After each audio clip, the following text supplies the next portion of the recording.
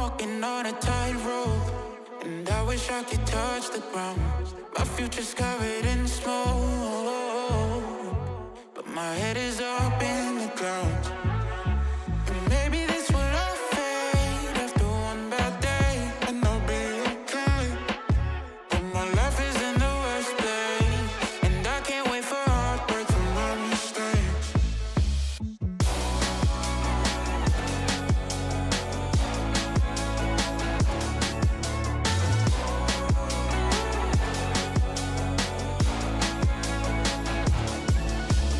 I don't wanna burn these bridges anymore.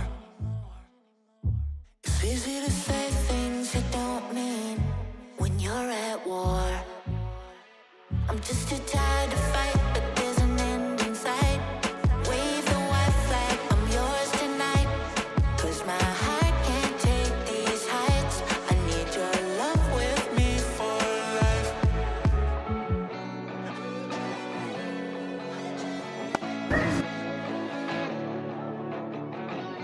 I need your love, I need your love with me for life.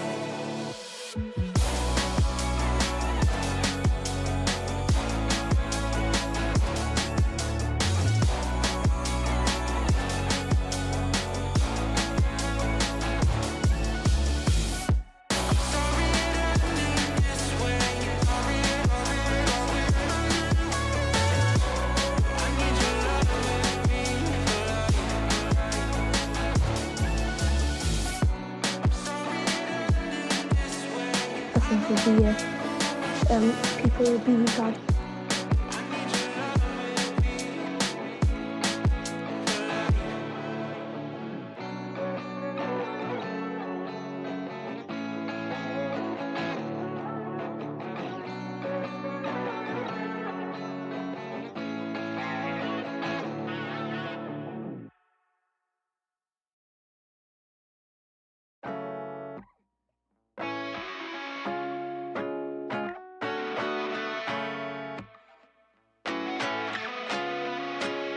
Yeah, some people like me are just destined to fuck up everything that we mess with. If I was made as a joke, I don't get it.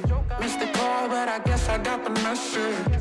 Usually I fall too hard, I'm addicted to pain. And if the world's on fire, I'll be swimming in flames, yeah. 'Cause I'm too impatient to wait for change. I know I'm far from perfect, oh yeah. But I know I can make it work. I know I can make it work.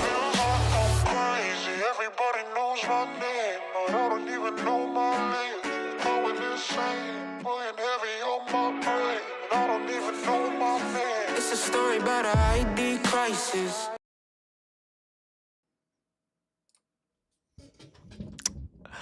Hi, hello everyone. Hello. Oh God, I forgot my little light here. Hi, happy. What is it today? I don't even know what day it is. Hell if I know. It's Thursday, I think.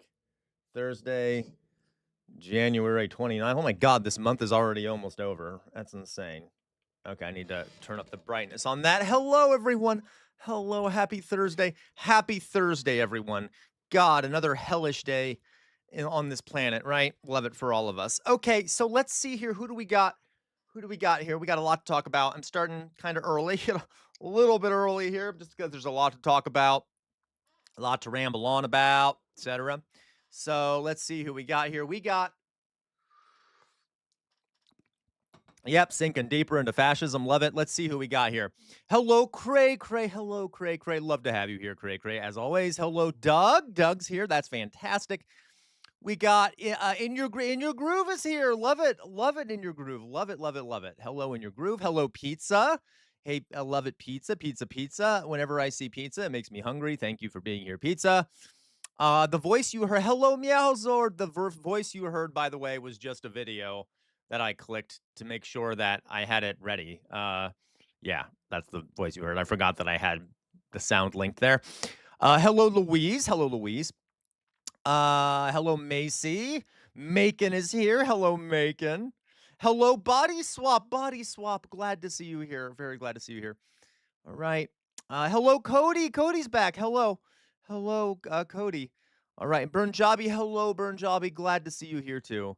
All right, you guys. Well, so we got some big news items to talk about here. We have some other stuff too. Obviously, as always, there's a lot to talk about. I'm going to be on for a few hours. Hopefully, if I can find enough to talk about, though probably will, since there's a lot going on. So first, we're going to talk about the stuff with Tom Homan. I don't know Homan. I don't know what the hell is how to pronounce his name. I don't care. I don't respect these people enough to care. But we'll talk about him being appointed to lead the operation in Minneapolis. Thank you, Body Spot, buddy. Fetty Spaghetti. Hello, Fetty Spaghetti. Hello, gluteomyalgia. Very glad to see you all guys here. So we're going to talk about Tom Homan, Homan, and then we will talk about the response going on in Congress to this response going on to Congress in Congress, the response happening to ICE in Congress.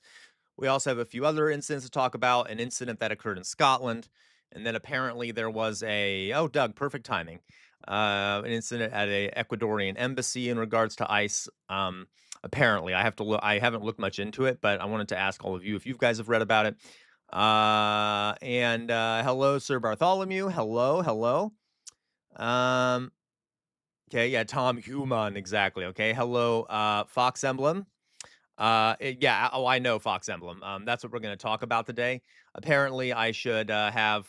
You're not the only one, Fox Emblem, that thinks that the title of the stream implies that I'm saying that things are going to get better. I'm not saying that. You'll see what I mean here. Oh no, I didn't hear. Oh my God, how did I miss that news in your groove? Maybe the media isn't talking about it much or something. I didn't see that. I guess what in your groove says, did you see FBI violated Mexico's sovereignty? I did not see that. That's fun. Hello, Outer Signal. Hello, thank you in your groove for that. Okay, I'll take a look at that as well. Oh dear God. Okay. Oh my God, more horrors await us. I just opened up that article. Okay. Oh no, I got you, Fox Emblem. I got you. Okay. Kind of cray. I got to admit, cray. I'm innocent. I didn't mean to make a clickbaity title that would lure people in. Completely innocent. Mainly, I hoped that MAGA would come in here if I put that title, because then they'll be like, "No, Trump is not scared." Okay, or some shit like that. Hello, London. Glad to see you here. London, how glad to see you here, London. Okay, Macy, I passed 10,000 a while ago. My number of the subscriptions I'm getting have dropped dramatically, though, just because I'm not doing any reaction videos anymore, and I've mainly been doing live streams. So I need to figure out a way, because now I have like what 11,100 subscriptions, but like it's very slow because I'm not doing many reactions. So maybe I need to do something like that. I'll figure it out. Regardless, for the people that are over on Twitch, I'm gonna ask you guys a couple things. One, I added a reward. If you send I think it's like a 100-point reward, you can remind me to drink water. Okay, because I've noticed I'm not drinking enough water when I stream. So if you have 100 points, it doesn't cost money or anything. You just get points by chatting. You can what just happened? Thank you. Exactly. Meowser just did it over on Twitch. You'll notice that on the screen here, it says Meowser redeemed a hydrate, which means now I have to take a drink of water to help remind me to hydrate. Now, let's not drown me. Okay, please avoid drowning me, but it'll help remind me to hydrate. If you want to help me keep myself alive, thank you, gluteomyalgia. Please help keep me alive because I am incompetent when it comes to my own health. Okay. So you might want to up that value. I have. Oh, good God! Maybe I should up the value. Ugh. I know you do, Cody. I know that you too, John Gray. Hello, John Gray. I know you do, Cody. All right. So I guess use it sparingly. Maybe I'll fix the numbers on that so we don't get a bunch of people trying to drown me. The other thing too is, guys, if you don't mind, if you see anything in the stream you think is clippable, all right? Yeah, I did do that, London. If you see anything in the stream you think is clippable, you can always clip it by yourself if you want, and then I can upload it to all my social media later. That's doing labor on my behalf, so you don't have to do it, okay? It's not like I can do it myself, but it would be helpful. I'm just asking for assistance because it takes a lot of work to upload stuff after I live stream all day. So if anyone sees any clips and you know how to clip on Twitch, I would be very appreciative if you, that's okay. If you guys don't know how to clip, it's okay. But those who do know how to clip, if you see anything that you think could be clipped, you can clip it, and then it'll make it easier for me later. But I can do it myself as well. So I'm asking for your help a little bit, folks. But I don't 100% need it. Okay. The main thing here is I'm trying to measure. Forgive me. We'll get into the good stuff here in a second. I'm just doing some secretarial stuff here, some community stuff here. I'm having trouble finding time to do a bunch of like clipping and cutting and uploading and stuff after the streams. So any assistance possible would be lovely. And if not, it's okay. Okay. All right. Okay, guys. So if we get 1 super chat, Jester hat. If we get 3 super chats, Jester collar. If we get to 5, what'll we do if we get to 5? Maybe we'll do a Q&A. We haven't done a Q&A in a while, have we? No, we have. We've done it recently. If we get to 5, we'll do a Q&A. If we get to 7, we'll play a game. And then if we get to 10, I'll stream for, well, we'll figure out about 10 later. I really have to think of these in advance. I don't give a shit. Okay, 1, Jester hat. 3, Jester collar. 5, Q&A. 7, game. Okay, you guys get the hint. Whatever. Just fucking send stuff. I don't care. All right, thank you. Okay. Also, if you right down here, right next to me is a buy me a coffee. You can send me a buy me a coffee. Malzord. Thank you, Malzord. Okay, that gives us enough for the hat. I'm not taking your gas money, and am I Malzord? That's sad. I hope I'm not actually taking your gas money. I don't think I am, though. I think you're just trying to emotionally blackmail me. Okay, there we go. Yay. Yay.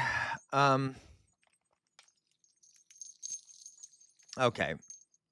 Oh, do you say gay money or gas money? See, this is why, oh my God, maybe I can't read. What'd you say, Mazard? You said, take my, oh, you did say gay money. Whoopsie, take your gay money. Okay, there, that's fair, Mazard. Thank you for the gay money. In your groove, thank you so much. Okay, that automatically gives us enough for the caller. Thank you so much, In Your Groove. Okay. Shh, Cody, shh. All right. I'm always made fun of because you all notice I keep misreading things because I try to read them really fast and then I misread them. Whatever. How dare you? Okay. All right. So thank you guys. Thank you. I got that gay money. Okay. Everyone ready? Let's get into the good stuff. All right. Oh yes, I'm sorry. If you want to contribute and you don't want to do it publicly, you can use your phone to go right. I'm pointing at it. This QR code in your lower right hand corner, which will allow you to buy me a coffee. And then you can put the coffee emoji in the chat if you want me to read out your comment. But if not, you can just send it there and I will see it. And I will even respond to you. Okay. If you give like $5 or more, I will give you a video response. So if you send me something on Buy Me a Coffee, if you send me $5 or more on Buy Me a Coffee, I will send you a video response personalized to you. It'll probably be deeply mean though, because you know how I am. I'll probably be like, I hate you so much. Thank you for the money. Okay. But regardless, let's get into it, shall we? We have a few things to talk about. Folks, and it is 11:55, which means I've been rambling for too long. So let's get over here. All right, now I could do Cameo, Cody. Unfortunately, I'm not popular enough for that to work out, but we can, we'll figure it out. All right. Okay. Where'd I put my? Oh, that's a good idea, Macy. If we convince people that that oxygen is gay, oof, people would be dying. All right. I do gluteomyalgia. Don't tell me that gluteomyalgia. I know. You're right. I do need a real soundboard rather than my fake soundboard that I use. What the hell?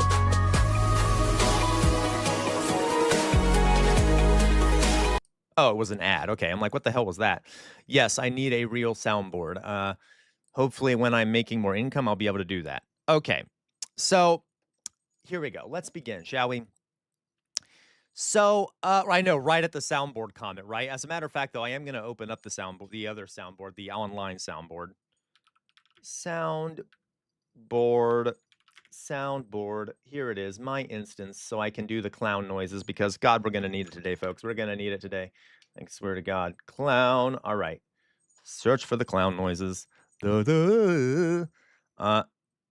That's true. Maybe it does fed. See, this is the thing, guys. I'm super ignorant about a lot of tech stuff. Most of the stuff I learned about tech, I learned from my students, and I still don't know a lot. So I'm learning. I'm like learning while I'm doing this. Okay, I'm learning while I'm doing this. My incompetence is obvious. So I could look into that. Thank you for any. So if you guys have any advice, please send me a DM on Discord. I deeply appreciate. That's one of the reasons why I've given London omnipotent power over the server, because London is younger than I am, much younger and much more competent with these things, okay?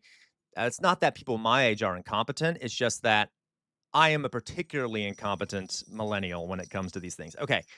Yes, well, I need a Steam Deck. That'd be lovely. That would be lovely. Okay.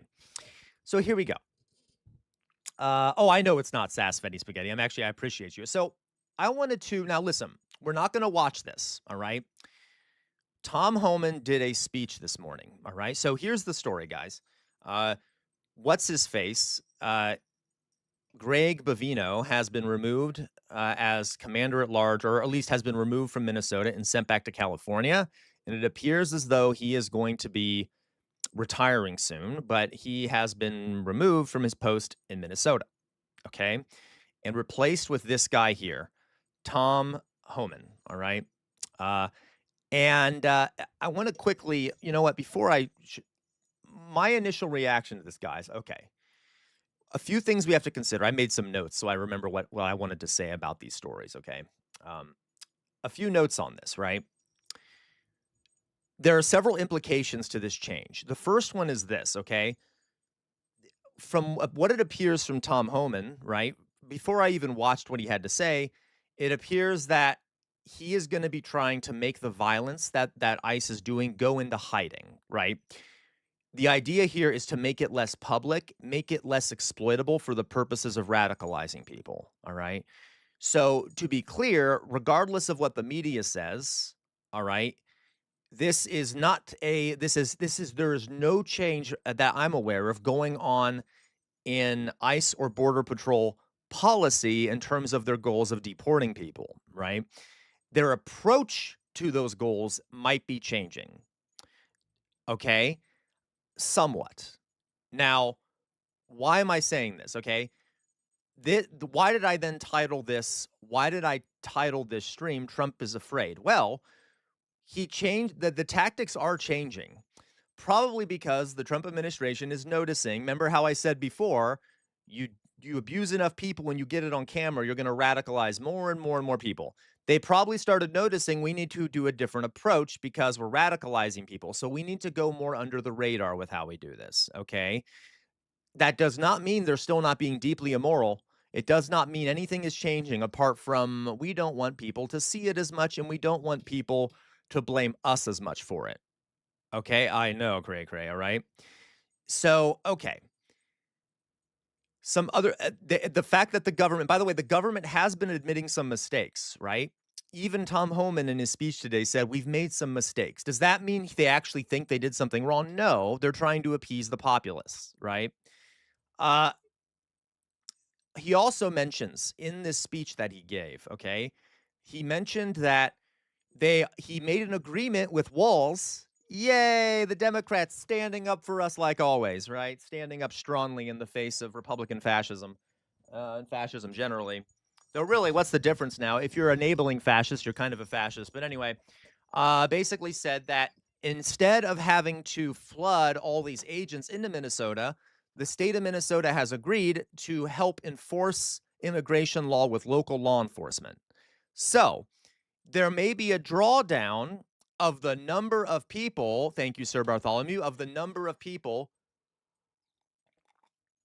ICE agents in Minnesota, okay? But they're just replacing those people with local law enforcement. Now, do you see how that's beneficial for the government? You can then claim that I am not, that you are not the one responsible for what's happening. And you can give the appearance of not enforcing it as tough on the ground, which will help relieve some of the pressure on you. Okay? Does that make sense? All right. Homan, by the way, is corrupt. Okay? Homan is corrupt, right? And that's fair in your groove. What you've read from local law enforcement is that they were going to continue to hand over convicts only, as was the policy before. We'll see how it goes in your groove. We'll see how it goes. All right. So the other thing too is Homan is corrupt. He was actually originally being held accountable for, yeah, they'll give us a donut for executing us. He was being held accountable, or at least he was supposed to be held accountable for taking a $50,000 bribe or something that was literally handed to him in a bag.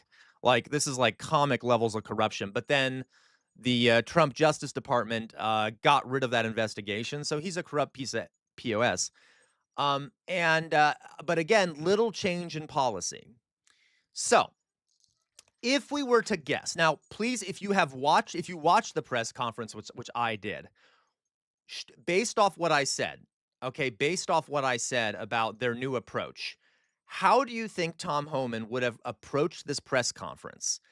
What image do you think he would have tried to project at this press conference? If you haven't seen it, tell me in chat. If you were to guess based off what I said, their changing approaches, what do you think? How do you think he's going to present himself in the press conference he had today? Or how do you think he presented himself in the press conference he had today? What do we think? I'm curious to see if anyone. Okay. There you go, Macy, right? Okay. So he's remember, they're trying to now present the image of we're not actually bad guys, right? We're not as cruel as you think, because they're trying to make it appear as though they're not that bad anymore, and they're trying to appear not as aggressive. So yes, Macy, correct. And guys, if you just look at the press conference, the first thing I thought before, I'm like, okay, he's gonna pull a good guy routine, and he's gonna pretend to be less aggressive and nicer than Bovino was. And let's just really briefly here, let me show you how he presented himself. American people, including the residents of Minnesota, that he would work to ensure our communities are safe. And with that, this administration is absolutely focused on identifying removal aliens that pose a public safety threat and national security threats. And the numbers prove it. The data proves it. I'm not gonna watch much of this, but even though what he's saying is right now sounds strong, just think about how he's talking, right? And at the beginning and stuff, I can even show you that. It's very much like friendly guy. Look. Too early, isn't it? It's too early, isn't it? Look, I've been given talking points, and I don't like reading speeches, never have. But my chief of staff did put some stuff down here in writing just to make sure I don't miss anything. Look, guys, I'm one of you. I don't want to be reading these talking points. It's not really my talking points. It was my chief of staff who gave me these. You know, I'm a regular guy. I just like talking to the audience. So I'm going to be reading a little bit, and then we're going to open up for questions. I've been on the ground less than 3 full days. I got in here Monday.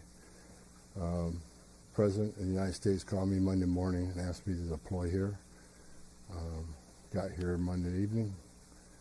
And I'm staying till the problem's gone. But we've made a lot of progress in the last 3 days. Marcos Charles. Little smile on his face. Here. There you go. Rodney Scott, Commissioner of Customs and Border Protection, standing here beside me. Okay, we're not going to watch more of this, but you can even see in his body language how he's speaking. They're trying to chill tensions, right? They're trying to conceal what they're doing. And he even later on in the speech says, no one's going to say the government hasn't made mistakes in Minnesota. Even I'll say the government's made some mistakes in Minnesota. And then, of course, he still has a lot of the fascist talking points. Okay. Now, remember what I said about the civil rights movement. Do we remember? Yeah, there you go in your groove, right? But see, that's the thing in your groove. What is he referring to, right? In your groove says staying, he said staying until the problem is gone. What problem? The immigrant problem? You notice how he leaves it open in your groove? He doesn't say if he means the problem of ICE or the problem of the immigrants, which then allows anyone to read whatever they want into that statement, okay? So, okay. This is all smoke and mirrors, right? This is all. Remember how I told you during the civil rights movement, there was Sheriff Pritchett in Albany who studied the civil rights movement and quickly learned that the way to counter it was to do it more crack down on it more secretly, make sure you don't use too much violence in front of cameras, make sure that you distribute people amongst jails all across the state so that their jails aren't overcrowded. And it ended up being a defeat for the civil rights movement because the government made the tactical decision to de-escalate while still doing the same shit. Okay, they at least appeared to be de-escalating. So this is a strategic decision on the part of the Trump administration. But don't fall for it. Do not fall for it. And I'm worried that in our age of smartphones and social media, that people will fall for it. That's my concern, right? Because if there's not much there might still be stuff caught on camera, but if there's less stuff caught on camera, if it's done more by local police rather than Trump's federal agents, if the people in charge are appearing on camera and being like nicer and shit like that, a lot of Americans might fall for that, but we can't fall for that shit. That is a tactic. It is not a change in policy. It is unfortunately a clever tactic. I'm not saying it's not a clever tactic. It is unfortunately clever by the government, but it is not a change in policy. Do we understand that? Okay. So, all right. So Tom Homan taking a lighter-handed approach with the situation, or at least in appearance. Yeah. Oh, yeah. And Obama did appoint the guy. So, all right. Okay. Do we understand what I'm saying here? And this literally goes right back to my presentation on the civil rights movement. Okay. And guys, this is bad. This change is bad if you want to see greater change. At least right now, it looks bad if we want to see greater change in the country, because this might de-escalate. It might not, but if this approach, this tactic works, it might make it. It might, yeah, exactly, Craig. It might work as a tactic. I don't know if it will yet. I hope it doesn't. Okay, I really hope it doesn't. So we'll see what happens. Okay, so all right, we all get that. It is a tactic that they're doing. All right. Real fast here. I had an article I wanted to talk with you all about, because I've been very curious as to why they decided to make this change. Because come on, it's not like Trump is competent. It's not like Trump gives a shit about people being beaten in the streets and shit, right? I mean, we all know that, right? So why did they make this change? Okay. So I found this article on the New York Times. Oh my, really? Tim Walz said Homan, Noam, and Trump called him, and none said Renee or Alex's name once. Of course not, Meowsword. Of course they didn't. Right? Of course they didn't. Yeah, exactly. So apparently, according reporting from the New York Times, and guys, you cannot always, oh, that's fair, Craig. I actually don't know much about what Obama did. I know he had something to do with Homan, but he just showered him with honors and praise. Okay. So apparently, now the New York Times is an establishment outlet. You have to be careful with it, but it does often have an insider's perspective on what the elites are talking about. They nervous allies in Fox News how Trump realized he had a big problem in Minneapolis. Okay. So apparently, it's the subscript here is that Donald Trump blusters his way through crises and refuses to back down. So, okay. The president's allies were alarmed by the amount of blowback. Okay, so this is what it says. Videos clearly contradicted the stories coming out of the administration about these murders. Mr. Preddy was pinned down when immigration agents opened fire and killed him. Protests and a palpable sense of outrage were growing across the country. Even the president's allies were alarmed. Many of them wanted to see changes on the ground, and several made a recommendation in calls directly to the president. Send Tom Homan, the White House border czar, to Minneapolis. Brian Kilmeade basically started repeating the call for Tom Homan also to do this. So there were Republicans in Congress who were freaking out, noticing the backlash. They called Trump. So Trump was getting pressure from Republicans. A lot of Republicans were pressuring him to change the tactic, not to change the policy, but to change the tactic. All right. And then 20 minutes after Brian Kilmeade repeated the message that was sent to Trump from Congress, literally 20 minutes after that, Trump announced on social media that he was sending Homan to Minneapolis. Okay. So basically, our big baby in the office probably saw Fox News and heard from Republicans and was like, uh-oh, I look bad. I need to change this. I need to change our approach. Okay. And then, of course, Trump later said Bovino is pretty good, but he's a pretty out there kind of guy. If Trump told Fox News, maybe it wasn't good. Maybe he wasn't good in this case. Yeah, no shit, Sherlock. All right. Okay. So again, and by the way, also, real fast. Also, even Stephen Miller, yeah, exactly, Meowser. I hire the best people with the exception of everyone. You notice he's always like, I hire the best people, but then like no one stays in his administration for very long.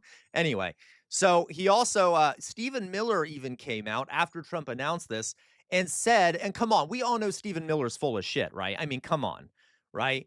Stephen Miller's full of shit. So Stephen Miller said the following, and as the White House walks back some of its harshest statements, a blame game of sorts has erupted, with Mr. Miller suggesting that immigration authorities in Minneapolis may not have been following protocol. Thank you, Louise. Thank you. Okay. In a statement, Mr.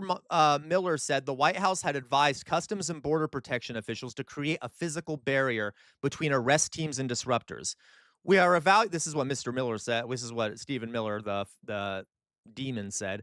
We are evaluating why the CBP may not have been following that protocol. Thank you, London World. Said Mr. Miller, who just days earlier had called Mr. Preddy a would-be assassin.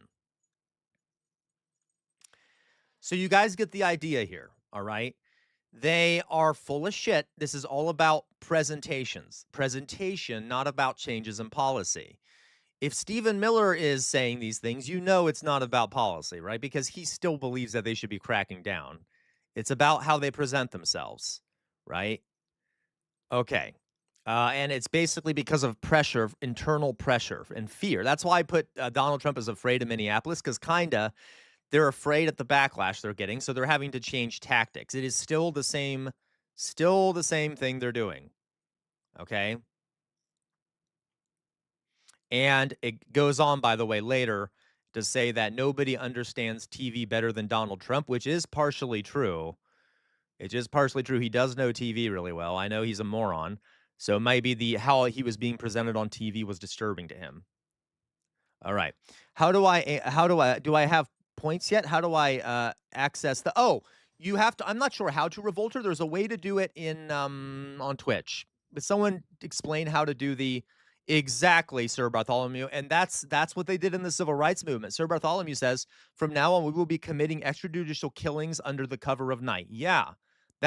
Or it'll be done inside of jail cells and inside of prisons and inside of camps, right?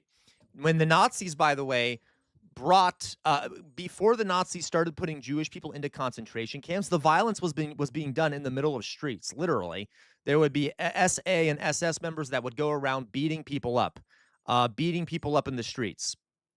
Okay, and they quickly just realized that might not be the best approach.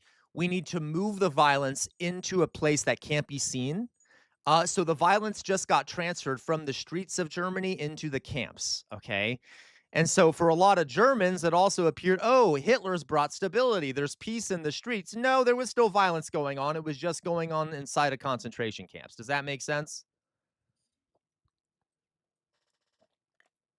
That's funny, gluteomyalgia. So just something to be aware of. This is not, I see a lot of media people acting like, oh, we've turned a page. The Trump administration is, these protesters got what they wanted. That has yet to be seen. Yeah, in your groove. That has yet to be seen, guys. So I think this is just a change in, absolutely, Revolter. We can do that. That'd be a good idea. This is absolutely not, this is absolutely all about optics. Okay. All right. Okay. So I just wanted to share that with you. I also another story here I wanted to quickly share with you guys. Oops. Oop, I messed that up.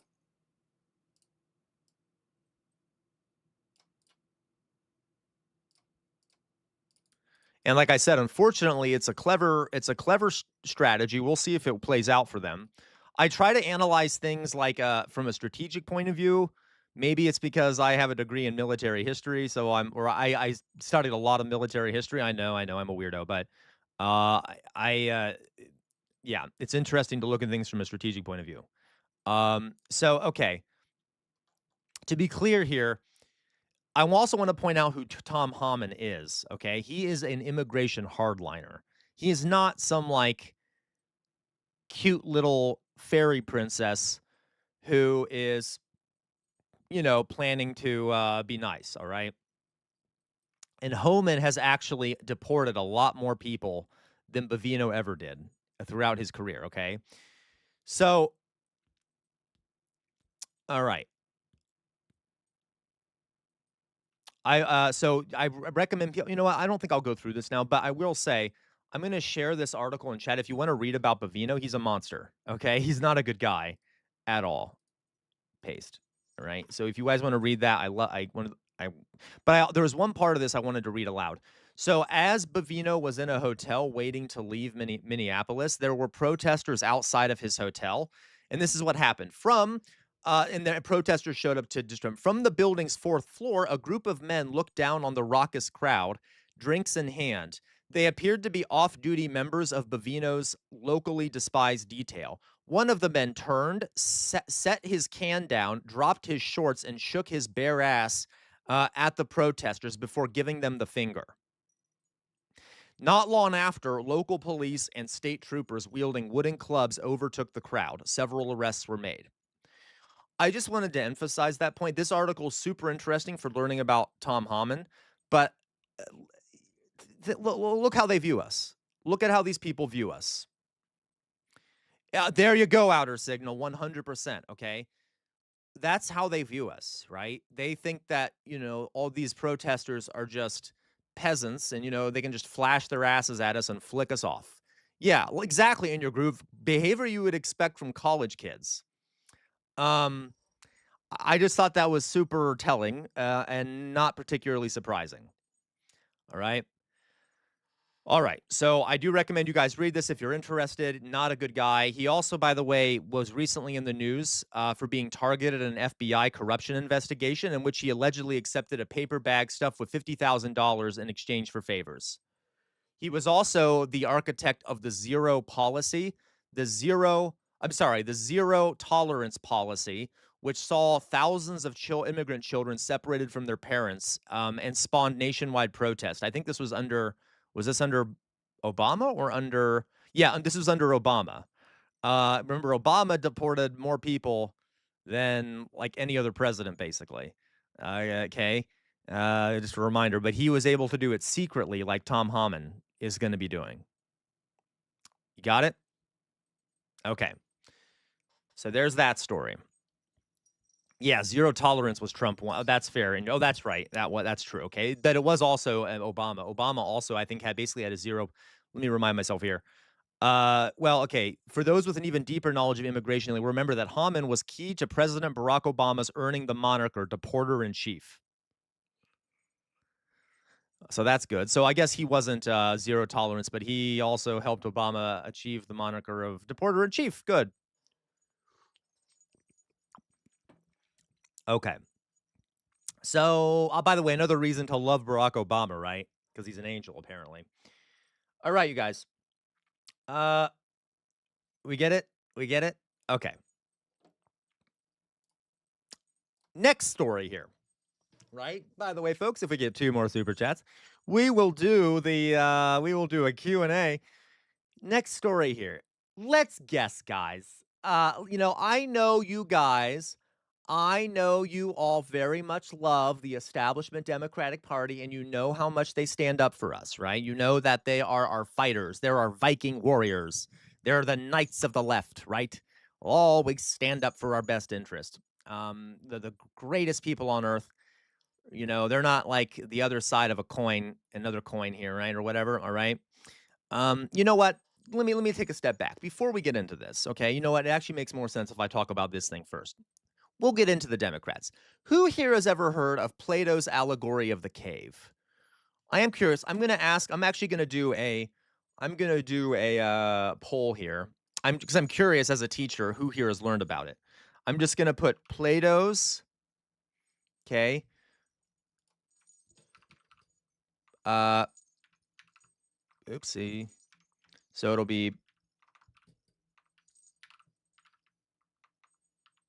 Plato's allegory of the cave. Okay, I'm this question mark. Have you heard of it? Okay, Plato's allegory. All right, start that poll. I'm going to do it over here too. And if you haven't, if you're not sure, just put no. Okay. Poll here. I'll do a poll here as well. All right, chat. There we go. It's just like allegory of the cave. Cave question mark. Question mark. Yes. No. All right. Start the poll. Glutamyalgia, I would love to hire you as my makeup artist. If I was smart, I mean, if I was rich, I would gladly. Okay.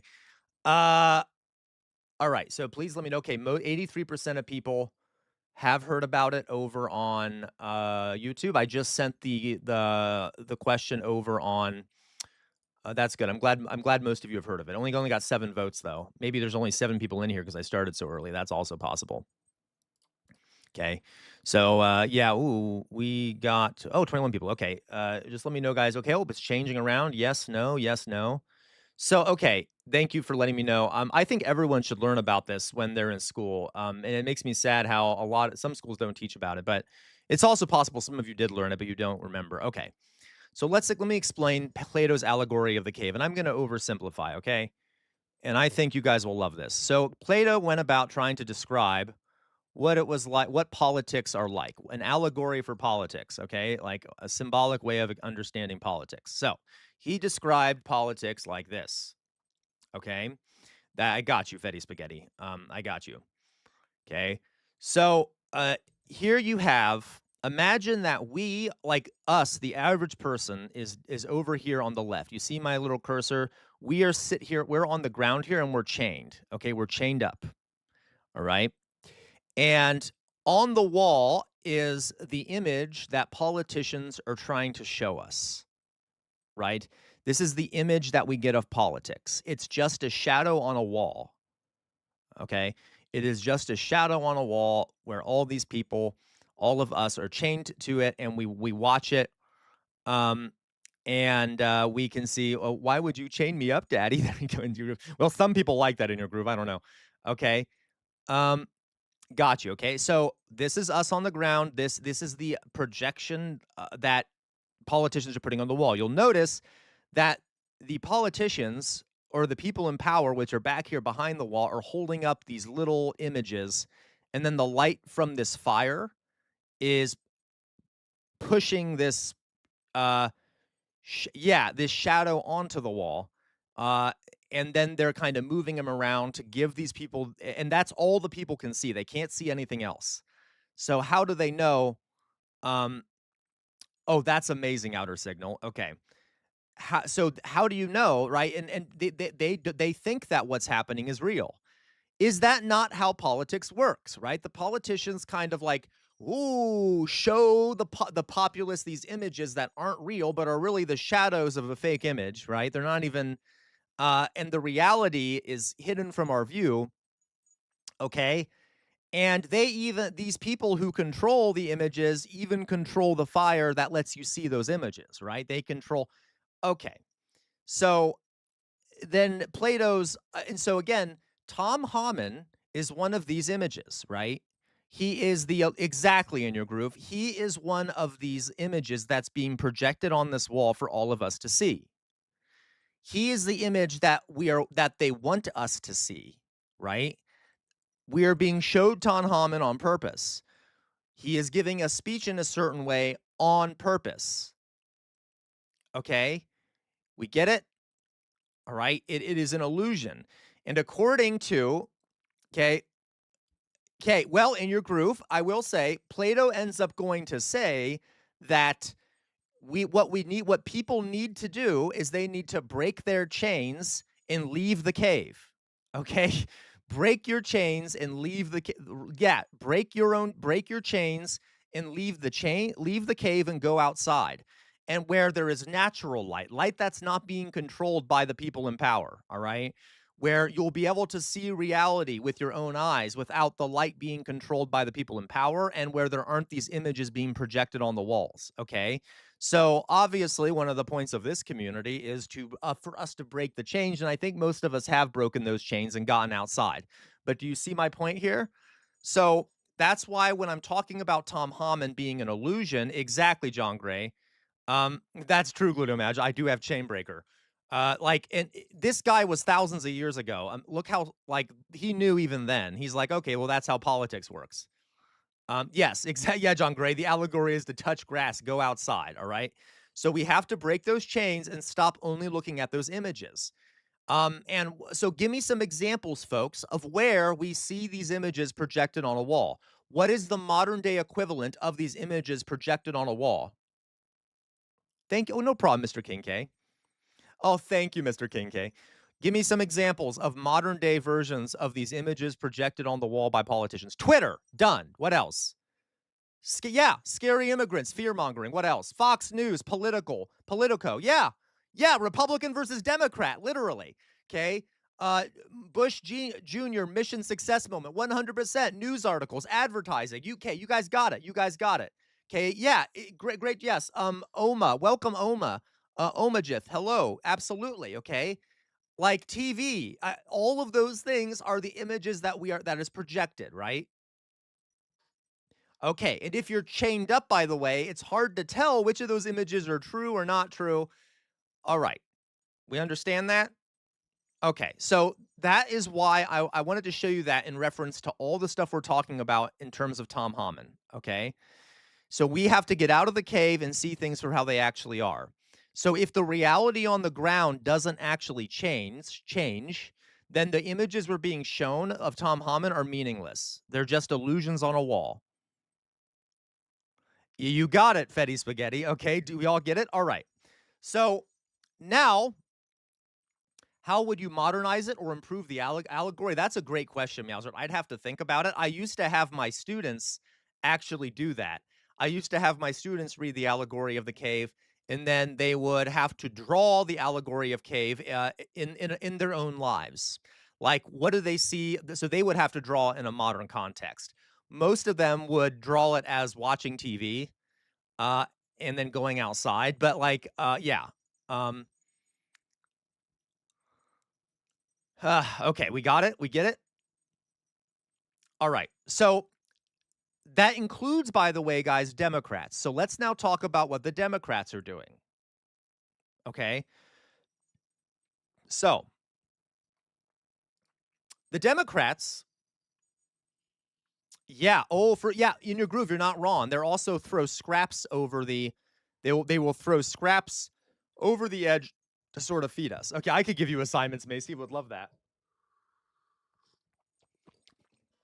Absolutely, Outer Signal. Okay. Okay. So hello, Captain Homer. Yes, asking for money, etc. Okay. All right. So guys, abolish homework. So how are the Democrats responding to this? Right. We yeah. Oh, you know it. Okay. So the Democrats are now demanding. Originally, okay. So they're going to be voting on a funding bill. All right. A funding bill for the government, and the Democrats really aren't asking for much. I got to tell you, they're threatening to shut down the government if the following things aren't given to them in this funding bill. Now, exactly, John Gray. Now, if we were to, okay, here are the things they're requesting in the bill. Okay. By the way, I'm generalizing. There are some Democrats demanding more, but the leadership and the majority of the Corpo Dems are all demanding the following.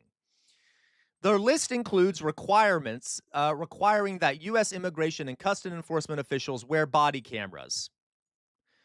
and remove their masks, and stop doing roving patrols, and tighten the parameters around warrants and searches and arrests, and enforce a code of conduct comparable to force policies for state and local law enforcement. So basically, they are saying that we just need to tighter control ICE, okay, to control ICE more tightly. Make sure they remove their masks, wear body cameras, have roving patrols. Now, this is definitely better than it would have been before, but guys, at this point, do we really think they deserve to even exist? I mean, like, I don't know if you can reform something that is full of such monsters. Okay? Like, I don't know. I don't think you can. But this is kind of milk toast stuff, right? And by the way, this is their strong demand. Typically, when you negotiate, you make your strong demand first, and then you give up some points for the sake of compromise. So this is their strong demand, right? Agreed, Captain Homer. We need to reform the Democratic Party. Okay. All right. And okay. They also, by the way, something else they could demand is that Kristi Noem be fired. So, and they're also demanding that the DHS funding bill be kept separate from the larger spending bill so that they don't actually shut down the government, because they're scared to shut down the government. So they're like, hey, let's just keep it separate so that we don't have to shut down the government for this, which is basically them admitting they don't really want it to pass anyway. Like, seriously, if they have no way of they have no leverage if they disconnect it from the funding packet, but they're saying maybe we should disconnect it from the funding packet. Why are you shooting yourself in the foot? Okay, why are you doing that? Okay. When they were asked whether removing Noem should be discussed, this was the response of Tim Kaine, who's a real big-time corpo dem. I think the administration would be lifting a big headache off their shoulders if they got rid of Noem, but that's not going to be enough. So, like, okay, so basically he's like, well, yeah, I think they should. That'd be good for them to do that, but, you know, I don't think that's not really what we should be aiming for. That's not really what we need, okay? Okay. Isn't that good? Okay. Love that. Okay. All right. Moderation and the politics of losers. Yeah. Yeah, no, you're right, Foximum. It's like a better trained Gestapo, right? Dear God. If Dems ever win Hello Dead Inside, can we create roving bands of bond hitters? Oh my God, I hope so, Dead Inside. All right, I know Automob is incompetent, Captain Homer. I apologize if you're having your stuff. You could go over to Twitch, and you probably won't be modded as much if you go over to Twitch, okay? All right. Yeah, and forgive me, guys. I don't know why the Automod is being harsh. Maybe I don't know. Maybe I need to change the settings. Okay, yeah. If you go to Twitch though, it'll be less likely that you'll be automodded because I can then okay the comments. All right. So, all right. So that is what the Get Democrats are doing. This kind of milquetoast resistance. Okay. We got that. Don't we love that? Isn't that fantastic? Homeland Security is total. No, absolutely. Okay, automatopoeia. Oh, that's clever, gluteal myalgia. That's very clever. You get a boop. Gluteal myalgia gets a boop. Boop for that clever play on words. All right. Yeah. And we also, by the way, like need to, anyway, there's a lot of organizations I'd rather be gone. Let's put it that way. Okay. That's for sure, Captain Homer. Yeah. All right. So that's the other story I want to talk to you about, and that's it. Just wanted to tell you about how the Democrats are barely resisting, and they're demanding some milquetoast changes. Okay. Okay. Hello, Calornata. Welcome, Calornata. Glad to have you here. All right. Glad to have you here. All right, guys. So let's go on now. Some other things. Okay. I have some stuff over here. I know. Don't use X. Don't use it. But it's good for me so I don't have to get copyrighted on some of the clips I want to show you. Okay. All right. So we got 71% of people have heard about the cave, the allegory of the cave, which makes me very happy. All right, I'm taking a drink now, folks. I'm taking a drink now, so please don't use the hydrate thing because I'm taking a drink now. I remembered. All right. So some of the things I wanted to show you. First of all, there's this one. You individual. Greg Bovino actually went to Mount Rushmore and gave a little cute talk. That's fine, Mayflower Kid. How dare you? All right, welcome, Mayflower Kid. He gave a little pissy talk to the Border Patrol because he's like, I'm sorry, I'm so sorry, I'm going, I love all of you. It's just kind of funny to me. I don't know. It's like so beta, such beta behavior. Everyone ready? Let's watch. Team, behind me are a few individuals there. That's the original turn and burn, the folks that helped make America. But you know what? I'm very proud of what you, the Mean Green Machine, are doing in Minneapolis right now, just like you've done it across the United States over these past Right in the groove. 9 months. And I want you to know that you're the modern day equivalent. Turn and burn. Makes me very proud. I also want you to know that I've got your back now and always. I love you, I support you, and I salute you. I was really expecting the Roman salute there at the end, but anyway, I don't know. I just thought that was kind of cute. I don't know. He's just like, I love you so much, guys. I know you're crying. I know you're crying that I'm gone, but I love you and I support you. Yeah, Meowsor, you're not wrong at all, right? I think that's a proper term for him at this point. Like very, very gay behavior. Okay, I love gay people. I hope you know, folks. I'm just saying. Okay, I am gay anyway. But like very like cuck behavior, right? You know what I mean? Like, okay. All right. So I just thought that was kind of funny. Very funny. Now, some other things here happening, right? Here we have Tim Walz, of course, bending over backwards. Yeah, he doesn't have a spine. Bending over backwards for the sake of yeah, exactly. They're probably all going to be jacking off to. I'm sorry, I shouldn't say that on live stream. Never mind. I won't say it. You guys can guess what I'm going to say. Fascist asshole Gestapo. Here we have Tim Walz being interviewed on Pod Save America, which is a liberal, Obama-aligned podcast, okay? Now, they sometimes have good takes, but they're very, very libbed up in a lot of ways. Very libbed up. Very libbed up.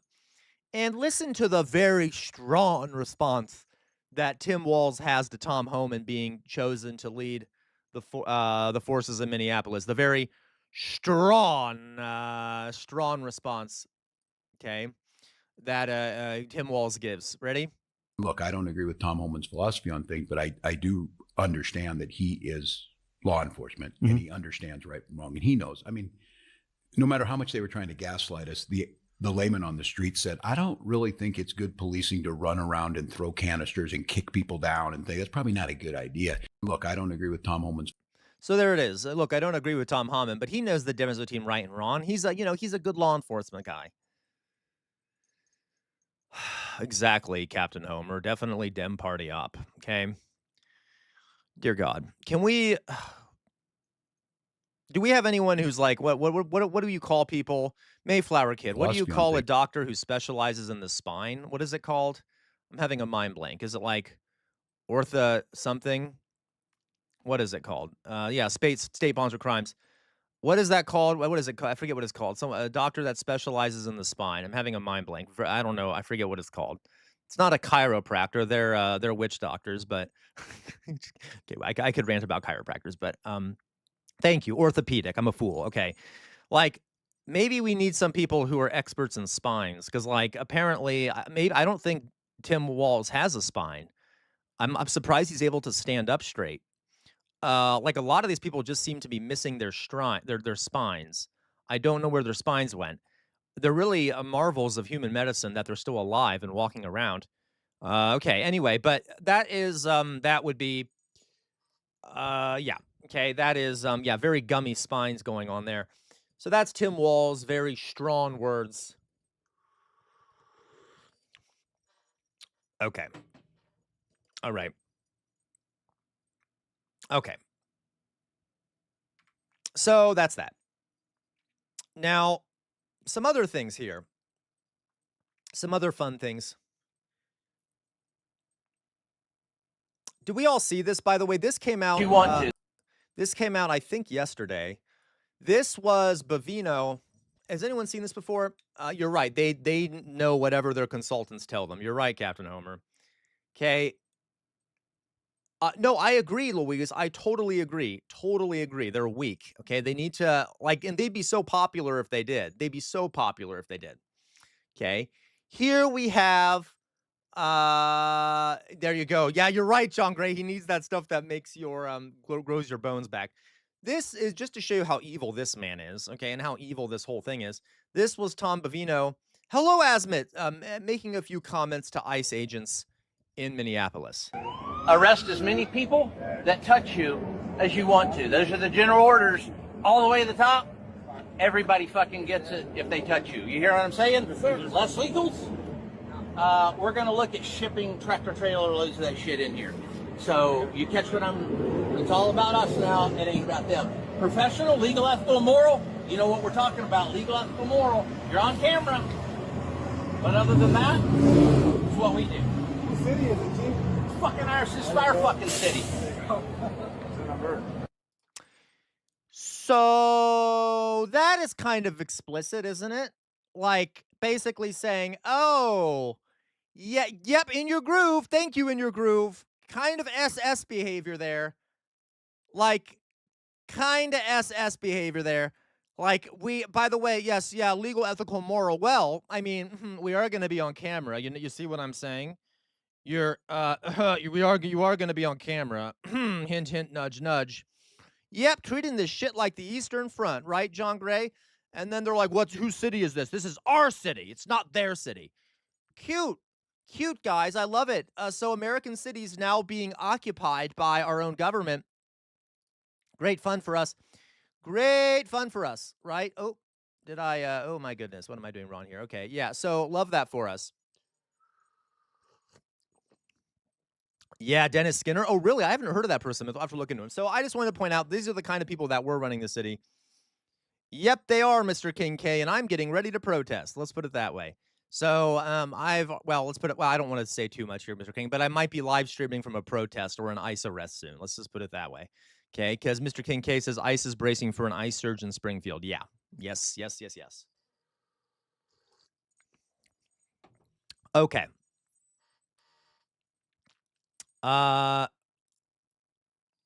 Oh, come on. Of course I'm on a list, but that's okay. I've probably been on a list for a while. All right. So let's, so that's that. So that's the level that we've gotten to. All right. Some other stuff here, that I wanted to show all you. Where is this shit? There was a big protest of students walking out of this was, I think, yesterday. A bunch of high school students walked out of class in a giant protest in Minneapolis. So there is some resistance going on. Of course, I don't necessarily think this is good resistance, but I don't think it'll change much, this specific. But these are high school students. In the East Bay, where a large student walkout is happening to protest ICE. Or East Bay. Sky 7 video showing you the crowd here. The protest started in the parking lot of the Walmart on Hesperian Avenue probably in John San Gray. Leandro. The demonstrators are mostly students from 6 different high schools in San Lorenzo, Hayward, and Berkeley. The crowd is now lining much of the you're right, in your on groove. Hesperian Avenue, where Sky 7 is showing us, and we've seen even some crossing into traffic, almost getting hit by vehicles a few times. They've also taken over. Now, this is horrible. This is, oh my God, this sounds so horrible. But remember, a lot of times protests will make, if someone sees this, they'll be like, oh, that's so cool. And then they'll go back to eating their dinner or playing Skyrim or whatever else they're doing. Okay. What would radicalize people is if something bad happened to these kids. Now, that's a horrible thing for me to say, but you see my point, right? So I appreciate the effort here. But you have to understand, a lot of times just protesting won't change much unless something horrible happens at the protest. I know that's terrible, but you see what I mean. Okay. Median, the sidewalk, and the front of a Starbucks store. This comes as tensions rise nationwide over immigration enforcement tactics. Yeah, I know that sounds horrible, Asma. I'm not meaning to be an asshole. But that's kind of, I'm just saying historically. A second. I mean, think about it. What radicalized people the last month? It was the killing of 2 people openly, right? The open killing of people in the street and getting it caught on camera. Deadly shooting involving federal agents in Minneapolis. Breaking news now in the East Bay, where a large student walkout is happening. That's true, Fetty. Okay, so we just saw that. But really appreciate those kids for doing that. By the way, I thought this was This is kind of sort of unrelated, but I thought you all would appreciate it. Remember how I showed you that video of Tim Pool basically saying that, oh, we're not licking boots, we are wearing the boots. We're not licking boots, we are wearing the boots. Right. Don't worry, we're not going to listen to him. But just to show you how funny it is, okay. Just to show you how funny this is, that this guy who's a red pillar, just to show, oh my God. Yeah. This guy, literally, his response to that clip of Tim Pool saying, we wear the boots, we're not licking the boots, says, this is what peak masculinity looks like. The quiet confidence, the power, the poise. Oh, am I wrong, Mauser? Is he joking? Okay. The quiet confidence, the power, the poise. Honestly gave me chills. Oh, he's being satirical? Oh, thank God. See, this is why I need to know more about this. So that's great satire. But you can imagine, Mauser, that there are so many red pillars out there that say things like this that I can't tell the difference. So, okay, that's fair. I admit that's a win then. I don't know who that guy is. So congratulations, Elliot, to that hilarity, okay? That is funny, all right?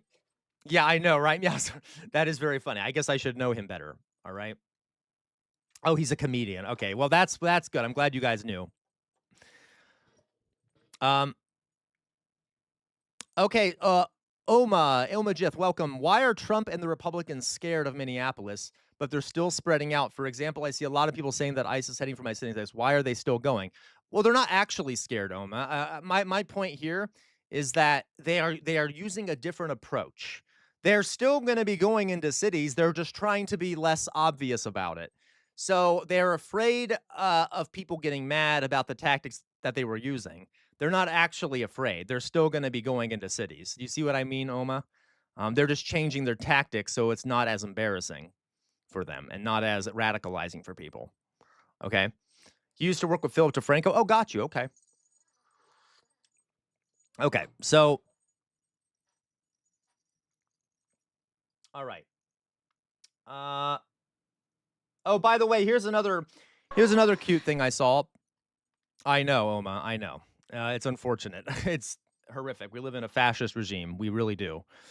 Okay, so here is, just as a side note here, just kind of as a side note, have we all been seeing some of the actions of this lady here on the left? You know, this lady here who has been basically sucking off Trump for the past month or so or longer. And I know, this is like kind of irrelevant. This is kind of irrelevant news. It's kind of a palate cleanser, kind of. But like I don't know what someone told me before. What is she trying to get out of him? Someone told me she's trying to get someone pardoned, right? Is she trying to get someone pardoned? Is she trying to get someone pardoned? So would someone remind me? There's someone she wants pardoned, okay? And her brother, that makes sense. Okay, she's probably trying to get her brother pardoned. Her husband?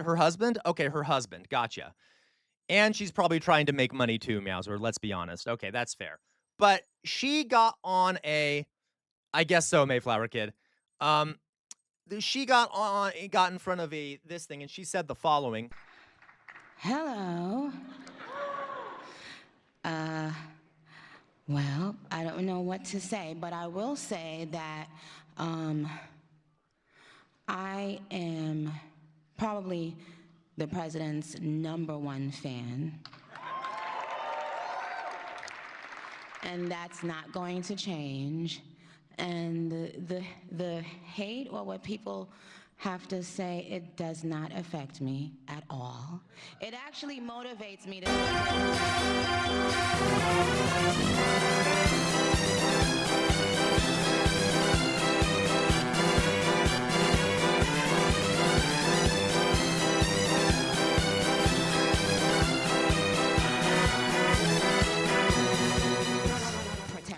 I'm sorry. I didn't really care about what else she said. I really didn't care about what else she said. I just wanted to make it clear that especially that open part, that she's like #1 biggest fan ever of all time. Great clown show, right?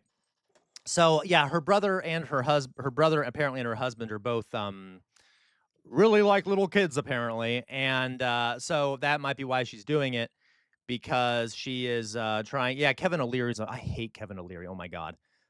She's just trying to get that done, but it's just kind of gross. Just kind of gross. Just very, very gross. Right. Anyway, I just thought that was kind of fun. So please never listen to her music ever again. If you ever did, I don't know if you did. Okay. Also, some other things here. We got in Cuba, upon news that the Trump administration is planning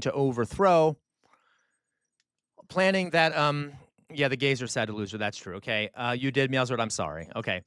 Upon hearing the news that the Trump administration is planning.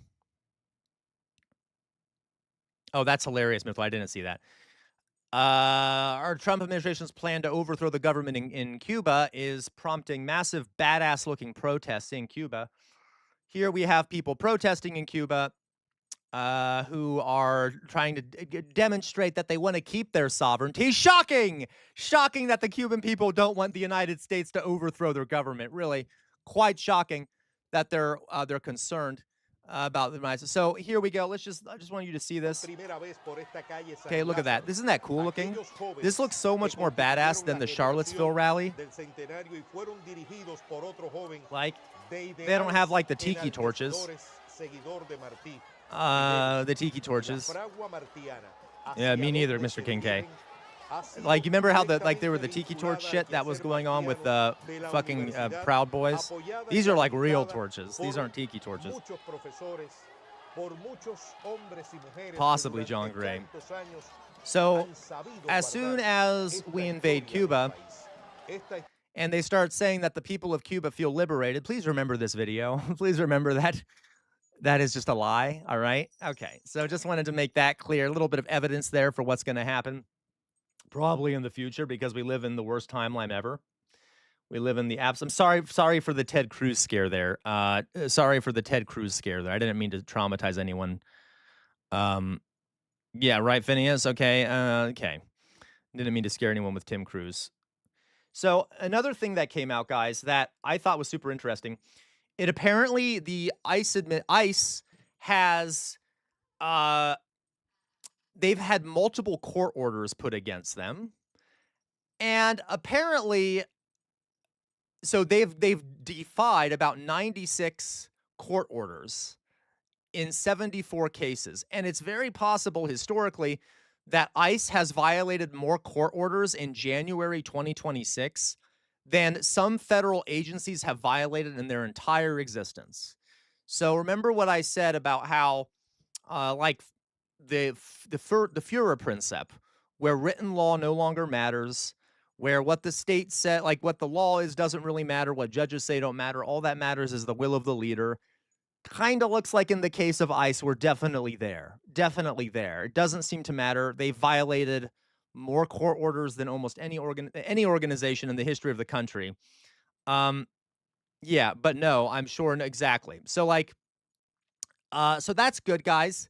Yay! La la la la la la la la la la la la. Just, you know, guys, just it's I love it. I love it. I love it. It's so good. It's so fun, right? You know what I need though? I need a clown nose, like one of those go boop boop, so I can just like you know, I can honk it or whatever. That'd be kind of fun, wouldn't it? That'd be kind of fun though. Anyway, so that's good. Yay! No more laws. Love it for us. Yay, guys. Yay. Right, Meowsword? Right. The courts are corrupt in DEI. Exactly, Meowsword. A lot of cultural Marxism in those courts. All right. So, okay. So that's good, guys. Yay. Oh, that's okay. But Asmit, you can already take me seriously, Asmit, with how I'm dressed. Okay, guys. All right. So that's good. Love that for us. Again, love it. Oh, just, you know, the country's going in a great direction. Here's Nicki Minaj and her gold card that she bought from Trump. Yay. I'm trying to find here. There was something else I wanted to mention. Oh, yes. Bernie Sanders posted something I thought was deeply interesting and is true. Actually, no, you're right. That would make me a clown, not a jester. Okay, I need to be a jester, not a clown. Okay. So, here we got Bernie Sanders. Thanks to I love Bernie Sanders. Thanks to Trump, right-wing multi-billionaire Larry Ellison will now control the TikTok algorithm along with CBS, MTV, the Free Press, BET, CMT, Simon & Schuster, Nickelodeon, Paramount Plus, Pluto TV, and more. So, and then he says at the end, this is what oligarchy looks like. Yeah, it is. Guys, yay, the elites control everything. They're controlling all the media. Yay, in your groove, right? Yay, guys, come on, I need some celebration in chat here. Come on, guys, let's see some celebratory emojis. Please, let's celebrate. Let's celebrate the takeover of our country by a few billionaires. Yay, okay. Yes. So, oh yeah, and he's trying to buy Warner Brothers too. Yay! Thank you, Phineas. That's perfect. That's a good one. Yay! Everything is fine, guys. Everything is fine. Everything is fine. Yay! Thank you, guys. Thank you, guys. That's what I needed. That's what I needed to see, some celebration in the chat. So, bye-bye, freedom of the press. Bye-bye. I mean, it was already gone, but I mean, it's getting worse. It's being conglomerate. You're absolutely right, Captain Homer. That is exactly why I'm doing this, right? There are ways that clowns will protest. Yay, body swap. Yay for oligarchy controlling and poisoning the minds of everyone. Yay. Thank you, Meowsord. Man standing in the rain with a small flag. Oh, I see. Okay, I'm sorry. That was the name. Yeah, and they want CNN. Yeah, they shared all this useless cash. They could have. Of course they could have in your groove, but why help the homeless if you can get powerful and control the media diet of the country? No, they don't want us to have anything nice, Louise, right? They don't want us to have anything nice. They just want us to have enough to survive so we can, and they don't even really care about that. Okay. Oh, for sure, Fox Emblem. But as you know, Fox Emblem, late stage capitalism is going to late stage capitalism, and it's accelerating. Yay. Okay. Great. So just thought that was kind of fun. It's a fun little side note to mention, guys. The media is horrific. Now, as always, guys, be born, subscription payment. Yeah, absolutely, Meowsord, right? Let's now quickly talk about who I think all of you love. Who am I about to mention? The person that all of you love, I know you all love. He's your favorite foreign politician. I know you all love him dearly. Real big fans of him. Real moral guy, upstanding. Really, truly a good guy. Do we know who it is I'm going to talk about here? No, Mayflower Kid, no. I'm sorry, but no. All right? No, it is not. Not you. Okay, definitely not you, Mayflower Kid. All right. So, Starmer could you know what, Mayflower? Okay. Maybe it is Starmer. Okay. Also, not a good guy. All right. Very milk toast and shit. Dolly Boy. Oh, it could be Dolly Boy. Is Dolly Boy even here? There you go, John Gray. Satan Yahoo. Same. Yeah. Bright Love. Correct. Satan. Is Dolly Boy even here? He's a traitor. I'm going to be even meaner to him. So a couple things here about this. Here we got Israel is planning a large camp for Palestinians in southern Gaza, which of course, which Reuters is of course framing as a large camp. Now, I don't know about you, but it might be more accurate. It might be more accurate and less verbose to just call it a concentration camp. In my opinion, I'm guessing exactly, right? I think maybe they should call it a death camp or a concentration camp. Exactly, Asmit. So, all right. So, yeah. Okay, that's good. Love that. Hate it deeply. Here we got, the Patriots owner, Robert Kraft gifting to Benjamin Netanyahu. Oh, I don't know, in your groove. I don't know. I don't know. It's insane. Okay. Giving to Netanyahu a signed Patriots helmet And the words he uses towards Netanyahu are kind of, I don't feel too good about it. I don't feel too good about it. So here we go. Now, we know you're living in a tough neighborhood. He just said, we know you're living in a tough neighborhood. So we wanted to...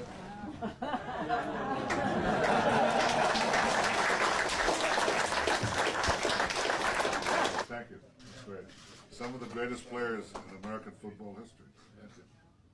They're sitting with you right now, and you have two great quarterbacks in this room, but they don't know the skills that you have. Really weird. Do you think Netanyahu, as a professional person, clean his hands before every single press conference? Because I don't see any blood. Like, it's weird that there's no, like, you would, I was sorry, I was just expecting there to be blood all over Netanyahu's hands. Maybe even some, like, I don't know, trickling, I don't know. But, like, this is, like, anyway, just shocking how they were able to clean. Do you think it's AI? Maybe it's AI. That's why there's no blood on his hands. Or, you know what? It's possible that the blood was up to his knees. And since they are not putting the camera down enough for us to see his knees, we can't see the blood stains on his pants. But there's definitely has to be blood somewhere, right? Like, regardless, great PR that they were able to conceal all that blood. I've seen you throw a football, so... It depends who runs interference for you. Well, you need good blockers. So, any takers?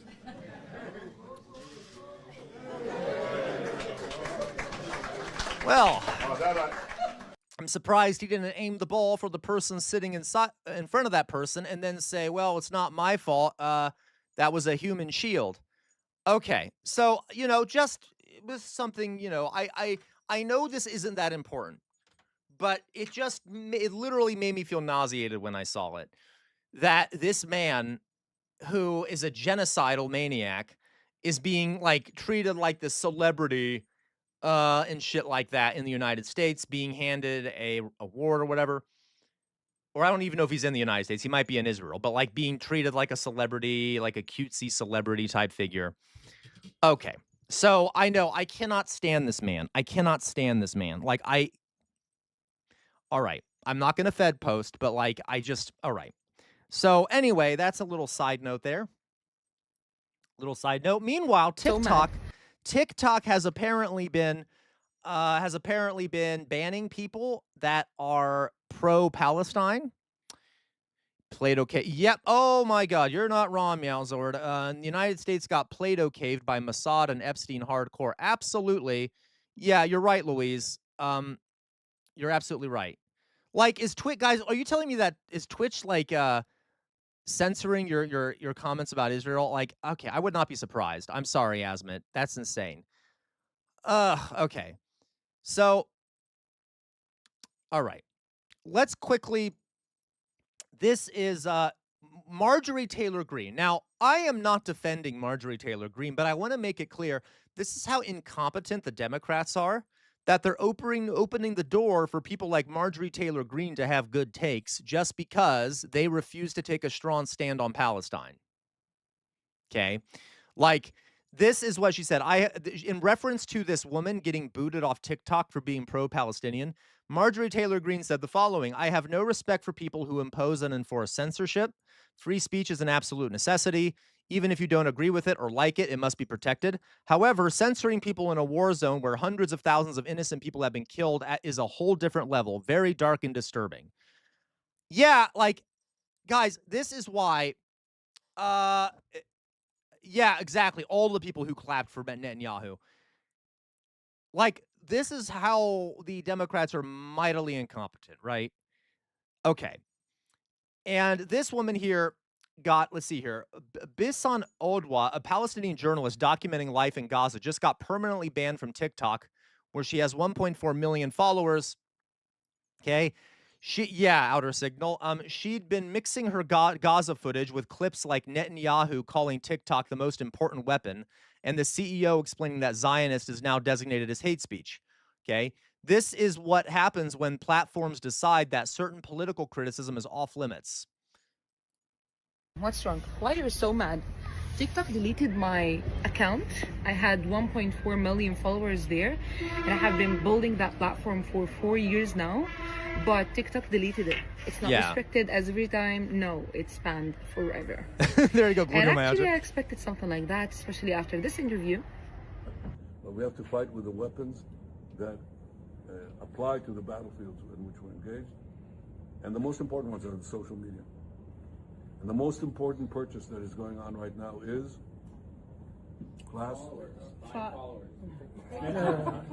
TikTok. TikTok, number one. And I hope it goes through because it can be consequential. And this interview lately. We made a change to designate the use of the term Zionist as a proxy for a protected attribute as hate speech. Oh my God, I actually didn't see that one. Oh my God, guys, did you know that being anti-Zionist is hate speech? Oh my God. Oh, color me. Who would have thought, right? Oh my goodness. Okay. Oh my God. I'm sorry. I kind of reacted to that probably kind of in a very loud way. I'm just rather, yep, MM, completely, right? Yep, absolutely, MM. It's monstrous genocide, and this, okay. Okay, I'm gonna lose my mind. I'm gonna lose my goddamn mind. Okay, we'll continue. So if somebody were to use Zionist, of course you can use it in the sense of you're a proud Zionist, but if you're using it in the context of degrading somebody, calling somebody a Zionist as a dirty name, then that gets designated as hate speech to be moderated. Question, if you call someone a Nazi, if I said, hey, Netanyahu, you're a goddamn Nazi, is that hate speech? Because I'm using the attribution of Nazi as a negative, right? Like, you see what I mean? So like, does this mean like in every way that, like if I were to say, like, so, okay, you see what I mean? Like, so, okay, so you can't call someone a Zionist because that's hate speech, even if it's true. But if I also truly call Netanyahu a Nazi because Netanyahu is a Nazi, is that hate speech? Like, okay, I'm just trying to understand. You know what, Asmit, let them take me away. At this point, I'm not the end of the world. Okay. Okay. Against. Over the course of 2024, we tripled the amount of accounts that we were banning for hateful activity. We also have, I think, over 24 Jewish organizations that are constantly feeding us intelligence and information. Mayflower kid, how dare you? When they spot violative trends. There is no finish line. There's no finish line to moderating hate speech, identifying hateful trends. Correct, MM. So welcome, MM. MM says Zionism is a movement, not a religion. Absolutely it is. There are plenty of Jewish people who are not Zionists. Some of the best anti-Zionists are Jewish, and that is my point. That's why it is okay to call people Zionist in a bad way, because that is an ideology. It is not a religion. It's not the same. Okay, you know what I mean. Trying to keep the platform safe. There's no such thing as an end game. But I expected that it will be restricted like every time, not banned forever. Anyways, it's not a loss. We have a proverb in the Palestinian culture and heritage, especially, "Shams ma btitghatta bghirbal." I don't know what does it mean in English, but I'm gonna write it here. You cannot just hide the truth by doing all of these childish stuff, trying to impose your rules, saying that they are the community rules. No, they are the Zayo rules. I really needed that platform because I was talking to different people from the people following me on Instagram here. So definitely like different audience, different comments, different people, different minds. Inshallah, getting back soon. I don't know where yet, but in a platform. I'm gonna make more videos. And tuz, it's another Arabic word, especially in the Palestinian heritage. I'm gonna write it here also. Salam. All right. Salam alaikum. All right. All right. So, okay. I'm sorry. You guys know it's a pet peeve of mine. The stuff with Israel is a pet peeve of mine. I just had to mention that. The oh my God. I think it's a reflection of the further rot on this planet and in American society that we have this little vassal state called Israel, where the tail is wagging the dog, and we're sending billions of dollars to this genocidal little ethno state. Okay. Anyway, yeah, glutamyalgia. Anyway, I'm gonna lose my mind. All right. All right. Okay, we're not gonna go down there. That looks like racist. Now, yeah, that's definitely racism. At the end, there was actually a racist thing down there. I don't want to go look at that, but okay. All right. So yeah, it's not a pet peeve. It's like it's not a pet peeve. Like, I'm exaggerating here, Mr. King K. It is an enraging thing that drives me insane. I cannot. Anyway, another note here, guys. Just to show you, I don't know. Okay, this guy, Giancarlo Esposito of Breaking Bad. I don't care about celebrities, right? I don't care about celebrities, but I want to point out that people are feeling much more emboldened just to say things out loud. Okay, so just hear what Giancarlo has to say. There's Dolly Boy. Dolly Boy, we were talking about you earlier. We're all very pissed at you, Dolly Boy, that you're not here. Okay. We're all very, very pissed at you. Okay. All right. It was a good TV show. Yeah, Dolly Boy. And we're still pissed at you. Aren't we all pissed at Dolly Boy? I bet, yeah, we are. Where are you, Dolly Boy? How dare you? Okay, no, I love you, Dolly Boy. I'm sorry.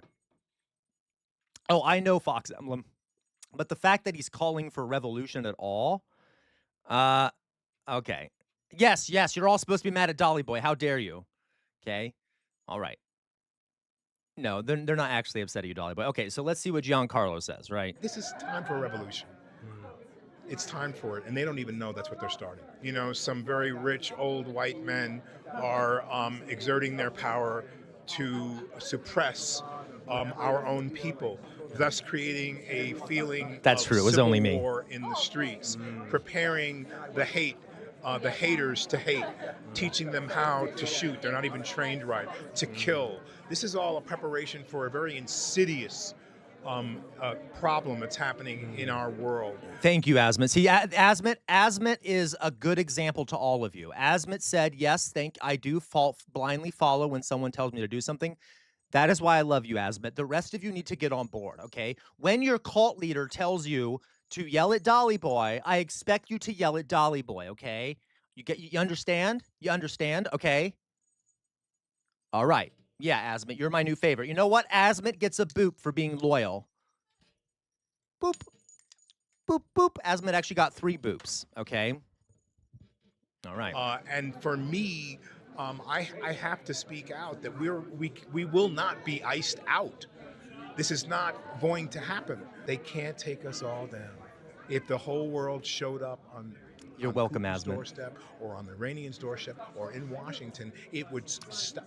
They'll kill John Gray, 50 million, however, but the rest of us would survive with a new. This is time for a revolution. It's time for it, and they don't even know that's what they're starting.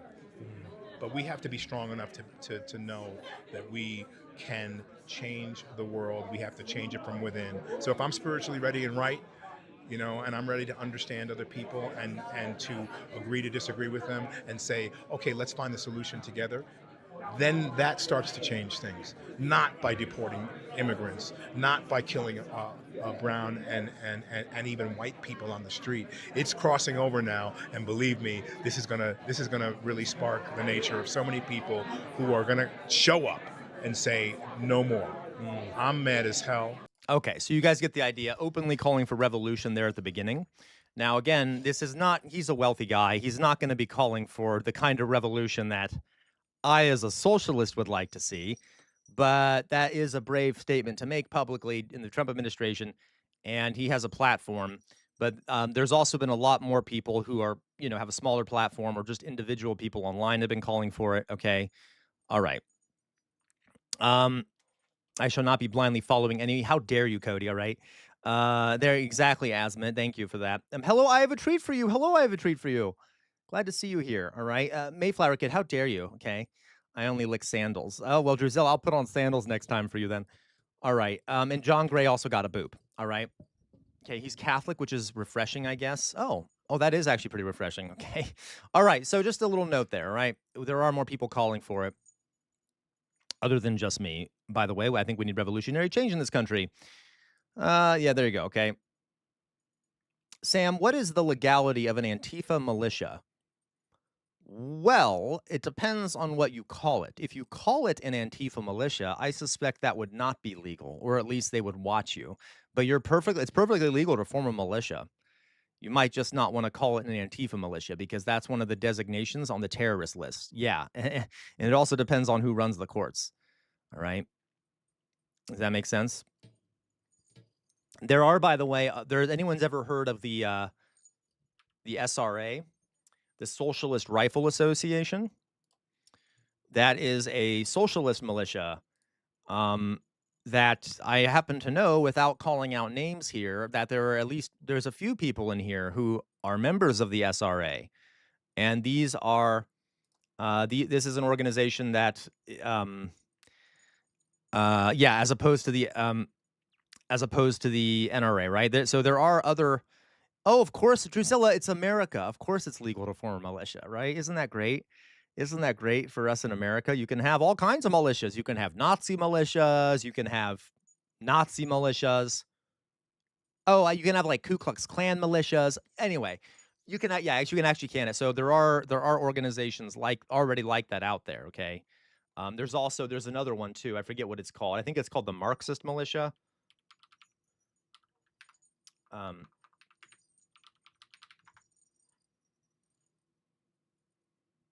I forget what it's called, the Marxist Unity Group. I can't remember, but there are other ones too. Okay. Yeah, 2A baby. Yeah, like the Black Panthers too. Yes, that's also right. Thank you. The John Brown Rifle Association. You know what? Here, let's take a look here. SRA.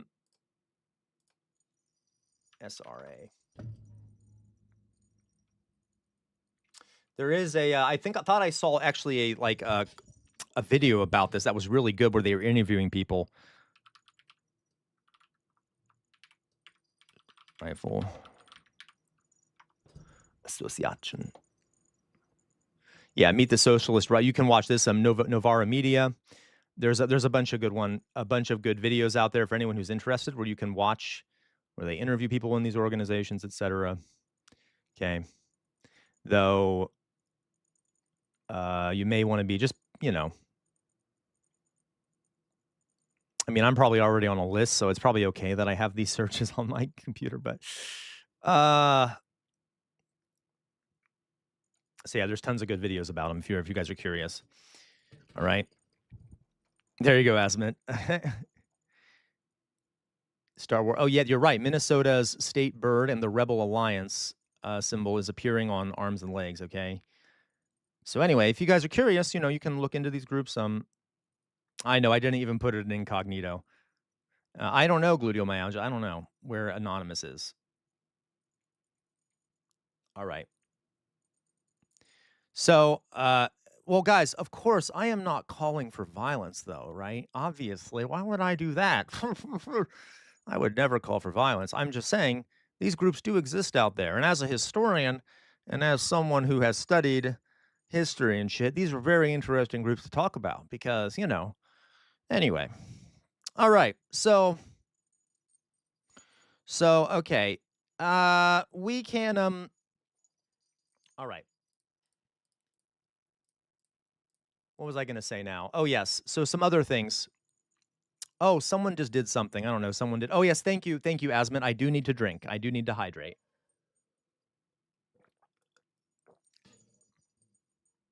Hope you saw that I have a treat for you. All right. Okay. Thank you, Asmit. Thank you. Asmit holding me hostage. I did it, Asmit. Thank you. All right. Mayflower Kid. It's like so easy to put you to sleep. I mean, my God. Are you a cat? All right, you guys. So let's do some other stuff, right? Let's do some other shit. We got some other stuff. We got some stuff to react to, some other shit like that. Okay, now guys, if we get 2 more super chats, we will do a Q&A. We'll do a Q&A where you can ask me any questions you want. If you like the content, let me do a little self-promotion. I'm going to put my face back up. Okay, low energy Sam. What do you mean low energy? I am not low energy. Well, I kind of am low energy, but when am I not low energy? All right. All right. Okay. So actually, I'm whatever. I don't know. I'm rambling aimlessly. So, okay. So, guys. Oh, thank you, MM. Thank you, MM. Please join our Discord. We have a great community over there, MM, and we are very free Palestine, etc. Let me quickly here post a link to our for those who would like to join our server. We now have over 200 people on the server. We've only been doing this for what, 6-7 months, and we've grown very quickly. Have over 11,000 followers on YouTube. Now, what the hell am I doing? Oh, okay. Now, that doesn't mean that I'm suddenly competent. I apparently am not, but I'll post this. Please join our Discord. We have a great community on there. Okay. And thank you, Drusilla. Thank you. All right. If you like the content, if you're over on YouTube, you can become a member for as little as 99 cents a month, in which case you get access to cute little jester hat next to your name and members only emojis that you can use in our live chat. All right. And if you're over on Twitch, you can send me bits, or you can subscribe using Amazon Prime for free and send me some of Jeff Bezos's money. All right. And then you won't have to see ads, or you can just subscribe regularly over on Twitch, which I would deeply appreciate, as I'm trying to be able to do this full time. And what was I going to say? What else is there? Oh, yes. You can also, if you look right, God damn it, I can never remember what way to do this. Oh, there we go. Right here in this lower corner is a QR code that you can use to send me money on Buy Me a Coffee. Oh, you know what? Someone did send me some, and I never checked it. I'm going to check it. Was that you? Oh, Louise, you're an angel. Thank you. You're an angel. So actually, that counts. So we only need one more now before we do the Q&A, all right? Thank you, Louise, for sending that over on Buy Me a Coffee. Okay. All right. Phineas. Oh, my God. Phineas. You're a god, Phineas. Phineas just gifted a subscription. Thank you so much, Phineas. By the way, for those that are over on Twitch, we now have a new thing you can use. You can remind me to drink water, because I've been noticing that I'm like the Sahara Desert by the end of the stream, because I just forget to drink water. So you can always use 100 of your points to help remind me to drink water. But it's on a 10-minute timer, so you might not be able to send it right away. But every 10 minutes, I hope someone reminds me to drink water, because I will die. Oh, I'll just die unless you remind me. Okay, so what else now? What else can we do, guys? So we have some things to react to. And yes, hydrate or dihydrate, absolutely. So the horror continues in this country. Now let's take a look at what else we can do. So, how do you share?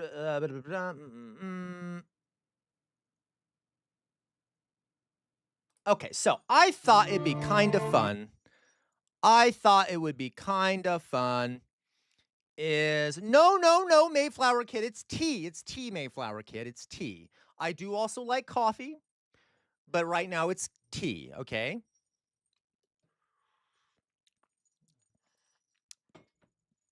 Okay.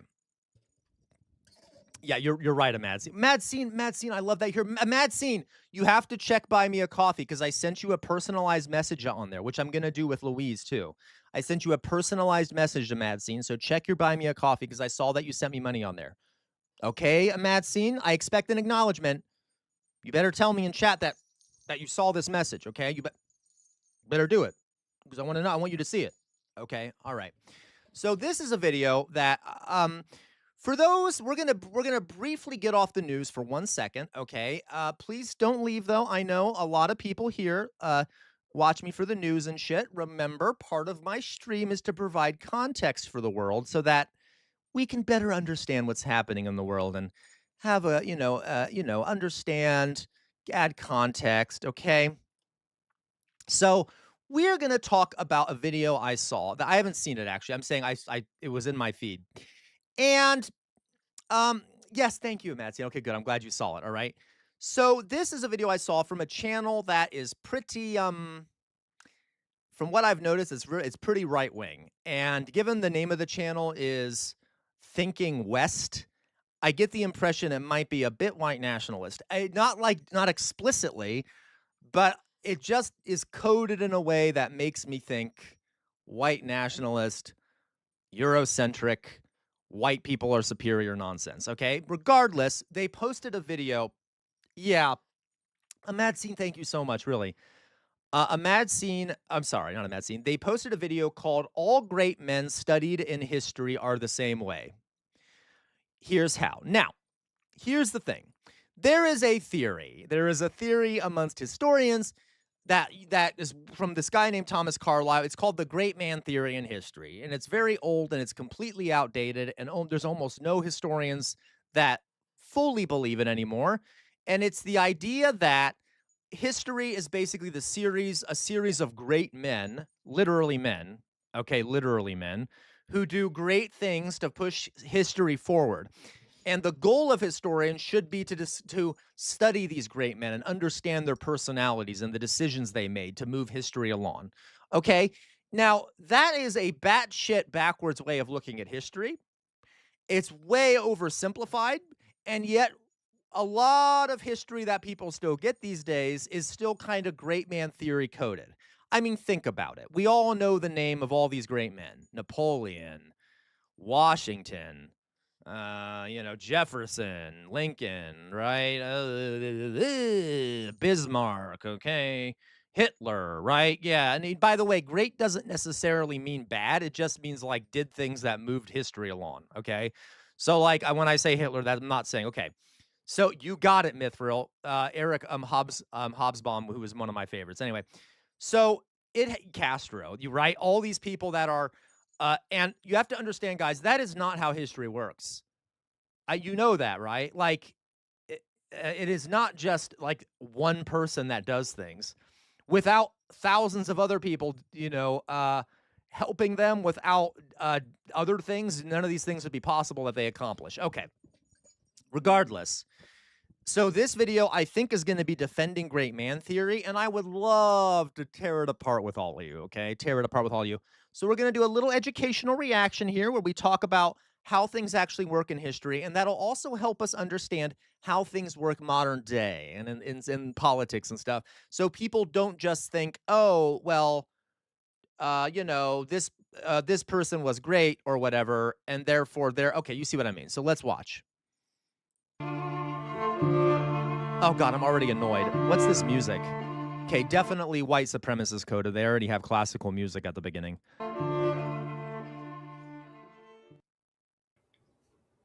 Your choice of heroes is the most important decision you'll ever make. Is it?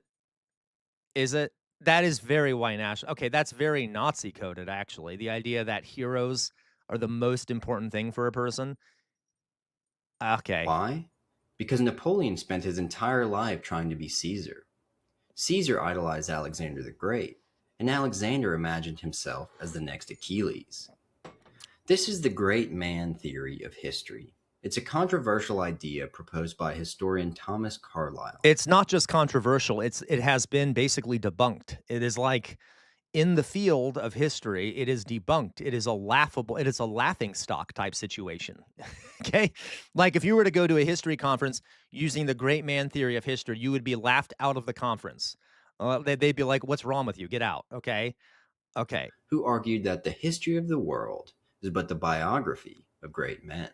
Oh my God, you're right. Carlyle believed that history isn't shaped by the masses. Also, Captain Homer, also notice how he's viewing all these people who were massively murderous, a lot of them, as like great men, okay? But by the will of heroes, elite figures who should be followed and revered for their inherent genius. But this isn't simply a history lesson. Oh, God. Okay. Oh, my God. I'm trying not to say what I want to say about the phrenology. Oh, don't make a comment about phrenology. Oh, don't make a comment about his phrenology. Okay, I don't want to. Okay. Oh, I'm not going to do it. I'm not going to phrenology post just because that. Okay. If Carlyle is right, it means your choice of who to follow is the single most important factor in who you will become. I know, Cody. He kind of does look like me. So let's uncover the secrets of the great man theory, how you can use it to unlock your full potential, and also why you've probably never been taught it in your school's history class. So first, no, by the way, you definitely all have been taught the great man theory without being taught it. I mean, most of us know the names, like even like for example, the English folks in here. Name some of the great men from English history. I'm sure the English folks will be able to do it, right? Like William the Conqueror and Henry VIII and Winston Churchill, right? Like everyone is taught the great men of history. Even if you're not outright taught about the theory, okay. the man behind this galvanizing view of history.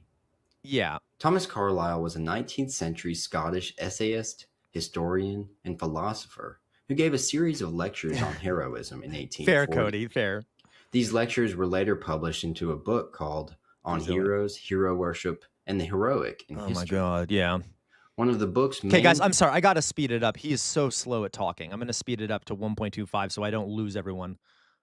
All right. Theses was the great man theory of history. Carlyle argued that heroes shape history through both their personal attributes and divine inspiration. The world essentially turns on the ideas and decisions of elite men. Carlyle writes, "Universal history, the history of what man has accomplished in this world, is at bottom the history of the great men who have worked here. They were the leaders of men. Look at how gay this is. Remember I showed you all those images of Nazi art? Look at how homosexual this statue is. Like, dear God, he really must be a white nationalist because, like, it's so homoerotic coded. It's so weird. Ones, the modelers, patterns, and by the way, for those who are watching, I'm gay, so I'm not actually saying that about being bad towards gay people. It's just, you know, I'm being dark woke. Wide sense creators of whatsoever the general mass of men contrive to do or to attain. The soul of the whole world's history, it may justly be considered, were the history of these. They do, Asmund. But how do these great men emerge? Where do they come from? And what makes one great in the first place? There you go. Carlyle based his theory on a couple assumptions. The first assumption is that great leaders are born, not made. Oh my God, it's so stupid. Oh my God, it's so stupid. Do I even need to explain why that's stupid? I'm not going to. Carlyle emphasized nature over nurture. Heroes inherently possess the traits that enable them to rise to the occasion and lead on instinct. Therefore, those who rise to power usually deserve to lead because of... Guys, okay, fun joke here, fun. We do know that most of these so-called great men were deeply advantaged, right? Like deeply, deeply advantaged. Like deeply advantaged. Like Alexander was the son of a king. You know what I mean? Okay, Napoleon his father was part of the lesser nobility in Corsica. It's not like they start with a blank slate. It's not like they're born and they're just amazing, right? Okay, they're all most of them are very privileged people. It's a complete, all right. Think about how many people that could have been great leaders that never got the chance because they were in poverty, right? They like, right? Okay. Yep, Caesar was born into absolute privilege. Absolute privilege, okay? Okay. Their abilities. The second assumption is that great men rise only when a unique set of circumstances plays out. They don't emerge in a vacuum. Right. Though every aspect of history isn't dependent on great men, heroes are the decisive factor in solving the problems of societies. They're the weight that tips the scale one way. And guys, okay, I'm sorry. This is so stupid. How many times do they create the problems in society? He makes it sound like these heroes come along and they create all, I know, I'm already exhausted. They, yeah, there you go, MM. Like, you do know that they also create a ton of problems, right? Okay. Or another. Carlyle's heroes are utterly unique and possess a certain creative genius that can't be made up for with any amount of raw manpower. How many Roman legions are the equivalent to a Julius Caesar? How many minor poets will give us a Shakespeare? The hero is unquantifiable. Carlyle's hero is somewhat similar to Aristotle's conception. No, yeah, someone other than Julius Caesar who had tons of experience in the military, someone else that had tons of experience in the military could have been like Julius Caesar. What do you mean? I don't understand. Those legions still would have existed and there would have been someone else with military experience leading them. That doesn't mean that Julius Caesar had the ability, had the chance to lead these legions and get a ton of experience leading them. Someone else could have done the same. Like literally, I'm very confused. All right. Of the magnanimous or great-souled man.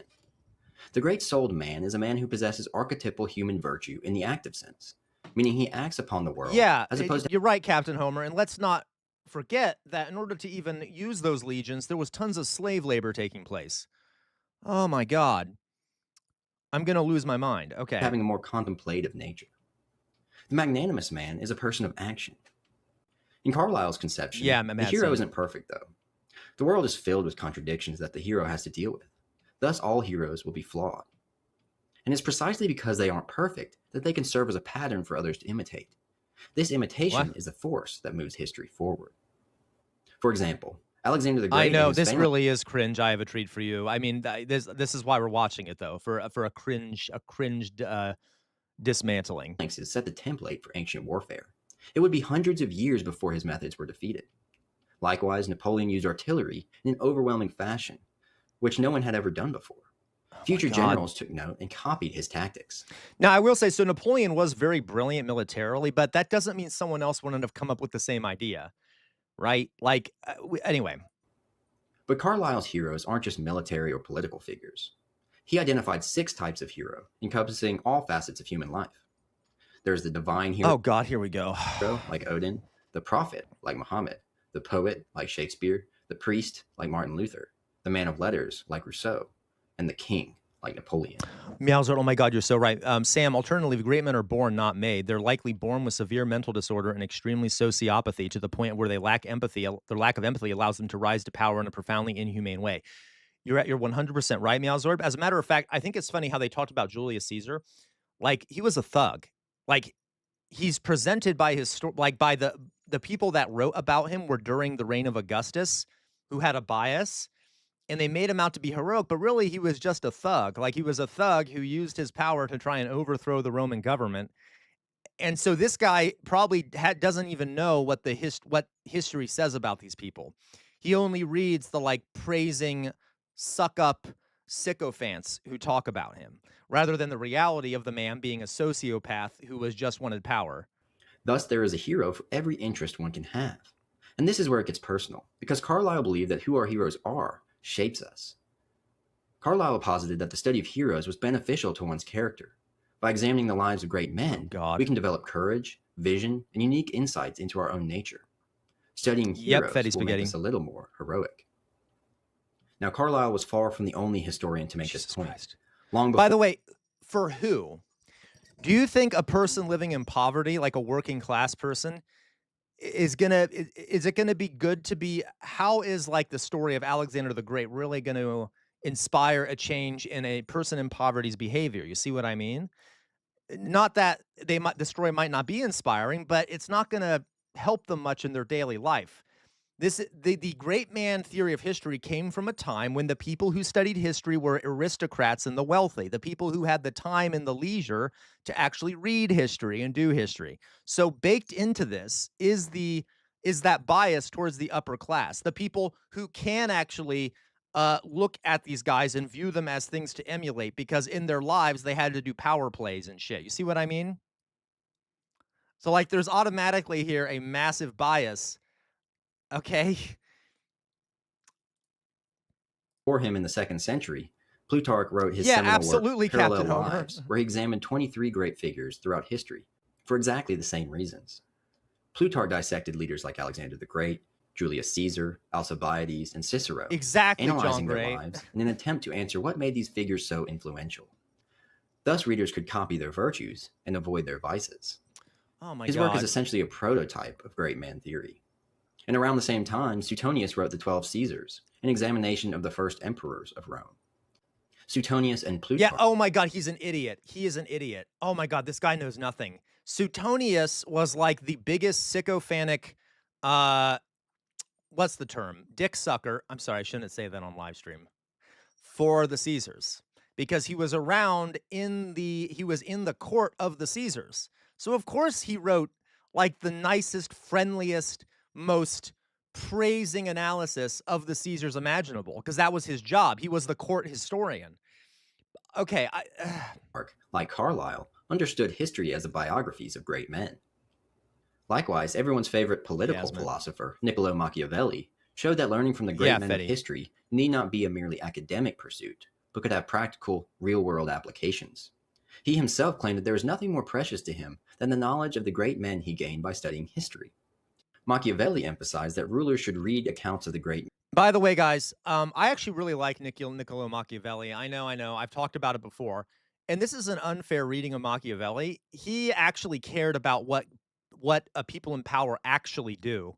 So he was careful that he didn't overpraise people. He only looked at what they actually did in power. So this is kind of unfair. He shouldn't be lumped in with these other people. Anyway, I could, yeah, exactly. Outer Signal, you know it. Outer Signal. Once again, Machiavelli is misused terribly. But anyway, men, so as to imitate their accomplishments and avoid their failures. He writes, another thing a ruler must do to exercise his mind is read history, in particular accounts of great leaders and their achievements. He should look at their wartime strategies and study the reasons for their victories and defeats, so as to avoid their failures and imitate the successes. Above all, he must do what some great men have done in the past. Take as model a leader who's been much praised and admired, and keep his example and achievements in mind at all times. Yeah, okay, that's an oversimplification. Machiavelli noted that most people act via imitation, but can never actually tread in another's path exactly. He thus advised to follow a trail blazed by someone who is truly great, someone worth imitating, so that if you don't reach the same level, oh my God, I'm bored. Come on. So many of the great men and women of history took this exact approach, and in turn, they themselves became great. But it's likely you were never. That's so dehumanizing. It's like, exactly, Madsine. It's so dehumanizing to be like, well, everyone in history that has been great had just copied someone that came before them. All right. Oh my God. Not Meowsword. He has 56,000 subscribers. 56,000. Okay. He has 5 times as many as I do, which pisses me off. Okay. Anyway. Taught the great man approach to history when you were in school. Chances are you were taught a different lens of history, one that, instead of highlighting the great men and women who shaped our civilization, often downplays their accomplishments. Carlyle's view was top down. Yeah, maybe I need some picture frames there, Meowsword. Competing theory, a history from below, is more. Yes, which is much more badass. Social history, which was pioneered in Britain, in England, in Britain, in the UK, by oh my God. You just named him, Meowsword. What is his name? The history of the English working class. Oh my God, why can't I remember it? You just said his name. Anyway. Popular with educators today. No. English philosopher Herbert Spencer was one of the first men to criticize Carlyle, believing that social conditions were more influential than individual heroes. Wow, that sounds about right. Heroes were merely products of their social environment. Of course, I will say this guy here. Does anyone know? Well, okay. Spencer writes. Hobsbawm, thank you, Hobsbawm. Eric Hobsbawm. The great man can remake his society. Him too, actually, Meowsword, I believe. Must make him. Spencer's ideas went on to form the basis of what's now called social history, which focuses less on the elites of society and more on the common people.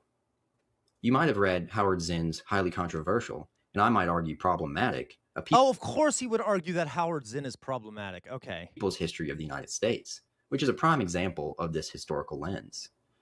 These narratives often describe social movements as stemming from the ground up, while popular leaders are seen as reactionary to the pleas of the people. Yeah. Leaders aren't. That's how it works, folks.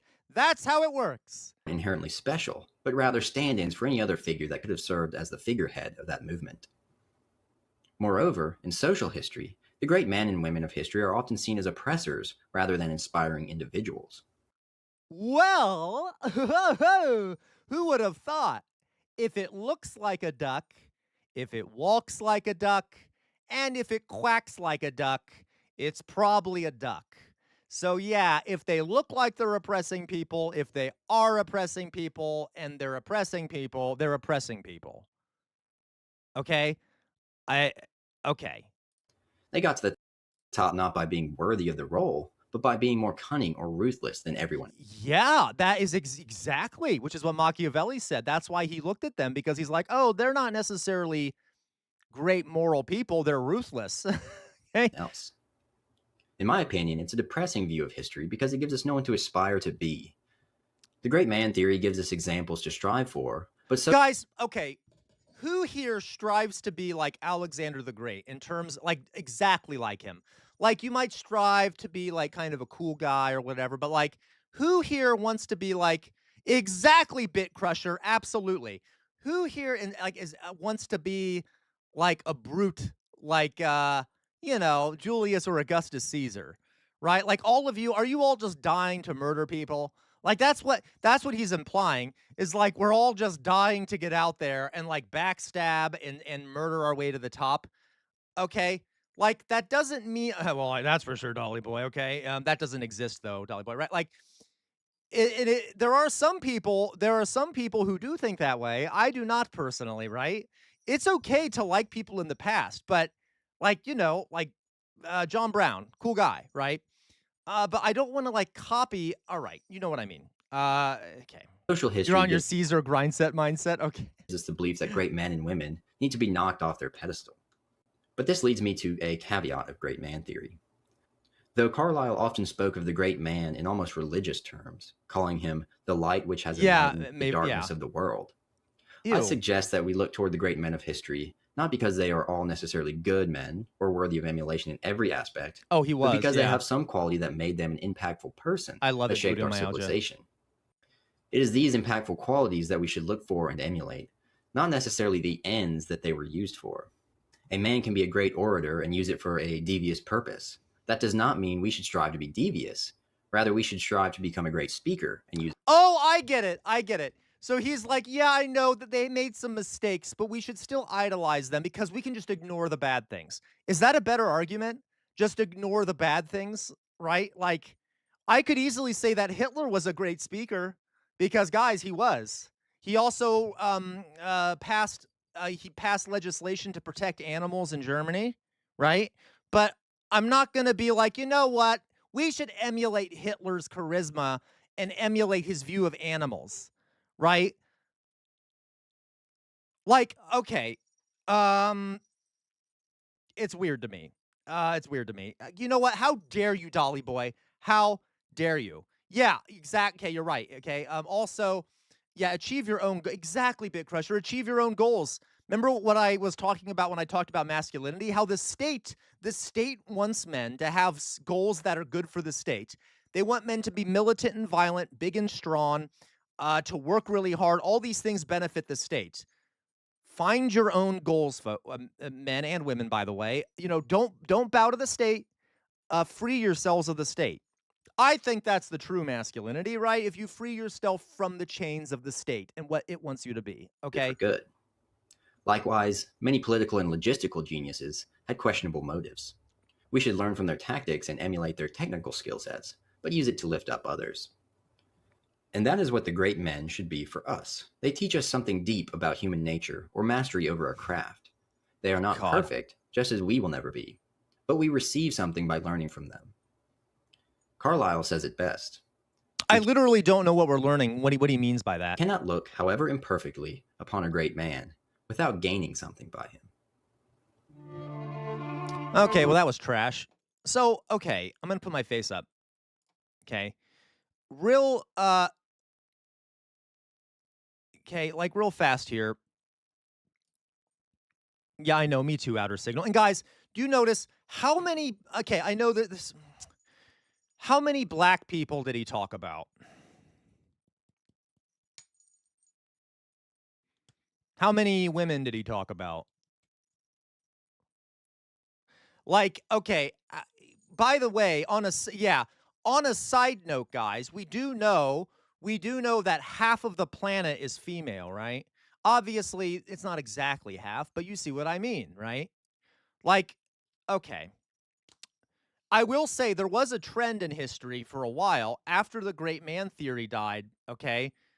After the Bit Crusher. After the great man theory sort of, after women started getting more rights, the great man theory was still there. It just started adding women. So instead of being like, there's all these great men, it was like, there's all these great men and women, which is still garbage. but still, it was mainly focused on men. But clearly, so he doesn't even know all of how great man theory evolved because he didn't even mention the women. It doesn't even matter, right? Exactly, right. Outer Signal. Why would we, CR? We all know great men are white and of European descent. Outer Signal, exactly. Yeah, no Chinese people, no Japanese people. If you want to talk about great men, look up and now brutal people, unpleasant people, like most people. Genghis Khan. Okay, very brutal and horrible, but not white. All right, or Tokugawa Ieyasu of Japan. Okay, there's tons of people out there. Mansa Musa. Okay, regardless. All right. Thank you, MM. Thank you for saying so, okay? Yeah, Islamic Golden Age. Okay, and again, guys, it's a shit argument to begin with. It still would be a shit argument to only talk about Mansa Musa, without talking about the society, the Malayan Empire, the Malian Empire, and stuff. Like without understanding the basis of these things.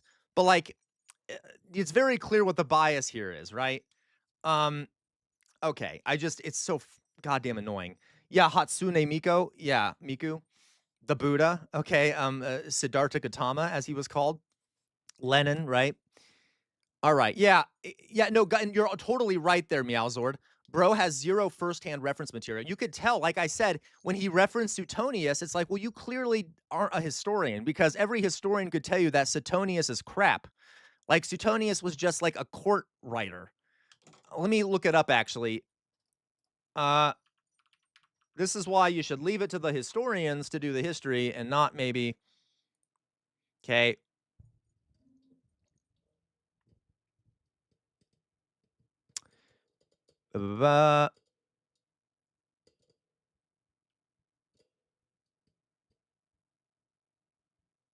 Yes.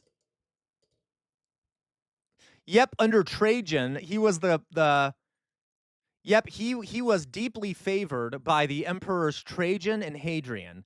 So he actually worked next to the emperors. Do you think he's going to bash the ancestors of the emperors while he's working for them? I mean, what? Okay. Jesus. Under Hadrian, he became the emperor's secretary, it says here. Do you think you're going to talk bad about them if you're the secretary to them? Here we go. Okay, I'm sorry. Just to show you I'm not making this shit up. I know this is Wikipedia. Don't fully trust Wikipedia. Under Hadrian, he became the emperor's secretary. According to the controversial and factually loose Historia Augusta, he was later dismissed for an affair, but it even mentions that all of his stuff was controversial and factually loose because it was all about, okay, you guys get it. So clearly this guy doesn't actually know how to do history. Yeah, no, you're totally right, Mithril. Okay, my famous guys, real fast here. One of my favorite historians from the ancient period is Herodotus. Okay, and Herodotus was pretty good. He was biased too, but like, he was funny because he actually was a commander, and he had to write about himself as a commander. Or I'm sorry, let me rephrase that. There was an army that needed to be led into battle, and his political opponent was picked over him. So inside of his history of the event, there's out of nowhere. He's a good historian, but then I know he's Greek. I didn't say he was Roman. He's just one of my favorite historians from the ancient period, okay? From the classical period. He starts ranting out of nowhere. He's like, well, and then they chose this guy who's really incompetent, and they really should have picked me to lead this army because I would have been a much better choice. And ha ha ha, this guy actually lost when he went into battle, which is dumb because I would have done better. And it's just really funny. Like, the rest of his stuff is really good, but out of nowhere, he suddenly starts bashing this political opponent of his and like complaining about how he wasn't chosen to lead this army. Just shows you how these okay, I understand, Amatsian. I got you. Okay, all right. Yeah, you're right. Abi Salma. Yep, exactly. Fetty Spaghetti. All right. So anyway, I'm sorry. I didn't mean to make you guys sit through that, but great man theory of history is bullshit. Bullshit. All right, complete bullshit. Does that mean that these people didn't have an influence? No, but it means that, it wasn't, there was a lot more going on there than just what those people did. Okay. Exactly. Pettiness has always been a thing, right? For sure. Okay, guys. So thank you for watching that with me. I also wanted to, if we get one more super chat, I believe we only need one more. We can do a Q&A. But I wanted to show you all. I spent most of 2025 investigating. I wanted to show you all this. This is actually from 8 days ago. So it's from a bit ago. But they did some great research. Okay, he did some great. Okay, what do you mean? Resident wasn't the only one that could fundamentally right for a moment. Okay. Oh, thank you, Dolly Boy. Okay, we'll do the Q&A. Let's watch this first. This guy, is from More Perfect Union. All right, More Perfect Union. They tracked down a bunch of the companies that are funding Donald Trump. Okay, who are basically bribing him. And I thought it'd be interesting for us to watch, just to see how corruption works in the United States and how Trump's actions may very well be aligned with his donors and the people bribing him. But before I do that, guys, I am going to go urinate. I'm going to go take a piss, all right? Because I have very much got to pee. I've been drinking a lot of TNT as a diuretic. So I'll be right back, okay? In the meantime, please don't leave. I'll be back soon. I promise. I'm just going to pee. It won't take long. It won't take long. You won't be sitting here for very long, okay? Maybe I'll do a striptease when I come back. Oh, that's a reason to stay, right? Watching me do a striptease? I won't. I'm just trying to convince people to stay. All right. All right. So let's do it. Give me a second. I'm going to put up the music for y'all so y'all can be entertained. I'll be right back.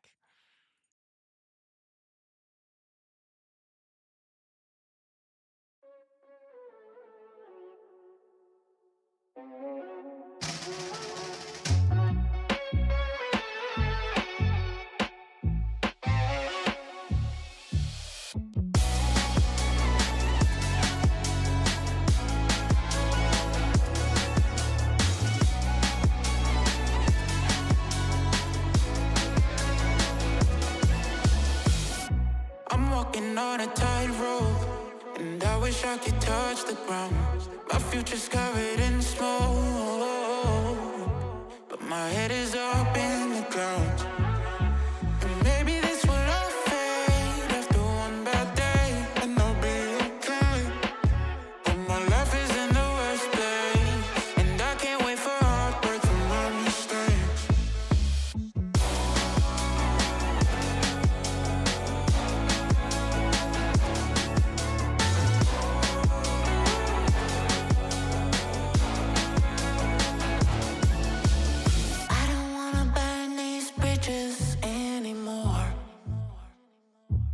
Easy to say things you don't mean when you're at war.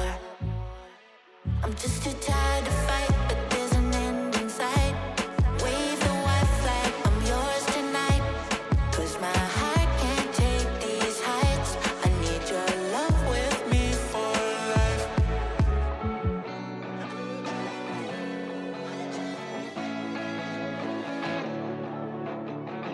I need your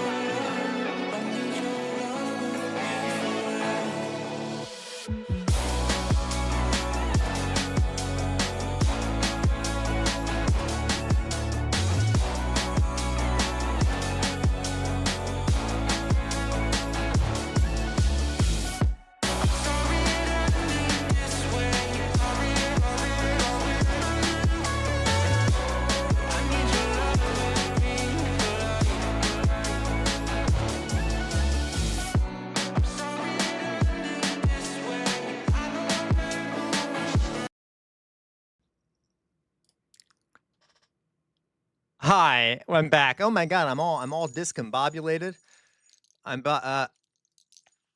Yes, they did, Meowsor. They did need to urinate a lot, okay? Many of them had urinary tract infections because, it wasn't great hygiene at the time, so I'm sure they felt like they had to pee a lot.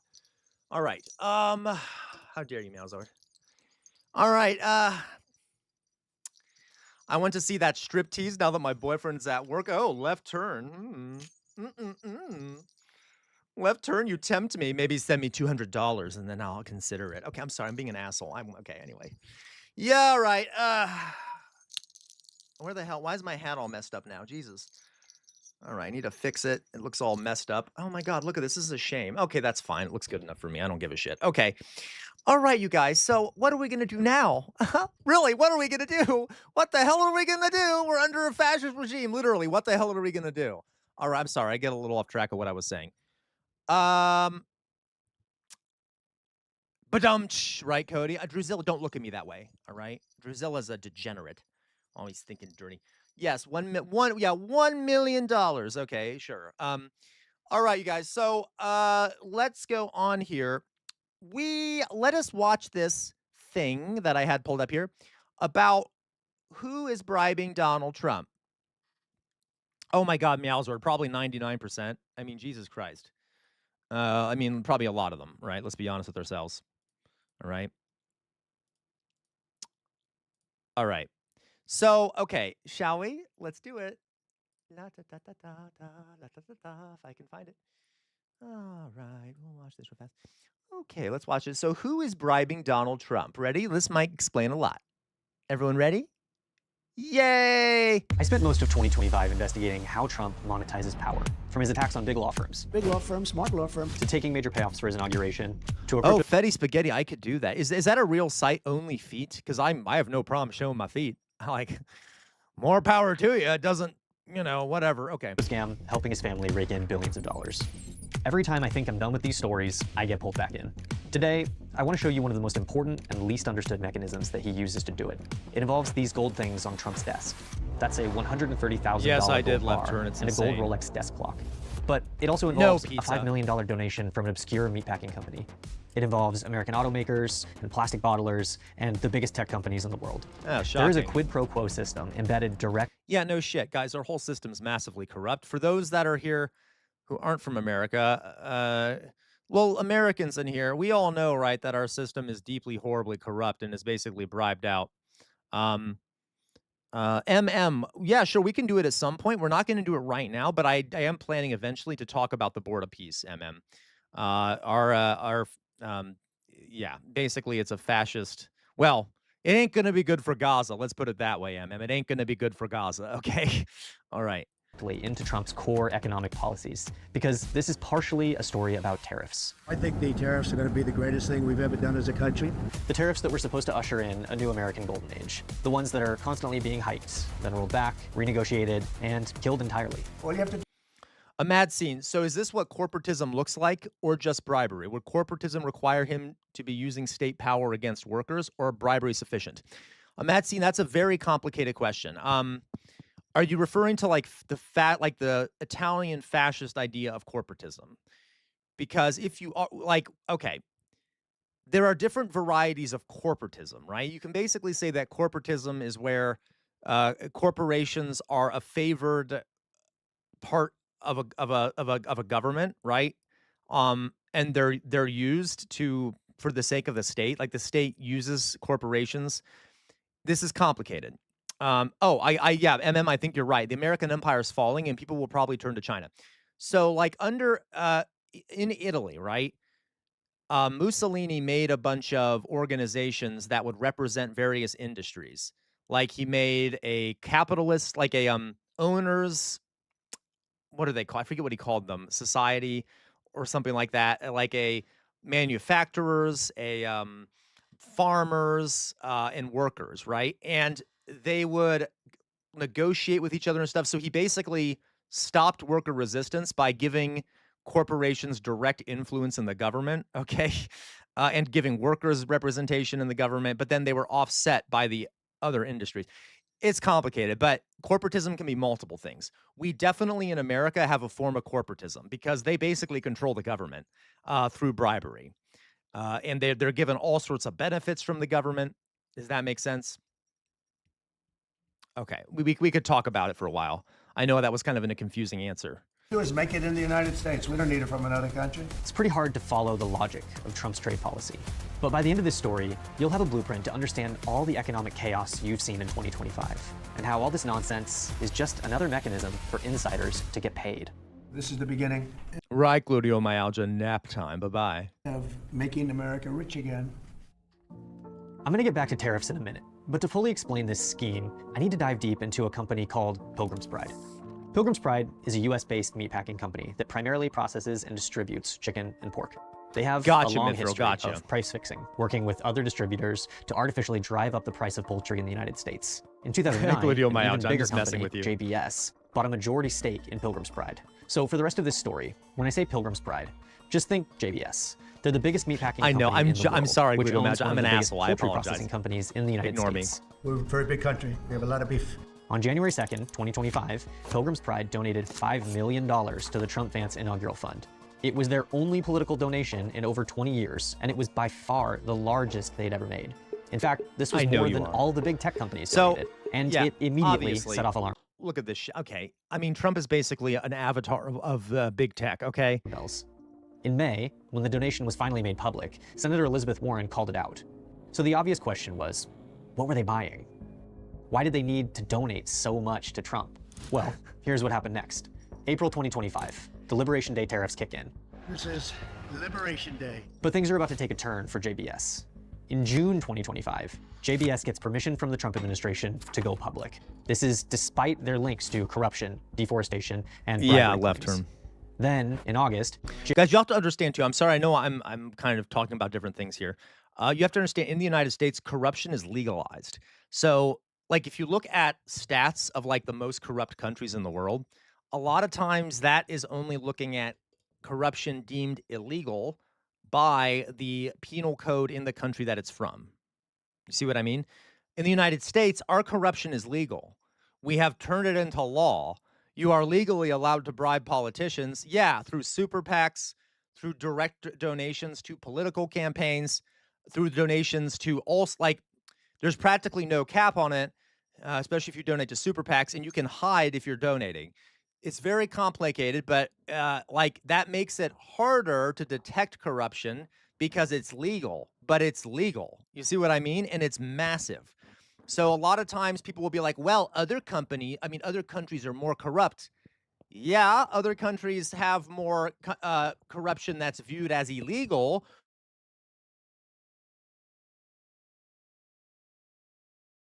Lots of countries, if it was viewed as illegal. Does that make sense?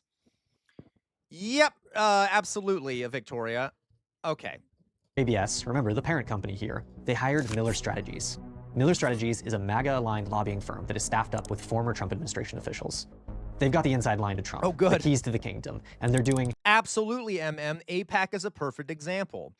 They legally bribe our politicians. AIPAC legally bribes our politicians, and so no matter what Israel does, we'll keep funding them because most of our politicians are deeply bribed by AIPAC. All right, as a matter of fact, the Hakeem Jeffries, I think his #1 donor is AIPAC. Okay, like a lot of our big-time politicians, their #1 donors are AIPAC. Tons of business in 2025. Then, finally, in November, all of this work pays off for JBS. Trump announces huge tariff rollbacks, and he specifically eliminates all tariffs on Brazilian beef. Trump issuing an executive order to drop reciprocal tariffs on dozens of food items, including staples like coffee, beef. For the most part, the foods, but we cut back a little bit of those tariffs. We'll get the price down. Now, if you were watching this on the news, it might have looked like Trump finally responding to consumer outcry on the cost of living. But I actually think this is the Rosetta Stone, the key to understanding all of Trump's trade policies, because this is the pattern. Threaten everyone with tariffs, extract payments from the few, and then quietly spare those who We've already talked about that, and beef is really just the tip of the iceberg. So who else is buying U.S. trade policy, and what are they getting? We'll be talking about other subjects like cars. Cars is going to be a very big one. Once you know the pattern, you really can't stop seeing it. Industries with concentrated power and political access get their exemptions. Everyone else gets uncertainty. Look at automakers, for example. I'm giving them a little bit of a break, right? It's called a little flexibility. When Trump took office, even before Liberation Day, he immediately started threatening tariffs. By the way, guys, do you remember how Trump appointed Elon Musk to basically go into the government and start... Oh, no, it's okay, Madsine. And start, like, cutting shit? We do know that Elon Musk was one of the biggest donors to the Trump campaign, right? He literally bought a seat in the White House. Like, he basically bought his position in the government. That's why Trump let him go in there and start dismantling shit, because he had given Trump, what, $100 million to help buy the election for Trump? Like, it's not that complicated how our system works. It's just the money. It's just who gives the money, who gets rewarded for the money. As a matter of fact, okay, let me show you guys something. Trump's inauguration.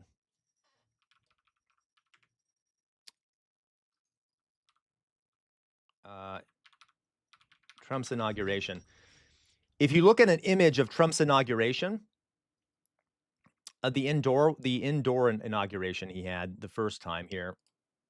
All right. If you look at this,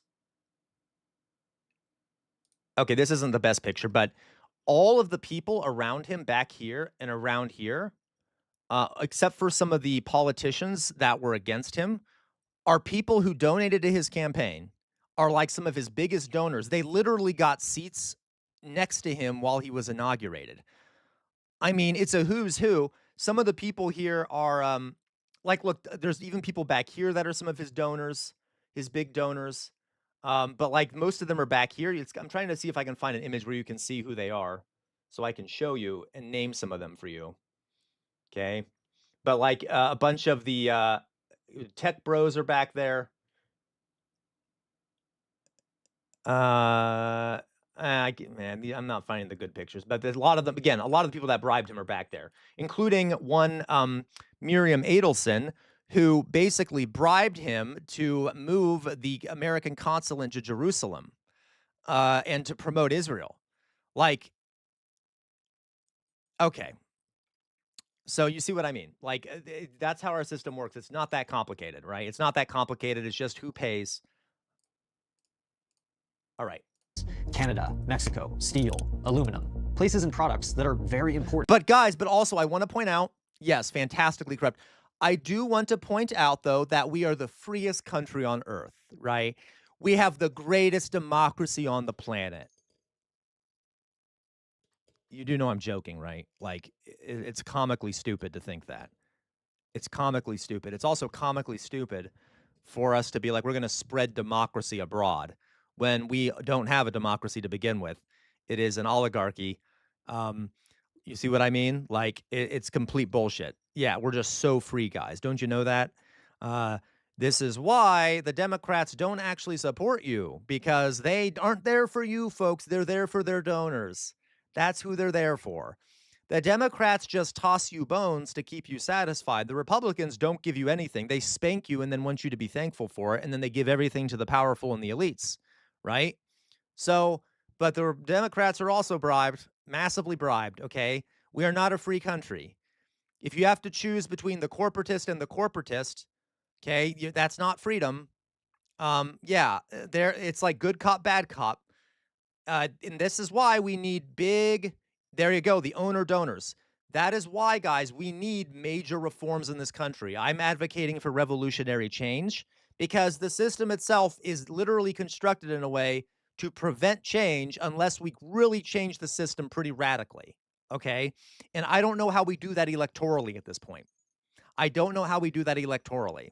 We basically don't have a democracy anyway. Our vote, because of gerrymandering and other things, how are we ever going to get our way, right? It's okay. And we're running out of time because the planet is going to be dead soon because of climate change. So, okay. Anyway, I'm trying to stay calm, but this stuff really gets me going. We need to really change things, all right? Remember, I showed you the cave, the Plato's cave. We're all being shown a bunch of shadows on a wall, right? Shadows on a wall, right? Okay, yeah, in a mad scene, every time, whenever the United States has gone overseas to install a democracy, it's almost always to install a right-wing dictatorship that ends up killing thousands of their own people. I'm going to do a stream on that sometime, but obviously it's not about democracy, it's about control. Yeah, yes. Like it's a lie, guys. It is a shadow on the wall. It is a shadow on the wall, okay? All right. Now, one last thing before I continue this. A mad scene brought this up. There was a study done at Princeton that basically proved all that I'm saying. It is possible, by the way, for the people to get some things they want, but only the things that the people themselves can get done in this country are things that the elites also want. So, for example, gay marriage, right? There are gay people who are elites. All right. So yeah, there were a significant number of elites who wanted the ability to marry. So that was an easy thing to get done. Okay. It wasn't easy, but that was something that the majority of Americans wanted and the elites wanted. It also doesn't affect their bottom line, their money or their power. So they're able to, we are able to get things done that don't hurt the elites, that benefit us. That's why we are able to see progress in like some social issues, but not economic issues, folks. What kind of progress have we seen in economics issues? Not much, because that hurts the bottom line of the elites. You see what I mean? And that's also partially why the Democrats are always focusing on social issues, and Republicans are, that aren't really that important, or they're important, but they're not fundamental to the structure of the system. You see what I mean? Okay. Because the elites will never allow major changes that we want that hurt them. Okay? All right. Yeah, and this, okay, we'll move on. And by the way, another example here would be the fact, yeah, no, it isn't a mad scene. You're right. Another example would be Martin Luther King. He was pushing for some equality between black and white folks. That's great. You know what else he was pushing for? Basically socialism. He was very radical economically. Which part of his agenda was able to get done? Not the economic part. Not the economic part. Okay? So again, we can get things done that are like social sometimes, but almost never when it comes to economic stuff, the stuff that really is fundamental to the country. All right, moving on. For making cars. Then a blanket 25% Liberation Day tariff on imported car parts threatened to ruin them.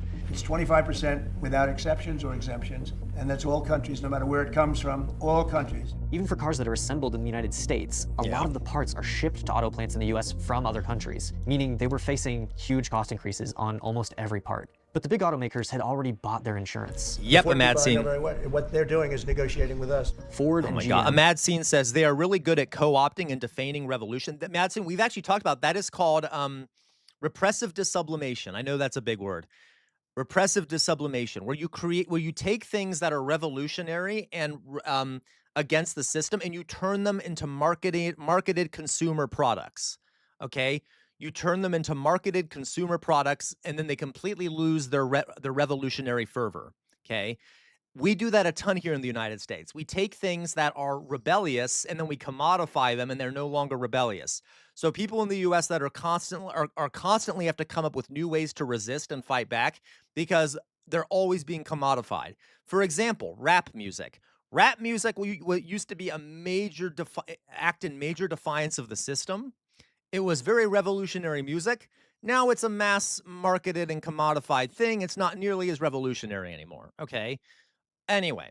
Were both major Trump-Vance inaugural donors. They gave $1 million each and loaned the administration cars for celebrations. They bent the knee. So on April 2nd, Trump announced exemptions for U.S. automakers, dropping the tariffs on most of their parts and their raw materials. Ford has really been a leader. They've done a great job. Liberation Day also came for big tech, just like everybody. Body Swap says, Swap, you're more right than you know. Body Swap says, can't wait for Target to sell down with capitalist exploitation shirts. Guys, we have already seen stuff like that. Has anyone here seen people wearing t-shirts with Che Guevara on them? Or hats with Che Guevara on them? What is that? Do we think Che Guevara would support the mass marketing and selling of t-shirts probably made in sweatshops with images of Che Guevara on them? Like, you see what I mean? Like, okay, so you're not wrong at all there, Body Swap. Else. The sweeping tariffs would mean huge cost increases for these tech giants who import almost all of their silicon computer chips from places like Taiwan and South Korea. But like the automakers, big tech had bought their insurance too. You're right. You probably saw their CEOs at Trump's inauguration, and most of them at this fawning dinner at the White House. Well, thanks for hosting us. I mean, this is quite a group to get together.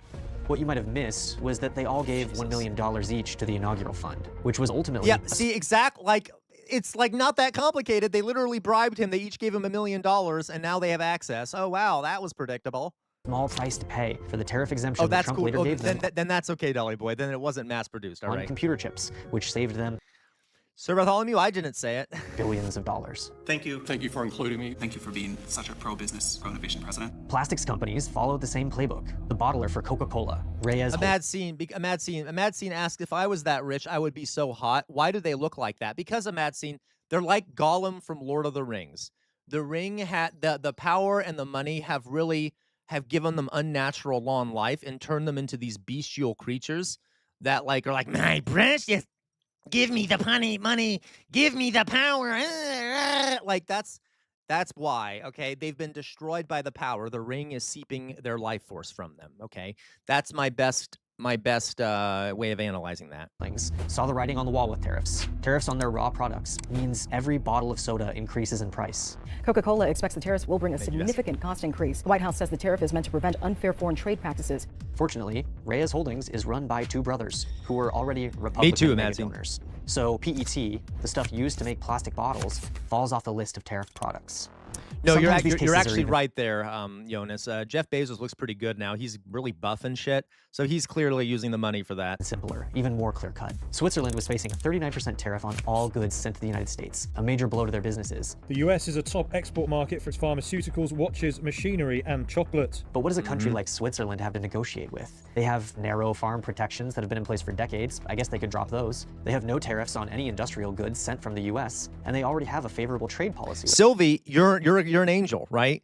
And I want to point out, Sylvie, I know I'm sorry I keep interrupting this video. I apologize. I know it's probably not that great since I keep cutting it, but so you guys are making great points. Sylvie says, I'll never be rich because all I can think about is wanting to use the money on helping homeless and investing in shelters. Sylvie, you're an angel. And I want to point out, folks, it has been studied. The way we have set up incentives in this country we have a meritocracy, but the merit is how sociopathic you are. It is much easier to rise to the top of the corporation if you don't care who you hurt going up. If you're okay with stepping on people, firing people, making really dark decisions about who to cut and who to keep, when to raise prices, who to bribe, okay, what politicians to bribe, you have to basically be a sociopath. We have created a system where the most sociopathic and least merciful people rise to the top. If you think I'm exaggerating, it has been studied by psychologists. They have done studies. There was a mass study on thousands of corporate CEOs, and a huge percentage of them met the qualification for sociopathy, or what it's called antisocial personality disorder. Like, a lot of them have a lot of the traits of what you would consider someone that's a sociopath. Because, like, so of course, people like Sylvie here, Sylvie, that's not the kind of person that we're letting rise to the top. Sylvie is a kind individual who cares about others. Okay. All right. Well, when you're swept up in the chaos and you don't have a policy solution to offer, sometimes optics are enough. The Swiss have been mounting essentially a charm offensive. So they sent business leaders to the White House to flatter Trump, give him some gold. Oh my God, he's such a baby. If you guys need to watch South Park, they did a really good thing on this. How, like, there's a line of people trying to give him gifts because he loves being praised and, like, brought gifts and shit. Trinkets, promise some investment, make him feel important. So Trump dropped the tariffs to 15%. We're going to be working on something to help Switzerland along. We hit Switzerland very hard. We want Switzerland to remain successful. Now, it's worth pointing out, a lot of these industries are still hurt by tariffs. The major auto companies were able to get some relief, for example, but their donations didn't insulate them completely. Ford Motor Company posting its first quarterly loss in 2 years, thanks in part to tariffs. But let's pause for a second. Because when you zoom out from all these deals, these exemptions and carve-outs, it becomes really clear who the system is punishing. Anyone who can't buy access. No, you're right, One clear Dolly example Boy. of that is soybean farmers. 26,000 soybean farmers in Minnesota sent 60% of their crop overseas. Soybeans are the perfect example of what happens when trade policy becomes a fealty system. China, typically the biggest buyer, but not so this year. Their fall harvest order, 0. The Liberation Day announcements almost immediately started a trade war between China and the United States. The U.S. slapped tariffs on China. China returned the favor and stopped buying U.S. soybeans. No, I didn't hear that, Mauser. That's insane. Beans almost entirely. The biggest importer, China, has completely stopped buying from U.S. farmers. For U.S. soybean farmers, China has historically been their biggest buyer. So that's catastrophic. That's nearly an entire year of your biggest market being completely closed to you. Even late into 2025, when the US and China both announced upcoming trade deals and cooling trade tensions, China kept a 13% tariff on US soybeans. The Chinese now buy the vast majority of their soybeans from Brazil and other South American countries, including now Argentina. For now, it looks like the damage is done, and it's long. Can I also, for the people in the UK, I am deeply concerned because as American companies, you know, they loot the whole planet, but as they've been looting the United States, and Americans have much less disposable income than they once did. Basically, American companies are desperate to find more markets overseas and to exploit people overseas. All right, and what is bizarre here is that, well, what I'm worried about is that the Trump administration is going to pressure foreign governments like the government in the UK to privatize more industries and allow American companies to come in so they can also exploit you, as not just Americans. They can also exploit you. So, for example, you know, Nigel Farage basically promoting privatizing a lot of the National Health Service over in the UK. Who do we think? There are already big companies set up to exploit that. They're called American companies. And the UK, if like they might come, American health insurance companies might come sweeping over into the UK and start setting up their own health insurance plans and shit. Like, which is a disturbing thought. I don't know. The UK might be able to stop that if they do. Okay. If they are, what's the term? If they pass laws to prevent it, but like you see, like exactly there are not that many others, Dolly Boy, but that's my point. Like the ones that aren't privatized yet, I'm worried that the U.S. government will try to push to have those privatized for the sake of our companies because they are bribed by those companies. And I've always wondered if there's a connection between people like Nigel Farage and the American corruption and bribery. I don't know. It's possible. Yeah, guy, totally. Yep, there you go, Outer Signal. Okay, I'm glad I might be right about this. Outer Signal says, I keep seeing rich American techies talk about how rich the NHS database is. So if you guys think that these companies aren't just hurting Americans, they're going to be coming after you too. They are monsters, and we really need to end the American empire. We really need to end the American empire. Okay? All right, like it's bad not only for Americans, it's bad for the planet. As you guys know, I am all for the collapse of the American empire. Please, let's speed it up a little bit, shall we? But okay, all right. And why do we all? Okay, never mind. We'll go on. Long term, Chinese buyers are looking elsewhere, primarily to Brazil, who saw their soybean exports jump 64%. But soybean farmers, they didn't make a multi-million-dollar inaugural donation. They don't have the kind of leverage that this system rewards. Their trade association, yes, they've been. And you have Zach Polanski, right? That's his name. Is it Polanski? Am I saying that right? Who's really good? The Green, yeah. Openly critical of the tariffs. They lobbied for relief, they warned about permanent market loss, but they were mostly ignored. Yeah. So they don't get real relief. There's no carve-out for them. No exemption is coming. Don't listen to what they say. Watch what they do. It's that simple. What have they done to help us at all? They lose their main market. Yeah. And the U.S. government offers $12 billion in bridge payments. But yeah, considering Jonas, farmers have lost up to $44 billion this year, that bridge isn't going to reach the other side.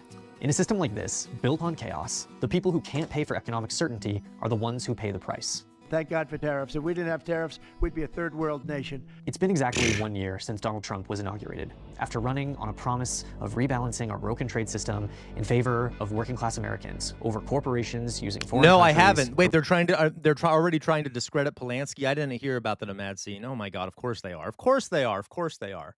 Rip us off. And the thing is, we do need to fix our trade gross, imbalances, Doug. I hate and tariffs Klobuchar. can be a good tool for doing that. My favorite word is tariff. But looking at this story, it's clear that he never intended for a serious approach to tariffs. It is, Matt So the Saigai. It is. It's like not something, it's not a word, it's not a phrase you should use. question we should be asking ourselves is, what was his goal? The answer is clear when you see the pattern. Chaos creates opportunities to get paid. Relief only appears after money changes hands. We see it in donations, in pardons, and in tariffs. Yep. An entire government has been reorganized around one man's need for leverage and loyalty. Well, I may put a tariff on countries if they don't go along with Greenland, because we need Greenland for national security.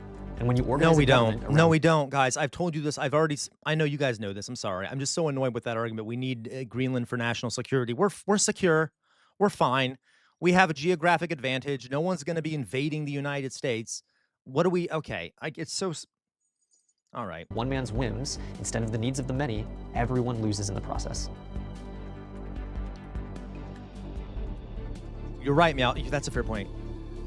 Thanks so much for watching. If you like this video, please be sure to like and subscribe to support our journalism. And if you have ideas for other stories that you would like to see us cover, please let us know in the comments down below. So yeah, okay. You have to understand, guys. Oh God, not this again. The American government is, it is not a government by the people. Okay.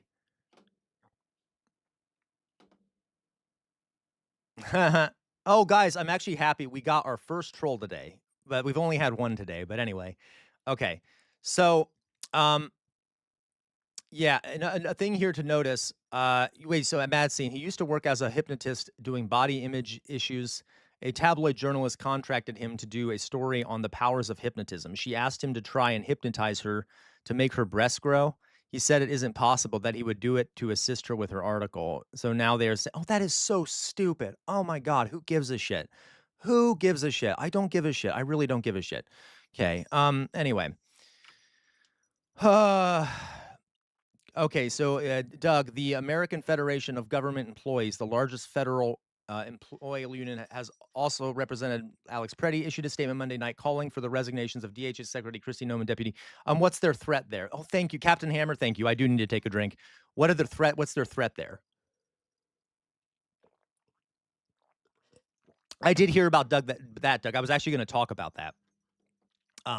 So, and we'll just go right into that. 16,000 Amazon guys. Anyway, as I was going to say, yeah, as I was going to say here, guys, America is not a government with a people. It's corporations with a government. Okay. Like, it is a government that represents corporate interests and the wealthy and the powerful. It's basically a government of the corporations and the elites. It does not represent the American people. We have that nice little shadow on the wall. We have that nice little shadow on the wall making that tells us we're in a democratic system. We're not. All right. All right. 16,000 employees. Amazon. So Amazon, of course, a monstrous organization.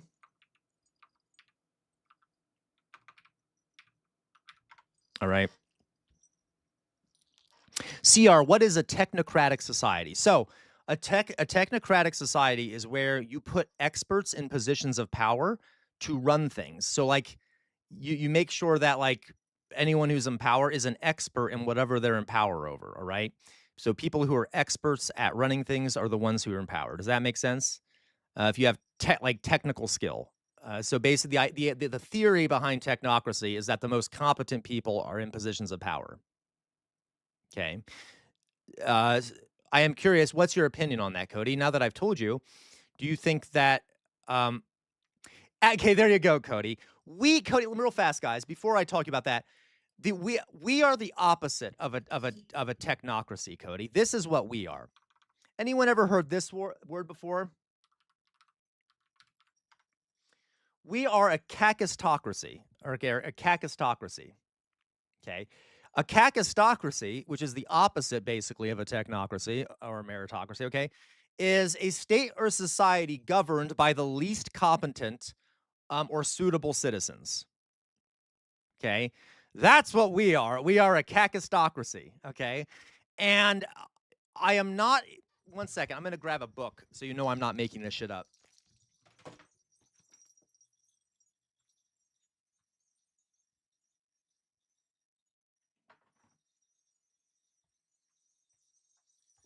I basically have a whole goddamn library because I'm a nerd, but if anyone wants to read a really good book, Surviving Autocracy by Masha Gessen, she has a whole chapter on America as a kakistocracy, and it is true because, guys, competence doesn't matter in this country. What matters is money and the image you project, right? Money and the image you project.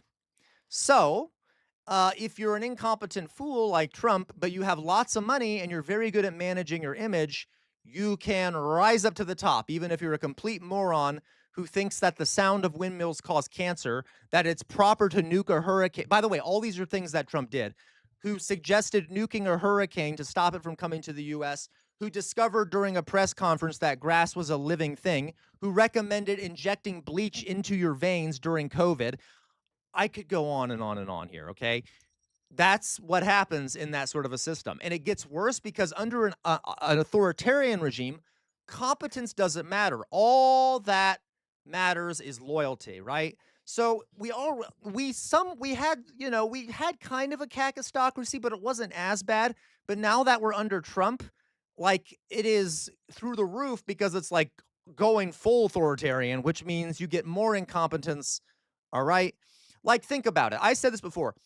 The guy Greg Bovino, his methods he was using in Minnesota were incompetent. I mean, as a tactic, they're incompetent. You're just going to make people not want you there if you kill people, beat people up, and let it get caught on camera, right? Kakistocracy, yeah. Yes, kakistocracy. Did I say it wrong? Anyway, okay. So like, that's pretty incompetent. It just is. Like, I think I even said it a while back. If the worst thing the government could do to stop us from rebelling would be to calm down and stop using such force. It's obvious, right? So okay, okay. Oh, I get it, Meowser, with 3Ks. Like, oh, I'm a fool. Yes, you're right, Meowser. Okay. Okay. No, Captain Homer, I'm not saying it's like they actually think that these people are the right choice. They want the cruelty. But just like the Nazis were pretty incompetent too, I got to tell you, even though it was done on purpose. So like Hitler set up the government so that different parts of the government were constantly competing with each other, and everyone was always confused about who had what role. And he did that on purpose because he thought it would let the best people rise to the top as they're fighting each other. That's also just a really bad way to run a government. So, yeah, they're doing it on purpose, but it's also incompetent because they don't know how to run a government. Okay? Does that make sense? All right. Okay, I'm sorry. So we are a kakistocracy, all right? Okay. Mad Scene, how dare you? How dare you? Okay. All right. So let's go back to this. All right. So Amazon is cutting 16,000 jobs in response to AI and other things. It was. And guys, I'm going to do a presentation sometime, Mythful, on meritocracy because it's bullshit, Mythful. It's very much like the great man theory. Like, meritocracy completely ignores where people come from, right? Absolutely. Okay. So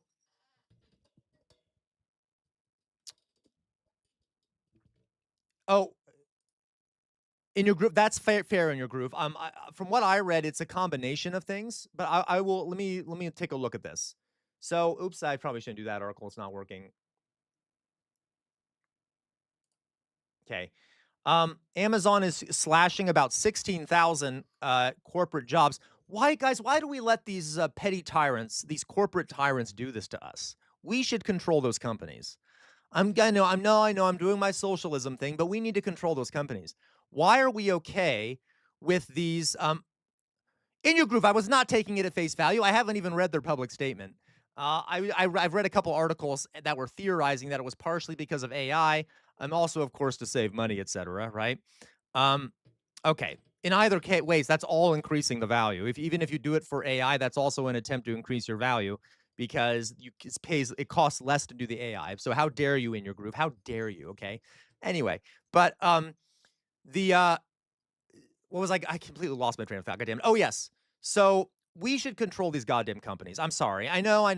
That's a bit radical, blah, blah, blah, blah. But like, why are we okay with these private tyrants ruling over our lives and like kicking us out on the street whenever they want? Like, it's crazy. It is crazy. Yeah, exactly. In a group, ground news is we'll be enslaved serfs and like it. Why don't we're always screaming here in America about We want democracy. We want democracy. We want freedom of speech. We don't want the government impeding on us. But we have no problem bending over for any company that we're working for. We're okay with them suppressing our freedom of speech. We're okay with that being in a dictatorship owned by shareholders or by a CEO or by a private owner, and then being able to decide whether we live on the street or in a house or whether we can afford our student loan. We're okay with that. That's freedom, right? But when the government does it, now, that's not good. You see what I mean? Okay, you're totally mithril. Yeah, mental slaves, wage slaves, debt slaves. And I just think we need to start thinking differently. This is part, guys. This is part of that. Right, there you go, in your groove. This is part of that shadow on the wall, right? The shadow on the wall being you are free. You have freedom because you get to go vote in a non-existent democracy, and you barely have freedom of speech and the right to gather. You, of course, have no freedom in the workplace. You have no control over your workplace. A private tyrant can decide your life when you're working. Like, it is not freedom. We all know that, right? It's not freedom. And then they will toss you a bone once in a while, right? Like, oh, you get 2 weeks off a year or whatever, however much vacation people get off a year here, okay? Like, you have a few days. The rest of the year, though, you're going to have to work basically constantly, except for your day off or so, your 2 days off or whatever. And then when you finally get old enough, you can barely get by and retire when you're too old to enjoy anything. That's freedom. That is freedom. Macy, don't worry, Macy. Eventually, you'll be working for me, or you'll be working with me, I should say, and then you won't have to worry. Okay. Yeah. So this is why I'm a socialist. We need to take democratic control of these companies. That's my opinion. I know it'll probably never happen, but I wish we had democratic control of the companies. All right. We need to have companies where there isn't a dictator in charge and we can decide how much we're paid, et cetera, et cetera. Okay. Dr. Gamble, 1545. Work is freedom. That sounds like something out of 1984, even though I don't think you mean it that way, Dr. Gamble. Work is not freedom. I hope you're joking. Please tell me you're joking, Dr. Gamble. Dear God. Okay. All right. So Amazon is slashing 16,000 corporate jobs in the second round of mass layoffs for the e-commerce company in 3 months. Okay. Okay. Good, Dr. Gamble. I thought so. All right. That does sound really. That does sound very 1984-esque. Work is freedom. No. Nope. All right. Welcome, Dr. Gamble. Sorry for misinterpreting you initially. Okay. All right. So it says that the tech giant has said it plans to use generative artificial intelligence to replace corporate workers. It has also been reducing workforce that swelled during the pandemic.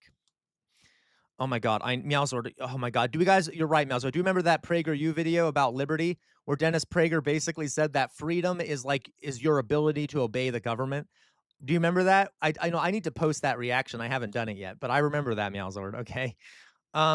The tech giant says, okay, Beth Galetti, a senior vice president at Amazon, said in a blog post Wednesday that the company has been reducing layers, increasing ownership, and removing bureaucracy. I don't know what that means.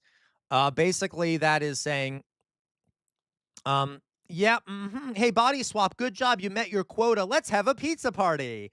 Yeah, I'm not going to increase your wages, but at least you get a pizza party, right? On your birthday, I might leave some chocolates on your desk. Just a couple kisses, like little chocolate kisses. Not going to increase your wages, though. Okay? Not going to do that. A mad scene? Okay, 1 second. Yeah, we need to regulate shit. A mad scene. And guys, you know, I've said before, yeah, oh my God, Dr. Gamble. You want to hear something dark, folks. Dr. Gamble says, here's some Nerf guns, which, you know, sometimes I had a principal who made the mistake of doing that in a school where, like, we had this professional development and he brought in Nerf guns, and like all these teachers were shooting Nerf guns at each other across the room, like, this is so cute, which was kind of dark in a school. Probably not the best thing. I decided not to engage in that. I kind of viewed it as a terrifying alternate reality. But yeah, I mean, hey, you know, hey, it keeps the teachers happy in that school because they weren't unionized and they were getting paid very little. Anyway, so Yeah, so a mad scene. Do you support any current socialist states? I think China has done well. They have done well to lift people out of poverty. This is very complicated, a mad scene. I am not supportive of uh, China overall. They've done some great things for their people.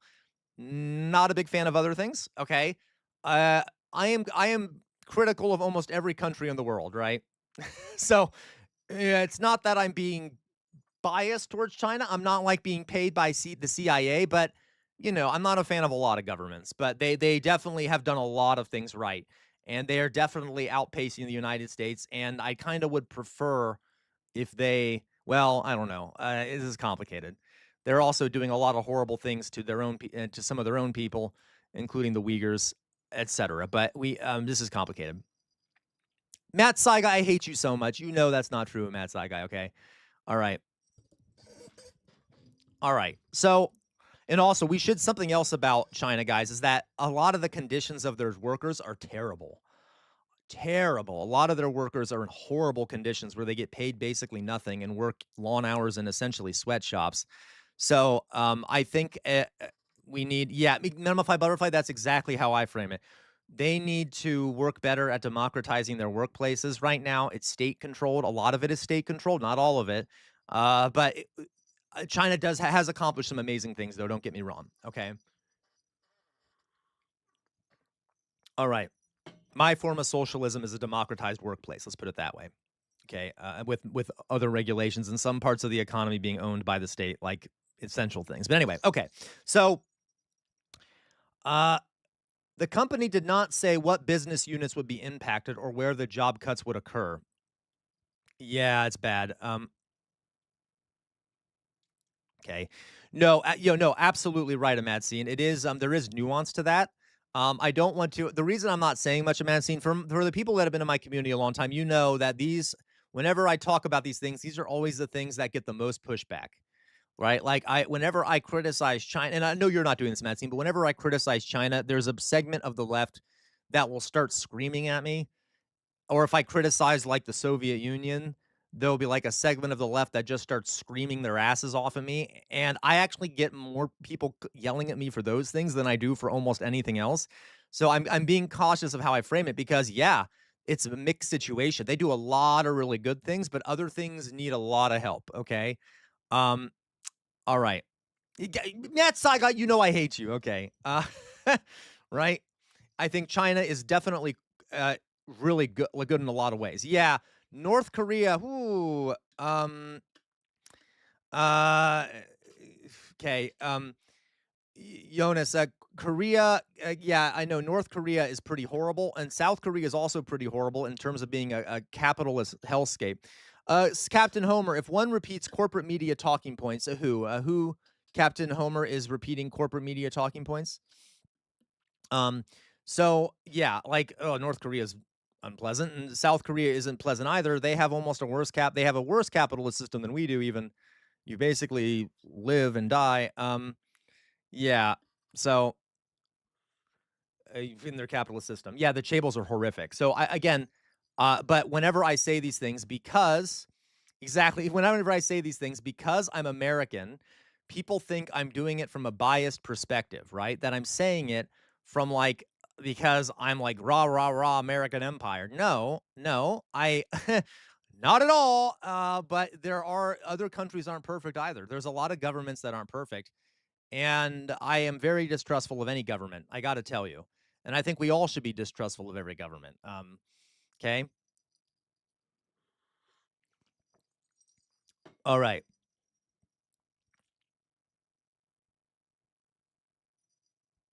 Yeah. No. Exactly. Mad scene. All right.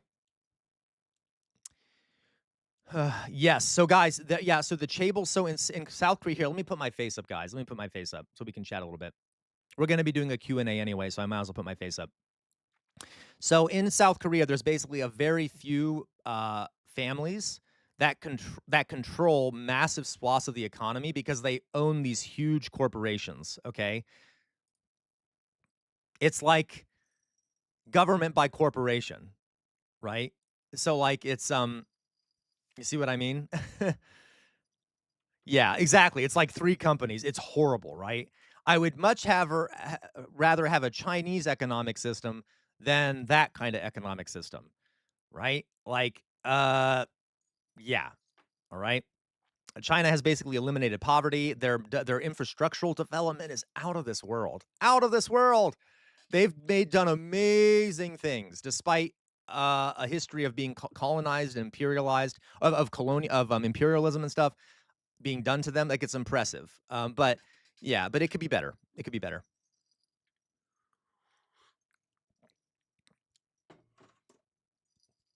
All right. Matt Saiga, you're full of crap. There, Mithril, exactly. Arasaka, Militech, and another. Yeah, right.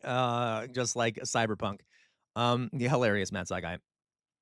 Yeah, absolutely, Jonas. And they can escape justice a lot of the time when they're found guilty of crimes. All right. So anyway, I was actually there are something else I want to add, folks. And again, I don't want to get into this debate because people know that this is a debate. I've actually gotten on stream before and read aloud documents from the Soviet Union, and it still didn't convince some people, that that Stalin was a bad guy. Okay, he was a bad guy. I got to tell you, it has nothing to do with socialism. It was just that Stalin specifically was not a good guy. He was deeply paranoid, murderous, and targeted a lot of innocent people. Okay. And it is not a critique of Stalin. I mean, it's not, well, yes, it is. It's not a critique of socialism. It's the political system, right? Okay. So, but anyway, so we could talk about these things, but, and also I think he was bad for socialism. Absolutely, Captain Homer. Unchecked power, regardless of ideology. Exactly. That's my point, is that when I criticize someone like Stalin, I am not criticizing socialism, because that has almost zero link to the things that were bad about Stalin, right? He made some choices that were very cruel and very dark, and a lot of it was his own personal things. Like, I'm not joking either. He did a lot of things that were good economically, that are unrelated, but anyone could have done those things. He didn't need some of the stuff he added. You see what I mean? Not a good guy. Okay, really bad for people. Anyway.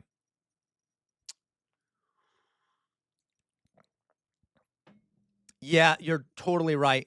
A mad scene, that's because even in communist societies or in socialist society. So a mad scene asks, why do all these states treat homosexuality as bourgeoisie?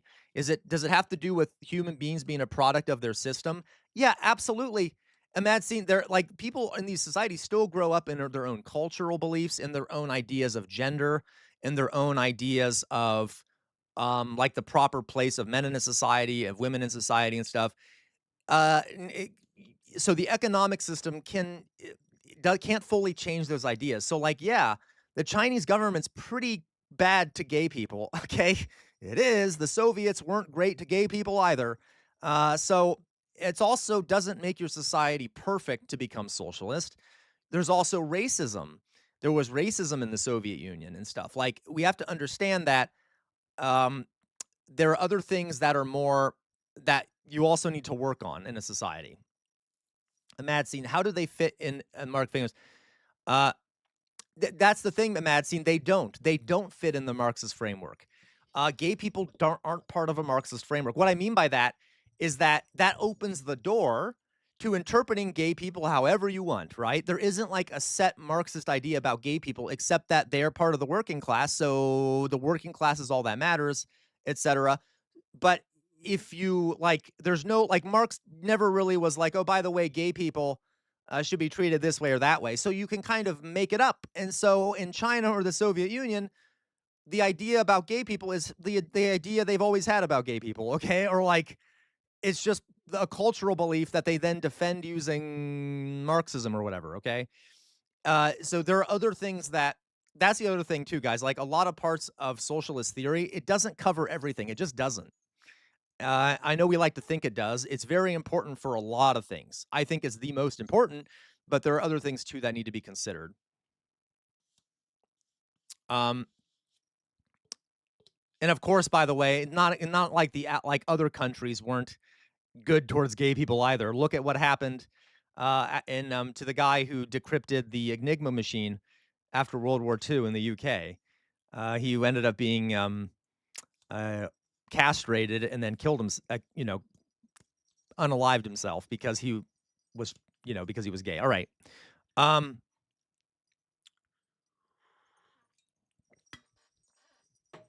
Turing. I can't believe I'm a horrible gay man. I should know his name. Yeah, absolutely. Yeah, absolutely. And Mad Scene, you're okay. Mad Scene says so. It's not a product of a communist worldview. Correct. That being said, Mad Scene, a lot of times it would be justified using a quote unquote communist worldview, but that's you can justify anything with anything, right? It really wasn't inherent to the worldview. Does that make sense? Okay. Okay. Wow. How easily corruptible a government system is. Why should we bother with them? Shouldn't we just abolish them? Hey, Cody, I understand that. I, as an anthropologist, am concerned that it is almost impossible to not have a government. I know I might sound like bad for saying that. I want as least of a government as possible. Under true communism, there is no government. Okay, it disappears. But we're doing yes, Bradley. We're talking theory a little bit here. But with the number of people in the world, I just don't see it being possible right now. Government has existed in almost every society since civilizations came into being, because the number of people in the world makes it really hard to maintain a society without a government. This is complicated. We could debate this, but maybe in the future we'll be able to. But okay. I'm just reading, guys. Well, so guys, we're doing a Q&A. I forgot to mention this, so you can ask whatever you want. We can talk about history. We can talk about the news. We can talk about anthropology. You can ask me personal questions. Yes, Cody, I think it is. For now, Cody, for now. I think we need to work on making the best governments possible as opposed to getting rid of it. Yes, Captain Homer. No, Captain Homer, I'm talking about So in anthropology, that means civilization is where people settle down and use mass agriculture with surplus to survive. So that is what civilization is. I'm using it as an economic thing. Before that, we were all hunter-gatherers wandering around. All right. All right, so feel free to ask questions, guys. Let me see what questions we got. All right, so my biggest problem with, yeah, he does. And guys, and Mithril, you're right. I don't want to say the name of that creator right now out loud, but yes, there are some lefty creators who veer into American exceptionalism. We are not exceptional at all. I hope you all know that, right? Okay.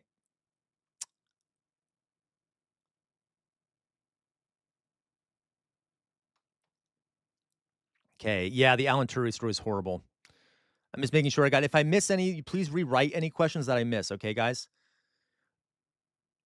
So for the best type of socialist government, we want smart people who know what they're doing, aka a technocracy. Cody, maybe.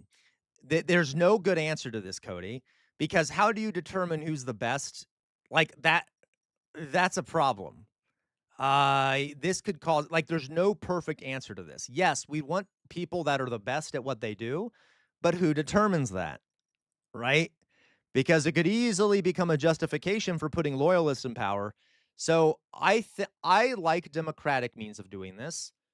We just need to make sure it's more democratic than it is now. There's a bunch of things we need to put in place. This is complicated. I don't have a set answer. I want to put it that way. Mad Scene, I heard you mentioned you got in trouble at work, maybe fired over a political view.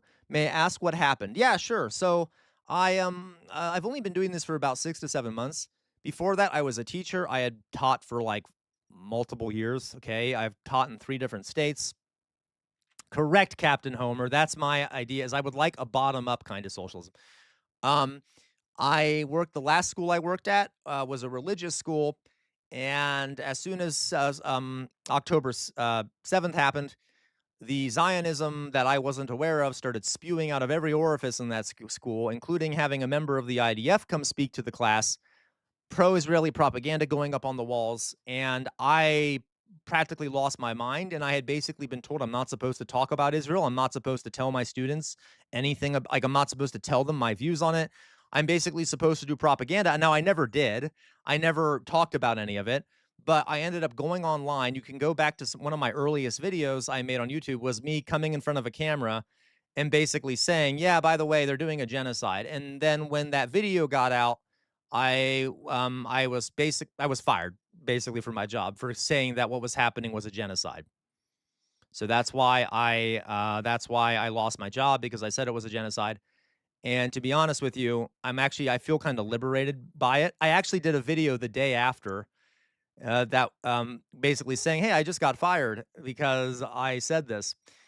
I'm kind of happy about it. I feel much more liberated now. I can say what I want. And uh, it was also very hard, very, very hard for me to be a gay man in this country at this moment and be a teacher.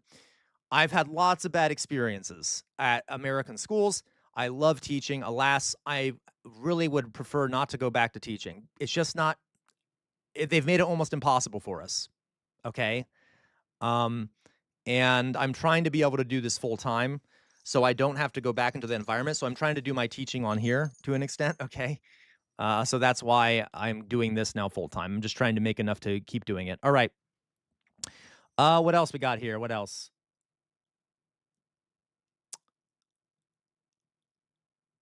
I'm just going to go back here.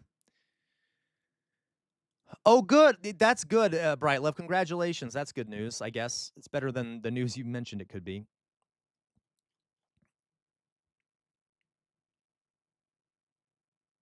Okay.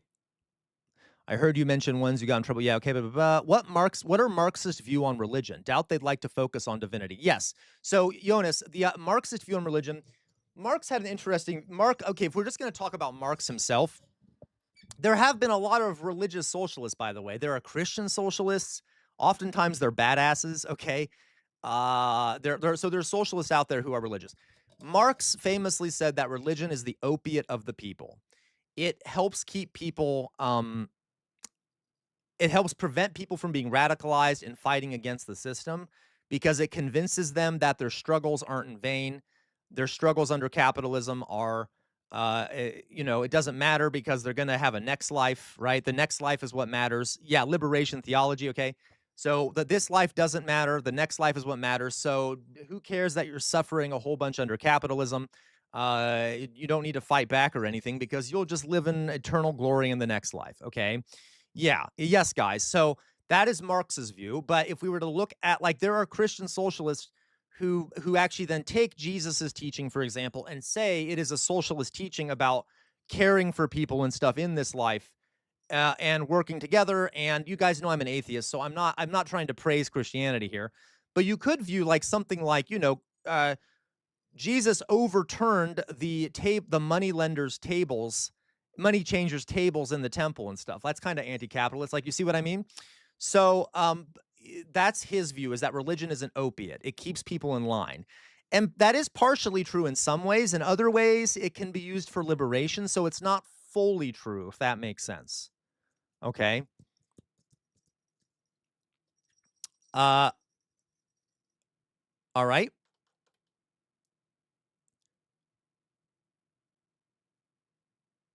Forgive me, guys. I'm just trying to see what else I missed here.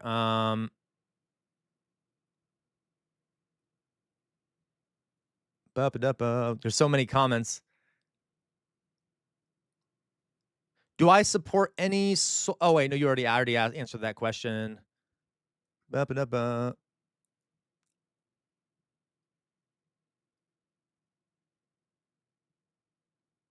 Guys, by the way, as I always say, I know you're hearing a lot of my opinions. I do not have a monopoly on truth. One of the things about this community, right, is I don't want you to blindly listen to me, because I could absolutely be wrong, right? So think about how you want the world to look like, okay? Macy, do you live with parents? Is Aaron moving in with you? So my father does live with me. Just for the sake of ease and stuff, getting older and he's getting older and such. But Aaron does not live with me. I would like Aaron to come live with me, but Aaron is in Indianapolis. Doesn't live here, and we're trying to find a way to get him to come here. So right now I don't get to see him that often, unfortunately. It's kind of sad. For the best type of they want smart people to, okay. I heard you mention, yeah. Sorry, Marxist view on religion. Guys, if I missed any, you might need to repeat them, because I've heard so many. Oh, Mummified Butterfly, what is your stance on police and prison abolition? Ooh, Mummified Butterfly. Ooh, I'm going to get a lot of pushback for this. Oh, God, here we go. Not a fan of the police, right? Not a fan of the police. Not a fan of prisons. However, there is a problem we have, right? Because, hey, G-Man, I don't understand. Like, okay, in a society that's as large as ours, what do we need someone to enforce laws. Now, does that mean that the laws are just? No. But what would happen if we didn't have, there wasn't someone there?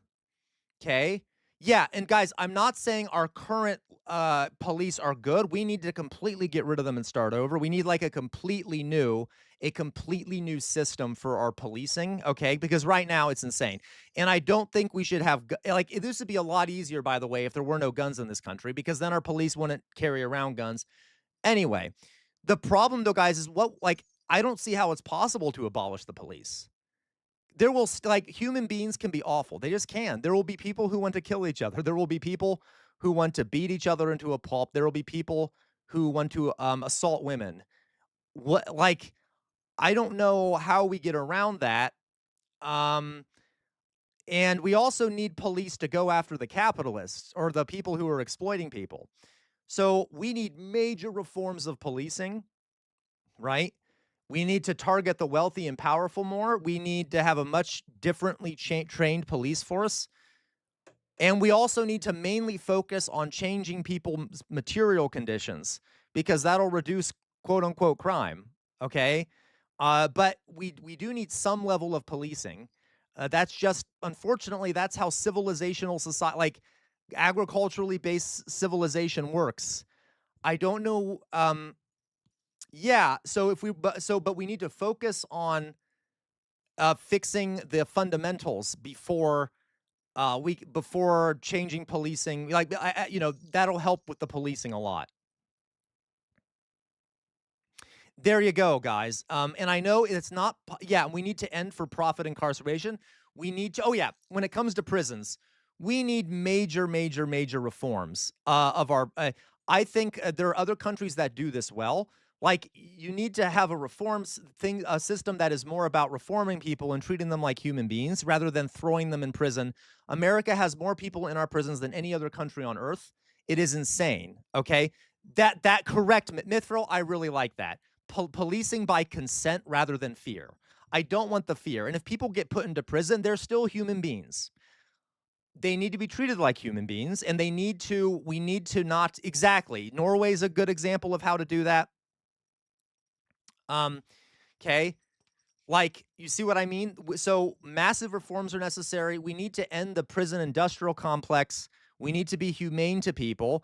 We also need to deal with the mental health issues in this country, because, guys, most people with mental health conditions end up just being, a lot of people who get put in prison just have mental health conditions that are untreated.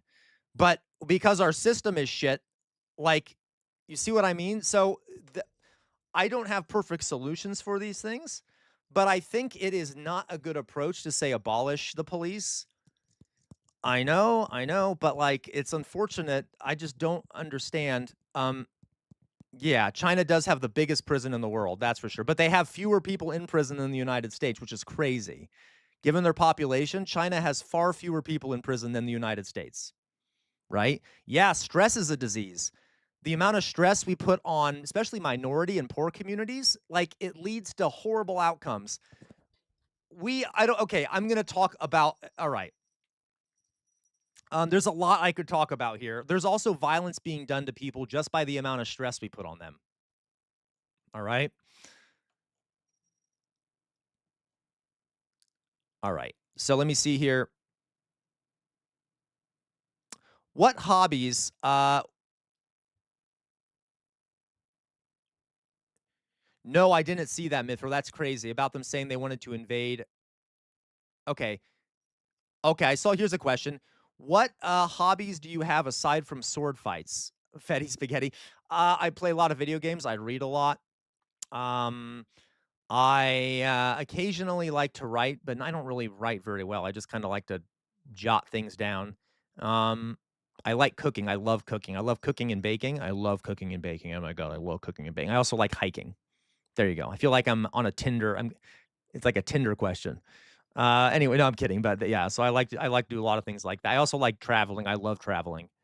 I love traveling. I just wish I could afford to travel more often. But okay. Um.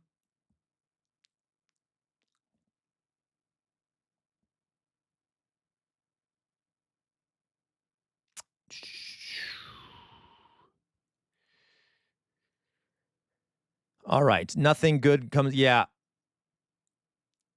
I will determine it. There you go. I am the good judge of character. I shotgun head of state. There you go. Okay. Hey, that's good. So is it weirdly subjective thing or a likely never? What is? So Cody, what is a weirdly subjective thing?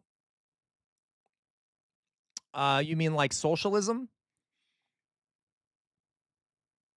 Matt Saiga, you asshole. Okay. Yeah, that's exactly my point. Fox Emblem is like, I agree with Fox Emblem. Technocracy could end with fascism. That's my issue. Is that like, who's to say who is a tech? Remember, guys, I'm going to point out, you know who wants a technocracy right now? The tech bros. They keep talking about how they want to establish a technocracy. I don't know, like, again, how do you determine who is a good person to do these things, right? Like, that sounds kind of self-serving.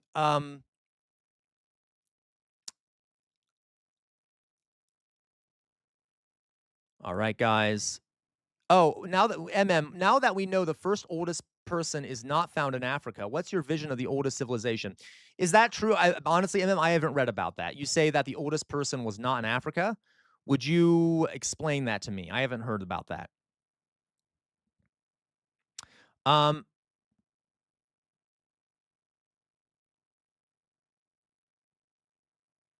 Okay.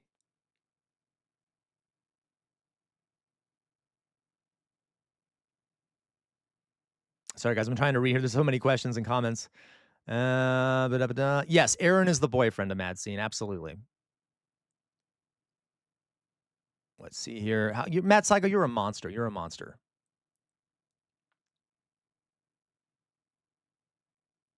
The police exist to protect property as well, though. That's a weird thing to have as a main pillar. Your guiding. Yeah, it is, and that's not like. And that's the thing. We would need to change the economic system because then we could make the police about protecting people more than property. But under a capitalist system, they're always going to be mainly about protecting property. Why does law enforcement not process? Yeah, good question, Captain Homer. Because they're a bunch of fascist pigs and they are misogynistic monsters. There's a lot that goes into that. That's why we need to completely change our policing system. Okay, fascism is capitalism. Yes. Okay, now the theory here, guys, is that capitalism eventually leads to fascism. I've talked about this before on stream. Fascism thrives in an environment where, when there's like an economic downturn, that opens the door to fascism because it opens the door to scapegoating minorities, to dismantling a democratic system. And a lot of times fascism typically appears in moments of economic distress. Think the Great Depression, think the economic crisis of 2008. All these, so in capitalism automatically has moments of great economic distress. There's something called the business cycle where there are recessions and shit. So it's much more complicated than this, but an easy way to think of this is that every time there's a recession in capitalism, it's like rolling the dice. Let's hope we don't get fascism this time, okay? But it's more advanced than that. I've talked about it before, but you get my point. Okay. Oh, I know, CP. It's insane. Okay. The amount that they get paid.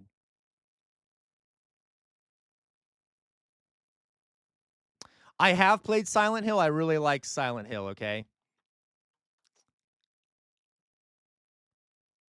I know I haven't posted many of my food pics lately. Okay, Retro Rasher, what do you think about how America especially has created such a stigma and dehumanization around socialism and communism. Yeah, that's all Cold War shit. It's also beneficial to the capitalist class, right? The owning class, they were scared to death of the Soviets. Of course, the one most demonized thing would be socialism in a country run by capitalists, okay? It's actually a sign of how good of a system it is that they're so scared of it. And I've often wondered if it's a bad idea for me to call myself a socialist because of how demonized it is in the United States. Yeah, that's a good question, Retro Asher. It's stupid, but people don't even know what those words mean, and so I'm trying to get people to understand what they mean. Uh, do I have a PO box? I can yes. Fetty Spaghetti. If you contact me on Discord, I can give you a PO box. Yeah, Jonas, I would, but I don't think that would be legal. At least, let's put it this way, Jonas. I don't think I'd want to start an LGBTQ only school. I don't like, how do I put this? I don't think that's good for a child's growth. I think people need to be around people who aren't like them.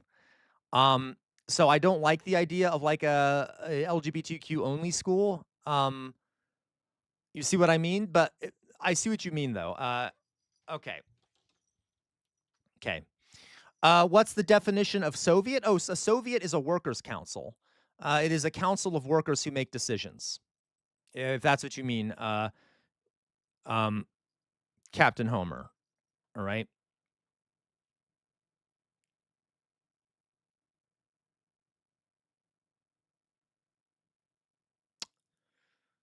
All right, guys. Sorry. All right. Guys, I may be missing some of your questions. I apologize if I do. What games do I play? Oh, I have a lot of games. I play a lot of games. I like Baldur's Gate 3. That's a good game. I play Crusader Kings. I play some horror games. I play a lot of like strategy games and shit. I play a lot of different games. I love the Elder Scrolls. Not the Elder Scrolls. I'm sorry. I do love those, but like the Dark Souls games and Elden Ring and shit. Yeah, that's correct, Captain Homer. They do, but they do not in the Soviet Union. That's not how that works, though. Unfortunately, that's not how it ended up working in the Soviet Union, Captain Homer. Okay. Have you played Sunless Skies? No, I haven't. No, Matt Saigai, I'm not a well, Matt Saigai, I got to tell you, Matt Saigai, I don't think they'd be necessary if there wasn't. I wouldn't like HBCUs if they weren't necessary, right? I feel like, yeah, they're necessary right now, but in a perfect world, no, I wouldn't like HBCUs because I think people need to be around people of different types and stuff. But yeah, I mean, yeah, given what the situation we're in now in the United States, yeah. My favorite Skyrim character? Oh my god, that's hard to play. That's hard to do. Hello, J-Mac. Hello. I have not played Rat Shaker. I have not played Sunless Skies.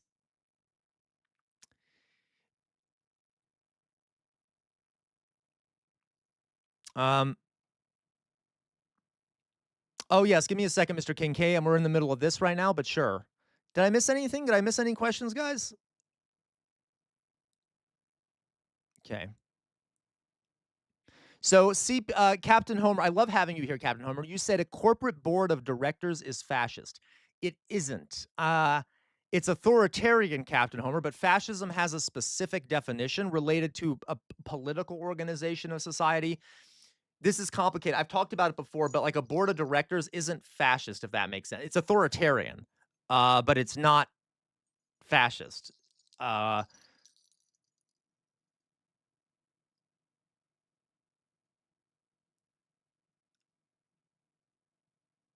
Okay. Do you think Ukraine is free soon? No.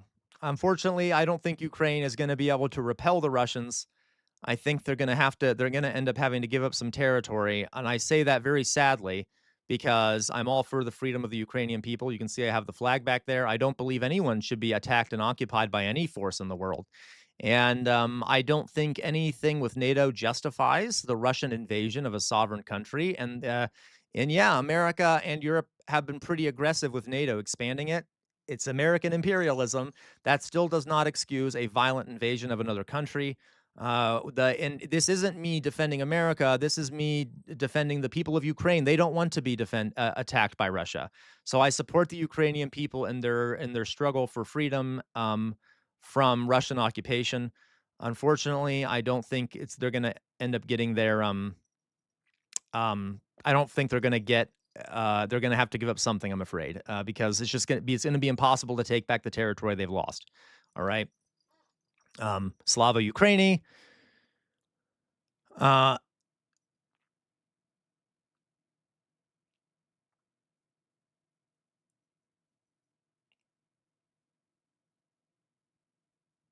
All right, you guys. So, guys, if I missed any questions here, please, you can repeat them. I think I got them all. Okay. Oh, Jonas, do you think? Thank Dolly Boy. Thank you for the donation. I just noticed, Dolly Boy. Thank you very much. Forgive me. I just saw you give the donation. Thank you very much for that donation. Loved it. All right. Okay. Do I think that China will stab Russia in its back? Yeah, Jonas, this is an interesting question. And I think you might be right, Jonas.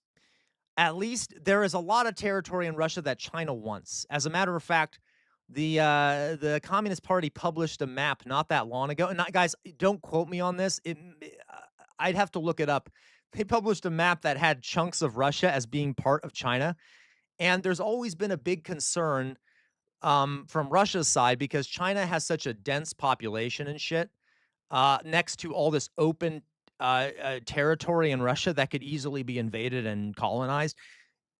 Yeah, so that's very possible, Jonas, that they will stab Russia in the back. Right now, it's not really in their, it's not really to their benefit to do that because they're already kind of colonizing Russia just through trade agreements, okay? They've been given access to a ton of Russian national resources on the cheap in exchange for assisting Russia.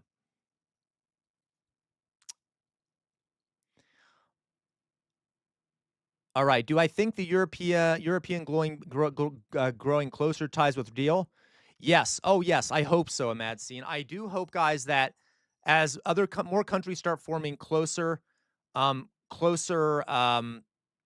ties with the China, that'll help diminish the power of the American empire 100%. So yes, I think that will help over time. It will help kind of brush off American power and make us less relevant, which is a good thing. So yes, I think it's good for other countries to start turning towards China in order to at least help weaken the American empire. How many ethnicities in Russia? What do you mean? It's a very diverse place, Captain Homer. As a matter of fact, Russia also is doing ethnic cleansing right now because they're purposely sending people from minority ethnic groups to the front lines to be slaughtered by Ukrainians. So the Russian people, especially the minorities, are also victims of Putin, which is another reason why I cannot stand Vladimir Putin. He's murdering his own people in mass, especially ethnic minorities. Yeah, I know, Cray Cray. What do I think the future of the Gulf states look like? At what point will they stop being bootlicked by bootlicking to the Americans? Oof, Jonas. Oh, I don't know. I don't know. I don't know if they ever. Right now, I don't see an end to that. That's a dark thing for me to say. I'd have to think more about it, but I have a very dark view of that situation, as I'm sure you can guess why. Yeah. I think maybe if American power gets drawn back enough, we won't be able to have as many military bases there, but it's very difficult, okay? It's very difficult. Very difficult. I'm not sure. All right, guys. We got here a mad scene. Favorite TV shows. I love a Game of Thrones, except I didn't like the ending very much. I like, what else do I like here? What else do I like? I like a lot of different TV shows. I liked Game of Thrones. I mean, I already said that. A House of Cards when it was around. I like that shit. I also like weather things. I like watching weather disaster things. I don't know why. I guess I'm a sicko. I like watching things about, watching things like, what is it called? I don't know, like things about tornadoes and shit. Okay. Stuff like that. I gotta watch a lot. I haven't, Jonas, but I'm going to. I'm gonna watch Night of the Seven Kingdoms for sure. I also like a lot of different, I watch a lot of shit. Okay. Is it good? I need to watch it. Okay, guys. So let me see. Did I miss any questions here? Have I seen the videos of American religious right-wing families moving to Russia? Oh my God, it's hilarious. Yeah. Amatsine, they got what they deserve. Like, Russian propaganda is really good, and in America, the right wing loves Russia. A lot of right wingers love Russia, and they think Vladimir Putin's like this alpha male, and it's hilarious to me. And I kind of like the justice they receive when they go live there, and they're like, "Oh wait, this is actually unpleasant," and it's like, no shit." Yeah. So, okay. Um. All right, you guys. I think I got everyone. There was a lot of questions. I mean, if I missed any, guys, please forgive me. There was a lot of questions coming by, and it's hard to keep track of them. All right, you guys. God, let's hope we didn't, okay, I did not, no, how dare you, no. I have actually said this before, I cannot stand Friends. I'm sorry, I cannot stand Friends. I thought it was an awful show. It was an awful show, and a lot of times, I know, a lot of Americans like Friends. It's trash. The only reason it's good is because there's a laugh track in the background. It's actually not that funny. And a lot of people all over the world, that's the impression they get of America is Friends, because a lot of people use it to learn English, even though it's a crap show.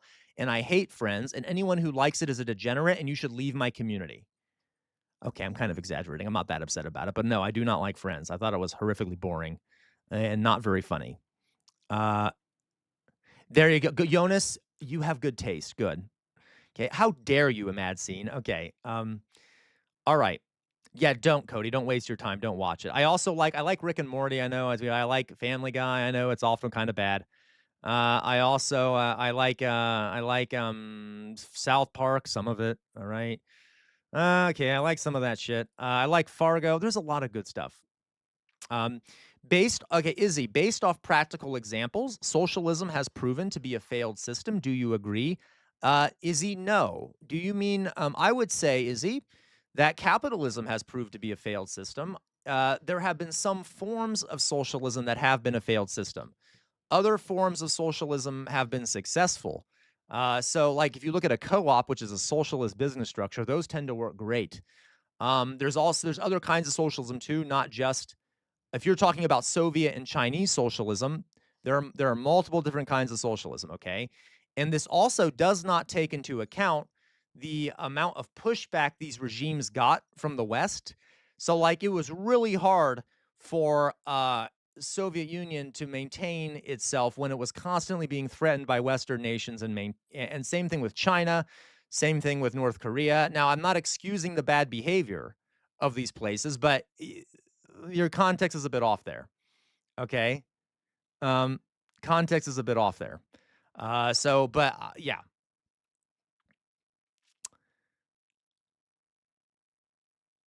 All right, guys. Favorite board game / tabletop game. Oh my God. Okay. Wait, see, I'm saying board. Okay. I used to play D&D. I really like D&D. Does that count? Okay. I like a lot of board games. All right, you guys. So socialism, military industrial complex is pretty good. What do you mean, Captain Homer? What do you mean? All right. Boring. Mauser, screw you, Mauser. I also like Settlers of Catan. Is that also a boring answer, you monster? All right, whatever. Okay, we're going to stop. We're stopping. I'm shutting up now. Let's play a game, shall we, folks? Let's play a game. I've been rambling for like ever now. That was way too long. Let's play a game, shall we? Shall we play a game? You all want to play a game? Should we play a game or should we do something else? Actually, well, we didn't get Actually, I think we did get enough. We have gotten enough to play a game. You guys want to play a game? Let's play a game. Meowzord, you're a monster. I can't stand you. Let's play this game here. Let's play this game. Let's play, you know what we haven't played in a while? GeoGuessr.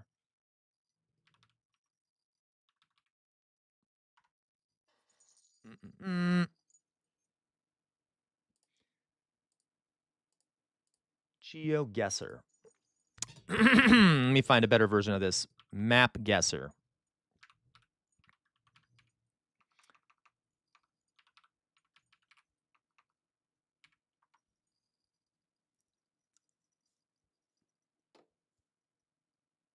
All right.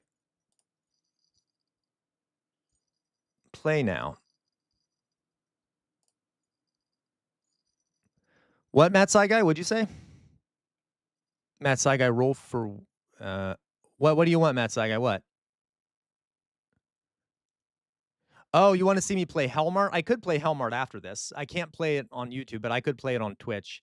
I played Hellmart. Yeah, so I played Hellmart last night, guys. So, okay. What the hell is this? This is not what I wanted. This is not the right one. Second. Open guesser. Here it is. Okay, everyone ready? So this is how this works, folks. Now, here is how this works, okay? We're going to play this together, and I expect you all to help me out in the chat, all right? So you're going to help me out in the chat, and if you fail me, I will yell at you, okay? And if I fail, I will blame you all and yell at you. You see, I'm teaching you how authoritarianism works.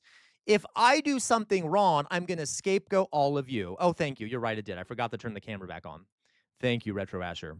You're right. Okay, so everyone ready? We are going to work. Thank you, Druzilla. I do need to hydrate.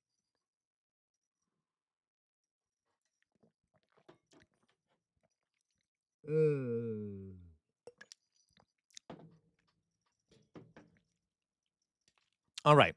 So, where do we think we are here? Where do we think we are? This looks like Vietnam. That language looks. Do we think Vietnam? We think Vietnam? Okay. We'll try Vietnam. So where do we think we are in Vietnam, though? Now we need to get exact. I want the music to play, guys. I gotta.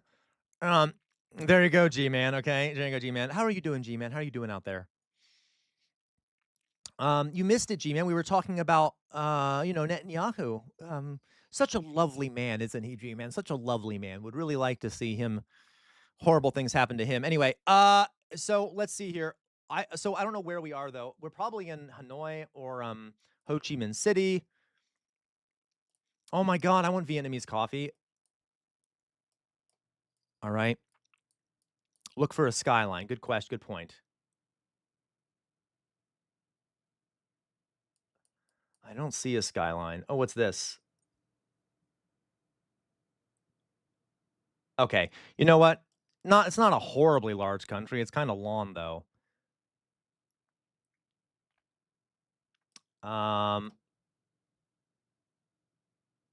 It kind of looks like a place. We'll go down here. An Giang. Let's just try down here somewhere. We'll try right there. How does that sound? I know. There you go, Madsine. It's kind of, yeah. I don't blame you, G-Man. Neither am I, okay? All right. I needed to connect with you, G-Man, because Netanyahu is a monster. So, okay. So we'll guess here. You're right. Don't worry, Madsine. I am not going to lose. This is an American, guys, in Vietnam. You know I'm probably going to fuck it up, right? Probably going to fuck it up since I'm an American in Vietnam, right? Okay, fine. You know what? You're yelling at me to say Ho Chi Minh City. If it's not Ho Chi Minh City, Matt Saigai, I'm going to blame you, okay? This will allow me. I'm sorry, I went the wrong way. God damn it. Okay, I will blame you, Matt Saigai. Or here we go. Guess. Oh, okay. That wasn't awful. That wasn't awful. Okay, we were in South Vietnam. Okay, Dolly Boy, as long as you don't end up in Cambodia for no reason. Oh, let me ask Mr. Kissinger what he thinks about that. All right, so that wasn't bad, okay? Now, hopefully the music will start playing because I need my cute, relaxing music.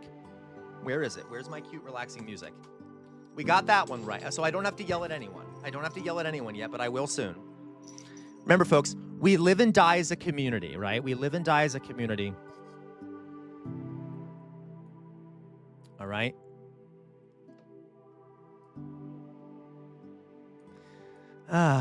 I know, Cody. Cody, it's okay, Cody. Shh, it's okay, Cody. We need nice, relaxing music. Don't worry about the fascism all around you, folks. Don't worry about the fascism happening everywhere. Just Le Poststaat. This might be the Netherlands, okay? Everything is fine, folks. Don't worry. The world is crumbling around us, but don't worry, okay? Yeah. Oh, this is so nice. You think Germany, but I think it's the Netherlands. This looks like Dutch. I don't think it's German. Well, maybe it is German. Untersonder. Okay, I don't know.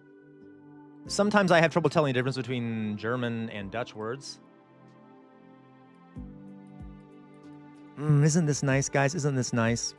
You think Belgium? I don't know. This looks very... Yeah, okay, it's the Netherlands. Look at this. Van Helmstad. Okay. Oh, my God, that's funny. That's horrific. I'm sorry, Jonas, to make you think of Sam Harris. I don't mean to be traumatizing. I hate Sam Harris. He's like... He is like the... Like, Jonas, all I do is imagine Sam Harris on his meditation app and then, like, being like, breathe. Now murder all the children in Palestine. Now breathe out. Now kill all those women. Now breathe in. That, like, he's such a lunatic. Okay. Leopoldstadt. You know what, though, Cody? I refuse to acknowledge. If there's Leopold Street, I refuse to acknowledge it. I'm going to say the Netherlands because I hate King Leopold. So let's just do it right in the middle of the Netherlands. God damn it, I should have listened to Cody. All right, it was Belgium, but they're small countries, so we weren't that far off. We were only 132 kilometers out. All right. All right. I don't blame all of you. Well, I kind of do. I mainly blame Dolly Boy. All right. Yeah, I thought that was Dutch too, right, MM? Okay. So, all right. I know. Isn't it disgusting, guys? I told you that one of my least favorite places to visit was Brussels in Belgium because I got stuck going in circles around a giant statue to King Leopold, and I wanted to lose my mind. And I was immediately wanted to call the American State Department and tell them, you know, and ask them for an invasion of Belgium because God knows America would love to invade any country. And at that moment, I'm like, let my little bit of American pride seep in. I'm like, you know, we just need to invade this country. I'm joking, okay? But I was not happy about the Leopold statue, okay? Dolly Boy, because you're always blamed, all right? Okay, where do we think we are, guys? This says Boondina Street.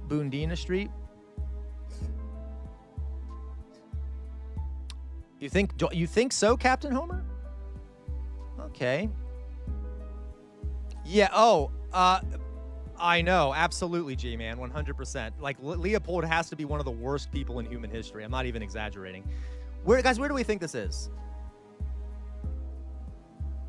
Oh, I got you, Captain. Okay. Oh, you're right. You know what? I bet this is South. You're a migrant. Yes. I bet this is South Africa. This looks like it could be Dutch. You think Australia? Is he really? But like this looks Dutch. Like it might be. Yeah. It's as flat as Denmark, right? Oh yeah, Namibia. It could be Namibia too. It does kind of look like purgatory. Thank you for your contribution to Mad Scene. Okay, thank you for contributing by saying it looks like that. Okay, God. All right, let's try. I'm just gonna try like right here. Zoom in on that mountain. What mountain? How does that help us, Meowzord? How does that help us? There's like nothing to see though, G-Man. Like it's just miles and miles and miles of nothingness, right? This, you know, as an American, this place really could use a McDonald's, maybe a Walmart, a few, I don't know, something like that. Okay, could really use something to really liven up the environment. I know a Mad Scene. You're always here to hinder a Mad Scene. You know I'm joking with you, Mad Scene. Okay, let's the sign. Oh, you're right. Should I go back to the sign? Okay, G-Man. I'm following your lead, G-Man. It says here, guys, just listen to the music. Don't worry about the fascism, okay? Don't worry about it. Nothing to worry about. It just said, okay, it's in English. It says floodway. Maybe it is Australia. Not Dutch. So but that could also be South Africa because there's a lot of English spoken there.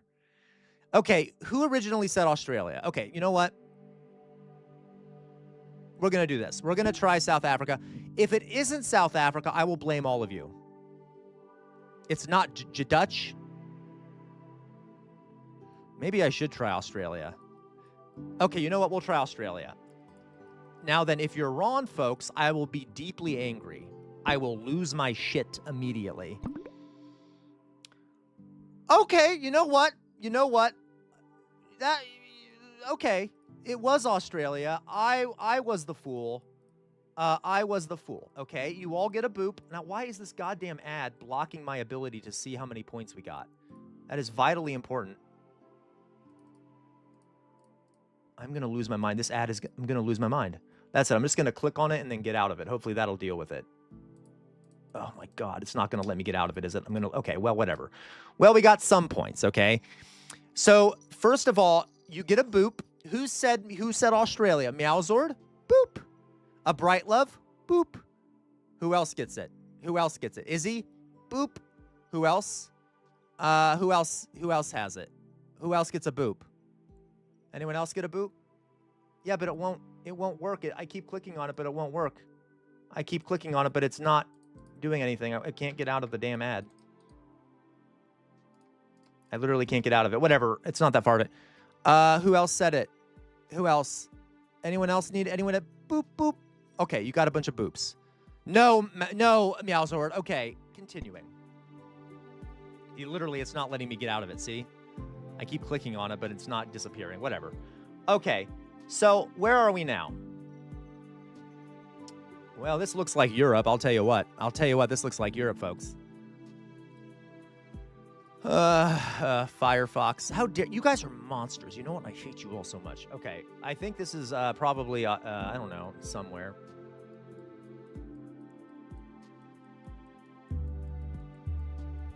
Cute car. Aw, I know that is a cute car. Oh, look, there's a bunch of half-naked men over here.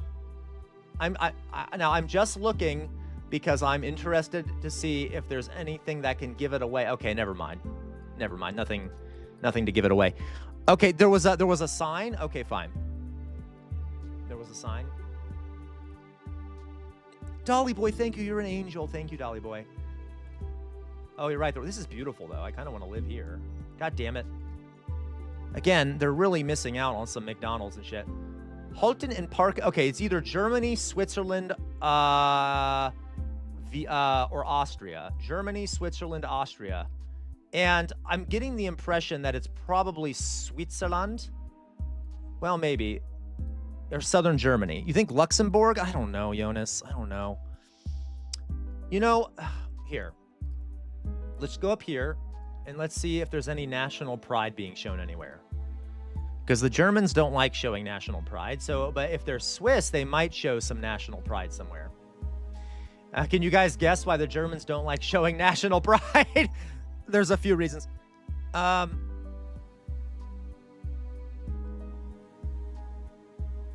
right. Okay. Oh, I can't go that way. I don't know. There's no national pride. I think this might be Switzerland. What's this sign say? What does this sign say? It's Austria. Okay, it's Austria. Automatically Austria because they say Graz, Liesen, Salzburg. I've been to Salzburg. It's in Austria. Okay, so we'll go to Austria. We'll go to Austria. There's Salzburg. We will assume that we are right here. We'll assume it's like up here. How does that sound? Schlamdang. I don't know where Schlamendang is or whatever it is. Schlamendang. Graz. Okay. We're probably somewhere right here. We'll go here. Everyone ready? Oh my God, we were only... I swear to God, this ad, I'm going to lose my mind. I'm going to lose my mind if this ad doesn't leave me.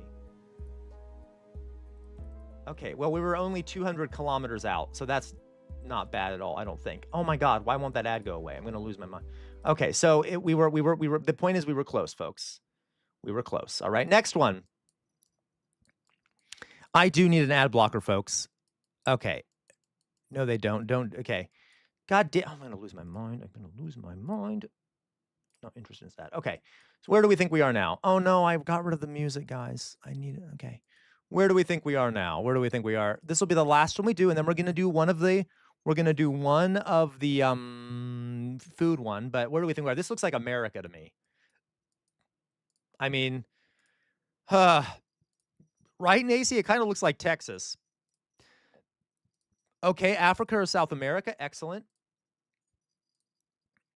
Shout out to Brave Browser. Yeah, right. So rude, Sam. You're rude. How dare you, Matt Guy? You make me sick. I vomit upon you. Okay. No, but Matt Saga, I can only do Helmar over on Twitch, so I can't do it on this stream because then I won't be able to do it on this stream. I don't think I'm allowed to do Helmart on YouTube. I'd have to figure out how to do that. But I can only do that over on Twitch. I know, like I said, Matt Saga, I can't do that. I have to do that on. I can only have to do that on Twitch. Okay, like, yeah, this looks like the crossroads that Tom Hanks filmed with football. No, I know, guys, but I have to. Okay, 1 second. Matt Saigai, no. All right, no. I would have to, if I did it on YouTube, I'd have to give attribution and stuff. I have nothing set up for attribution for that. I can do it on Twitch. I just can't do it here.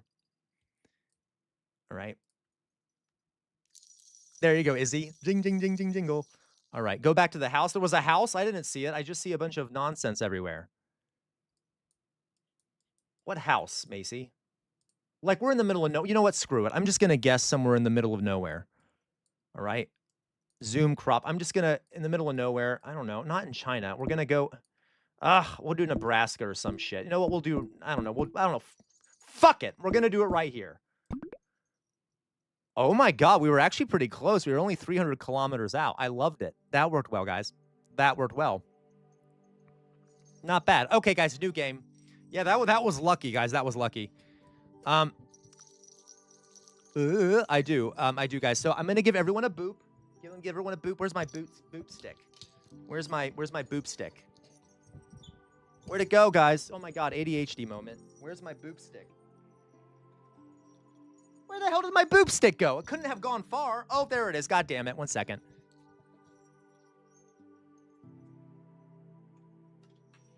Oh, there we go, guys. Oh my goodness. All right. Oh, God, my back. Oh, I'm old now. Okay, body swap. Boop. Dolly Boy. Bonk. Louise. Boop. Cody. Boop. Macy. Boop. A mad scene. Boop. Jonas doesn't like being touched, so I'm gonna give like a boop from the back here. Boop, boop, boop. There you go, Jonas. Izzy. Boop. Okay. Hello, Jaboot Boot. Jaboo Boot. Have I tried? Yes, I have. I love Time Guesser. I'll do Time Guesser another time. By the way, you get a boop too. Boop. All right. Yeah, that's for sure, Pointland. Okay, who else wants a boop? Did I miss anyone for a boop? Matt Saigai gets a boop. All right, boop for the boop. Everyone booped out. Everyone got enough boop. Everyone got enough boop here. Macy gets a boop. MM gets a boop. I'm going crazy with the boops. Captain Homer gets a boop. You're going to hit me with back shots instead. I feel so bad. You're damn right, Jonas. Okay, I'll hit you when you're not looking, Jonas. Okay, anyway. All right. Can we see some of Cecilia? I agree, MM. Okay, let's... All right, guys. Let's now do Food Guesser. Because you know that's my favorite. And then, okay. You don't get... Sir Bartholomew, boop. Boop, boop, boop, boop, boop. I don't care that you don't consent. I am the dictator here. All this makes me do, Sir Bartholomew, is want to do it more. If you dare defy me, okay? You will get a boop whether you like it or not. Okay. All right. Quick play. Okay, guys, help me guess the country the food comes from. This is stolen bread. I can promise you this is stolen bread. Okay? How dare you, Sir Bartholomew? This is stolen bread, and I'm pretty sure it's from Germany. Or maybe not. No, it looks like it's from Ireland.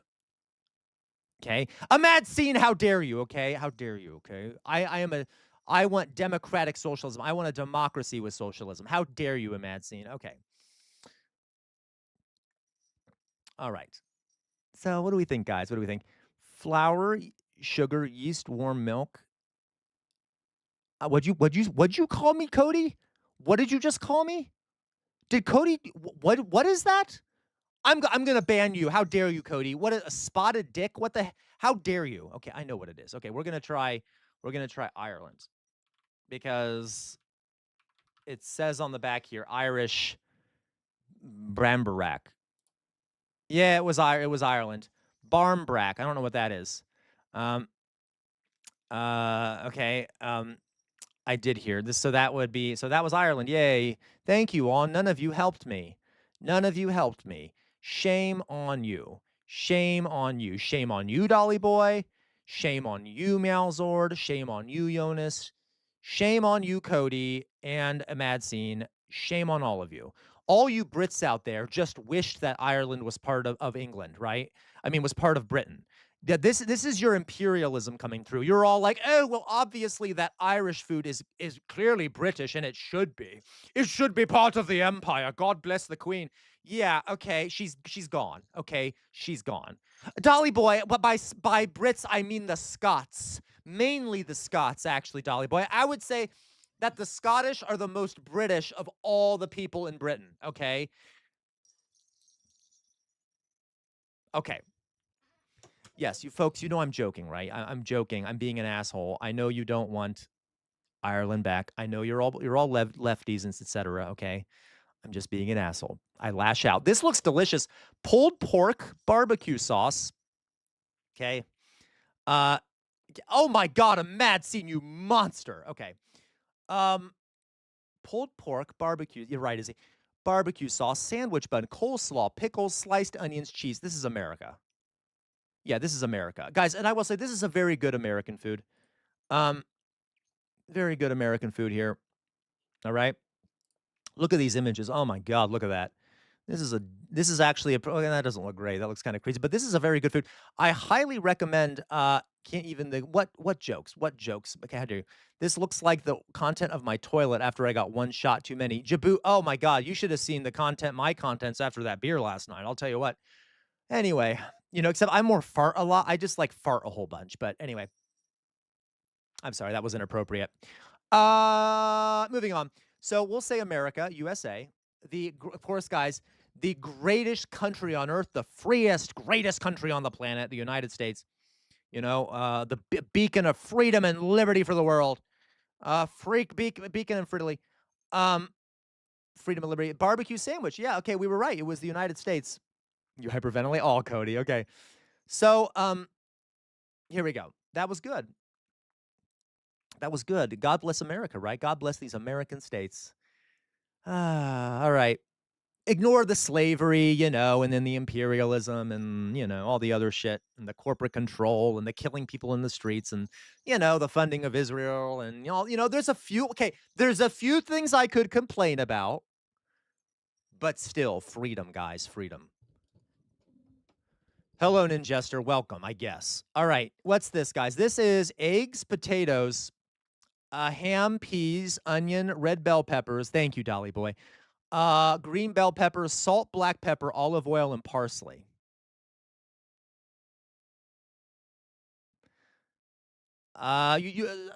Jake, you think that this is from Ireland too? Egg, potatoes, ham, peas, onions, bell pepper, green bell pepper, salt, black pepper, olive oil, parsley. What do we think, guys? What do we think? Bad hash brown? It could be a hash brown, that's for sure. Jake Love, do you think that this is from Ireland, or are you behind in the stream? I don't know why, but I want to say Canada. You think so, Cody? Okay, Cody.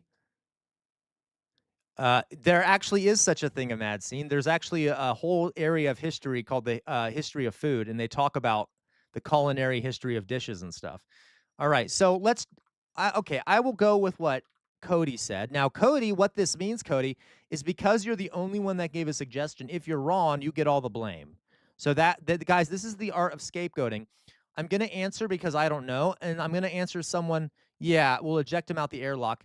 You were deeply, deeply wrong, Cody. Shame on you, Cody. Shame on you. Shame on you. No boop, Cody. No boop for you. All right? No, as a matter of fact, I take back the last boop. Bromp. That's the sound I make if I take back the boop. All right? Okay. We're ice cold. All right? Yeah, to the gulag with Cody. To the gulag. All right? Don't let my inner Stalin come out here. To the gulag. Okay. Here we got south and east, okay? It says that we are how dare you, Cody? How dare you make fun of my farting problem? All right. We got it's west south of Canada. We're way far off though, way far off. Ninjester, how dare you? Okay, yeah, not the bromp. There you go, body swap. Okay. I mean, Matt's like, I swear to God, Matt's like, you're the one that's been screaming in chat about the angelic virtues of capitalism all day. Okay, you think Western Chinese food really, MM? Really, MM? I don't know, MM. You think so? I don't know about that. I don't know. I don't know. You think Argentina? Okay, fine. We'll try Argentina. Argentina. Argentina. I don't know if we're gonna get this one, guys. I don't know if we're gonna get this one. This is a hard one. Okay, Jake Love. Jake Love. Jake Love, your name is perfect. I love you. I love you. I'm in love with you. I have formed a parasocial relationship with you. You're going to be getting a ring in the mail. Jake Love, you get more than a boop. You get at least 3 boops, Jake Love. 3 boops. Boop. Boop. And boop. Thank you, Jake Love. Jake Love single-handedly saved this stream from humiliation, and you all should take an example here from Jake Love, okay? You all almost embarrassed me. Okay? You all almost embarrassed me. How dare Macy, how dare you, okay? Thank you, Jake Love, for your merci. Merci to you as well. Okay, merci to you, all right? Body swap, thank you. Thank you for helping. You know, Cody, I saw that. I saw that, Cody. Every revolution in this community has been put down swiftly. We're not going to have a revolution. I'm going to call in the Pinkertons. All right? Okay. Here we go. Beef. This looks interesting. Beef bone marrow, carrots, onions, leeks, celery, turnips, cloves, garlic, bouquet garni, a bundle of herbs, salt, pepper.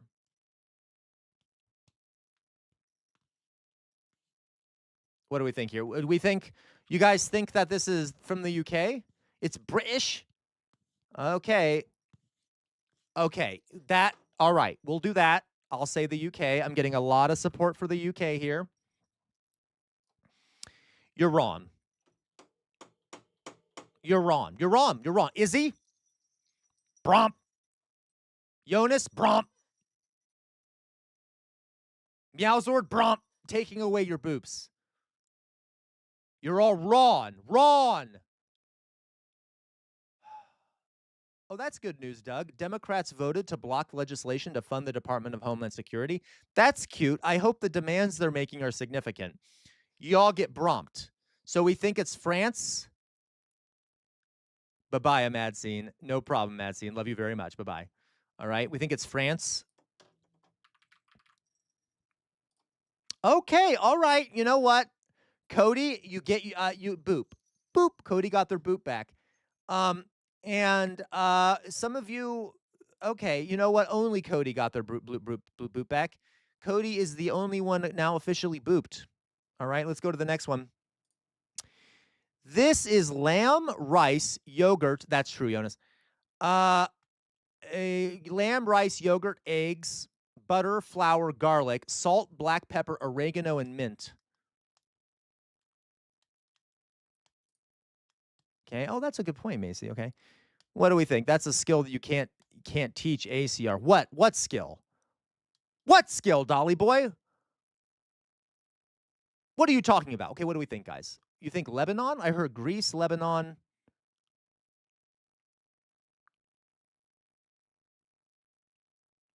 I also got they pronounced. Oh, you're okay. Yeah. By the way, if I ever get anyone's pronouns wrong, you tell me. Okay. Turkey, guys, come on, guys. I'm getting like 8,000 different perspectives. Can you all agree on something? Jesus. All right, fine. You know what, Macy? I'll go with what Macy said first. I will first say that it is Greece. Oh, actually, we're very close. It borders Greece, to the northwest of Greece. So do we think Macedonia? Do we think Serbia, Bosnia? Let's try Macedonia. It could be Albania.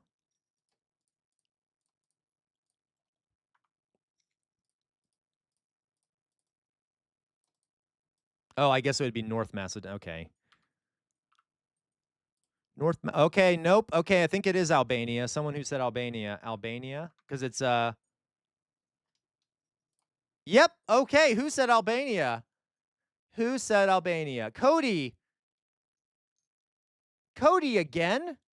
Oh my god, Cody, you get another boop. Jesus Christ, Cody is sopping up all the boops. Why'd I say it that way? That's gross. Boop. Dolly Boy, bonk. That's what you get, Dolly Boy. Don't you dare steal. How dare you steal Cody's thunder? All right? You were wrong, okay? Doug, the Ottoman Empire doesn't exist anymore, okay? Oh my goodness. Djibouti, no, Djibouti, you were wrong too, okay? Not Bulgaria. Shame on all of you. Shame on all of you, all right? Traitors. All right. Though Jake Love, okay, Jake Love, you also get a boop. Boop. Okay. Our final score, folks, is we got Gastronomical Genius, guys. We got Gastronomical Genius, which makes me deeply happy. I love having Gastronomical Genius. Oh, guys, I am proud of you, except for some of you. Some of you I am not proud of.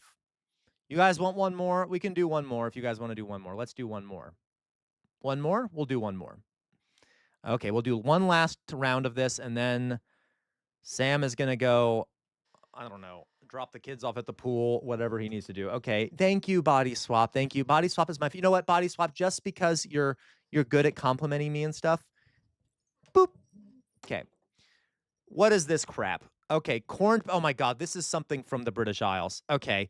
Corned beef, cabbage, potatoes, carrots, turnips, parsnips, onions, and beets. Is this what, Irish or English, or what do we think? This definitely is for, you think, really, Cody, Russia?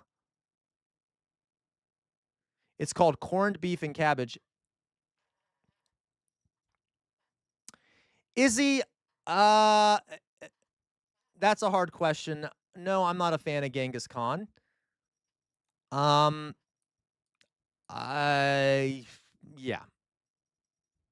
No, I'm not, Doug. Not now. You think Ireland? Okay, you guys think... That's a hard question, Izzy. I'd have to think about it. Very UK-coded. You think UK? Okay, we're going to try United Kingdom here, which, of course, mainly consists of just... Okay, Meowzord. Meowzord is saying that I could ban Meowzord if he gets it wrong. Meowzord. Meowzord. Are you there, Meowzord? How about you, Doug? You there? Who else said Ireland? Who else said it? It's not even close. Not even close to Ireland. We are cold, actually. It's to the northwest of Ireland, and we're cold.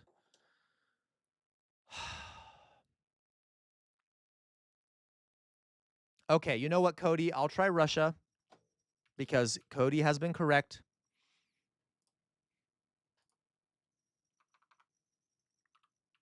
Though, nope.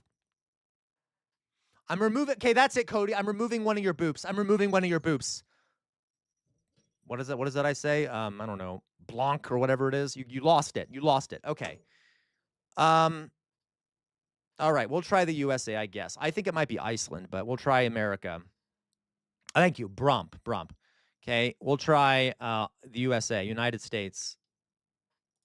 Ew, oh my god. Ew, oh my god, I'm embarrassed, guys. You're right. I know, forgive me, Cody. I am traumatized. Again, another, yeah, you're right. Okay, so this is another piece of crap American dish. Piece of garbage. Absolute horrific garbage. From New England. Okay, yay, I'm proud to be an American. Bye-bye, Meowzord. Oh, at least I know. I mean, you're not leaving. You're just saying you're going to be mad. Okay. And I won't forget the man who died, who gave this life to me. All right.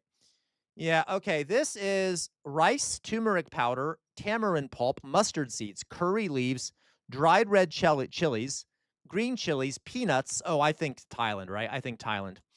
Chana dal, urad dal, asafoetida, salt, or is this... What do we think? Coconut optional? What do we think? India? You think India, Matt Saigai? Okay, I'll go with what Matt Saigai says. We'll try India.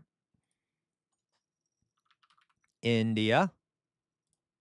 Oh, okay, okay, Matt Saigai, you get a boop. As much as I don't want to give you a boop, Matt Saigai, I want to be clear, this does not mean I like you or respect you in any way, okay? But I will give you a boop. Boop. There you go, Matt Saigai. There you go. Okay, and also, yeah, okay. All right. Good job, Matt Saigai. Next round here. What the fuck? Okay, I don't know what this is. Daikon, konyaku, boiled eggs, chikua. I don't know what half these things are. Hanpin, potatoes, carrots, tofu, fish cakes, mochi. Oh, this is Japan, isn't it? Mochi, kombu, shirataki. Okay, this sounds so Japanese. I'm not even going to wait. I'm just going to put Japanese in immediately. Yep, Japan. This is called Odin. Okay, that's cute. Next one. Basmati rice, sugar, milk. God, this is making me hungry. No, a bright love. No, it is not Korea. Shame on you, a bright love. Shame on you. Shame on you, bright love. Okay? Shame.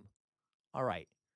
Okay, what do we think? What do we think this one is? You think India, India, India, India, India, India? Everyone's screaming India. Everyone is screaming India like a bunch of lunatics. Okay, fine. We'll try India. Whatever.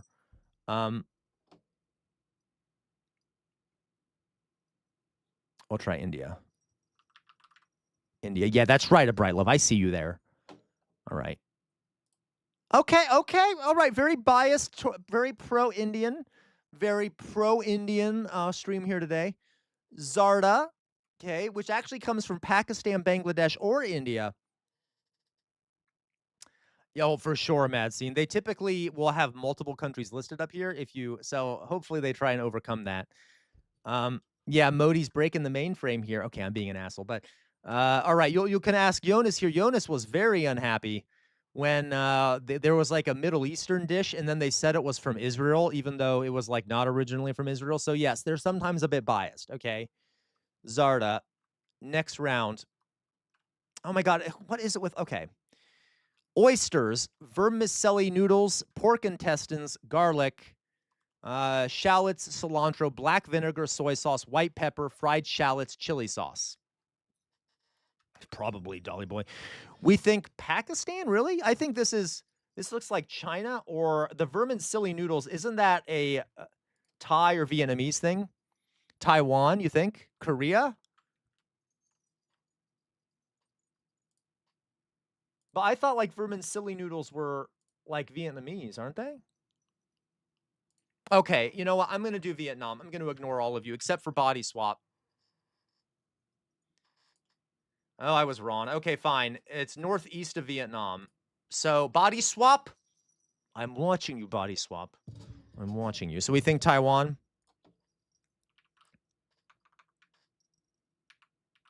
Taiwan. Okay. Oh, okay. Meowzlord, how did you know it was Taiwan specifically? How did you know? Nope, you're wrong, Matt Saigai. Nope.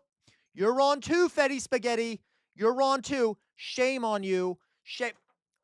Bromp. Okay, I took away the boops. Okay. Bromp. Bromp on you, Doug. Bromp on you, Jonas. All right. So this was from Taiwan, okay, which is clearly part of China. And of course, that is absolutely not a controversial thing to say, I'm sure. Zero controversy in me saying, what's the difference between Taiwan and China? Zero controversy there. No geopolitical struggles at all. Okay. Next one. Oh, that was the last one. Oh, we got the astronomical genius again, guys. Yay. Okay. Yay. All right. That's a joke, by the way. Taiwan should be able to decide its own fate. All right, guys. I'm going to put my face up. Yeah, one China, one Taiwan. Okay, absolutely. So, yes, they are two places, and they need to be. They should decide. Okay. All right, you guys. All right, you guys. Last time asked Matt Saigai, we did not know, unless we could maybe do it tomorrow. We could maybe do hell, but I have to go eat. I have to go relax and urinate and do a bunch of other things. We could do it maybe tomorrow, Matt Saigai, but we're not going to do it tonight. We're not going to do it tonight. Okay. We're not going to play hell thing tonight. Okay. Does that make sense? You got me, Matt Saigai? You got me? Ooh, I like All right. So we'll do Hellmart maybe tomorrow. All right. Okay. Please check Discord. Mr. Kincaid, maybe next time. We didn't really have time to go in much to Discord, but for real though, Funky Frog played Hellmark. I know, but Macy, I have to like to do it on YouTube. I have to like put a bunch of information in the description so I don't get copyrights. So I'm not set up to do it on YouTube. I'd have to do it over on Twitch. And right now I have to go eat and urinate and stuff. Okay. If Ready or Not did a Revolution Against MAGA setting, would you play? Oh, absolutely, Jonas. I absolutely would. Okay. So I was already playing. I played it a little bit last night, guys. But all right. So, folks, I might go live later tonight. I know I just said no to Matt Saigai, but if something happens, I might go live on Twitch later and YouTube, and we can play. I'm sorry, Mr. Kincaid. Not this time, Mr. Kincaid, but eventually. I'll get to it. We will perhaps later tonight. I'll come back on. Probably not, but keep an eye out if I decide to. If I suddenly get an inspiration to. On that note, folks, I will see you all tomorrow for our regularly scheduled stream. I hope you had a lovely time today. Lovely time today. So I'm going to say my final words here, folks. Ready for my final words? Everyone ready for the final words here? Final words today. First of all, free Palestine. Free Palestine. Second of all, never stop resisting. Don't blindly obey authority figures. Even when you watch me, be cautious. Don't blindly listen to everything I say. See what other people are saying. Don't get caught in an information silo, okay? The easiest way to resist is to question authority figures. Even me, I'm just a human, folks. I'm not special. I'm not like better than any of you. I'm just on the other side of a screen, and I use a lot of cutesy dootsy things like and putting a jester hat on and shit. Okay, as in, you know, everyone on the internet are just humans. They're not magical or special. Okay. We're living in a Thank you, Izzy, for the boop. We're living in a fascist moment in this country, okay? Fascism thrives in an environment where people have lost faith in their democratic institutions because they're not getting their economic needs met. We need major reforms in this country. I advocate for a revolution because America is a threat not only to Americans but to the world. We need to bring down that empire. We need to completely overhaul our system, okay? How dare you? How dare you, Cody? And anyway, on the wall behind me is a sword. The name of that sword is Chainbreaker. Chainbreaker has been passed down in my family for many generations. It is thought to have been responsible for the death of 7 slave owners during the American Civil War. Why do I have it back there? I have it back there to remind everyone that our ancestors made some major sacrifices for some of the things we have.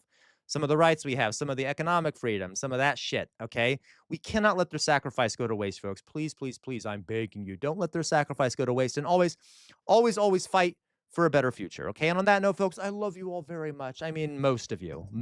Some of you I could do with a little less of, okay? Looking at you, Dolly boy.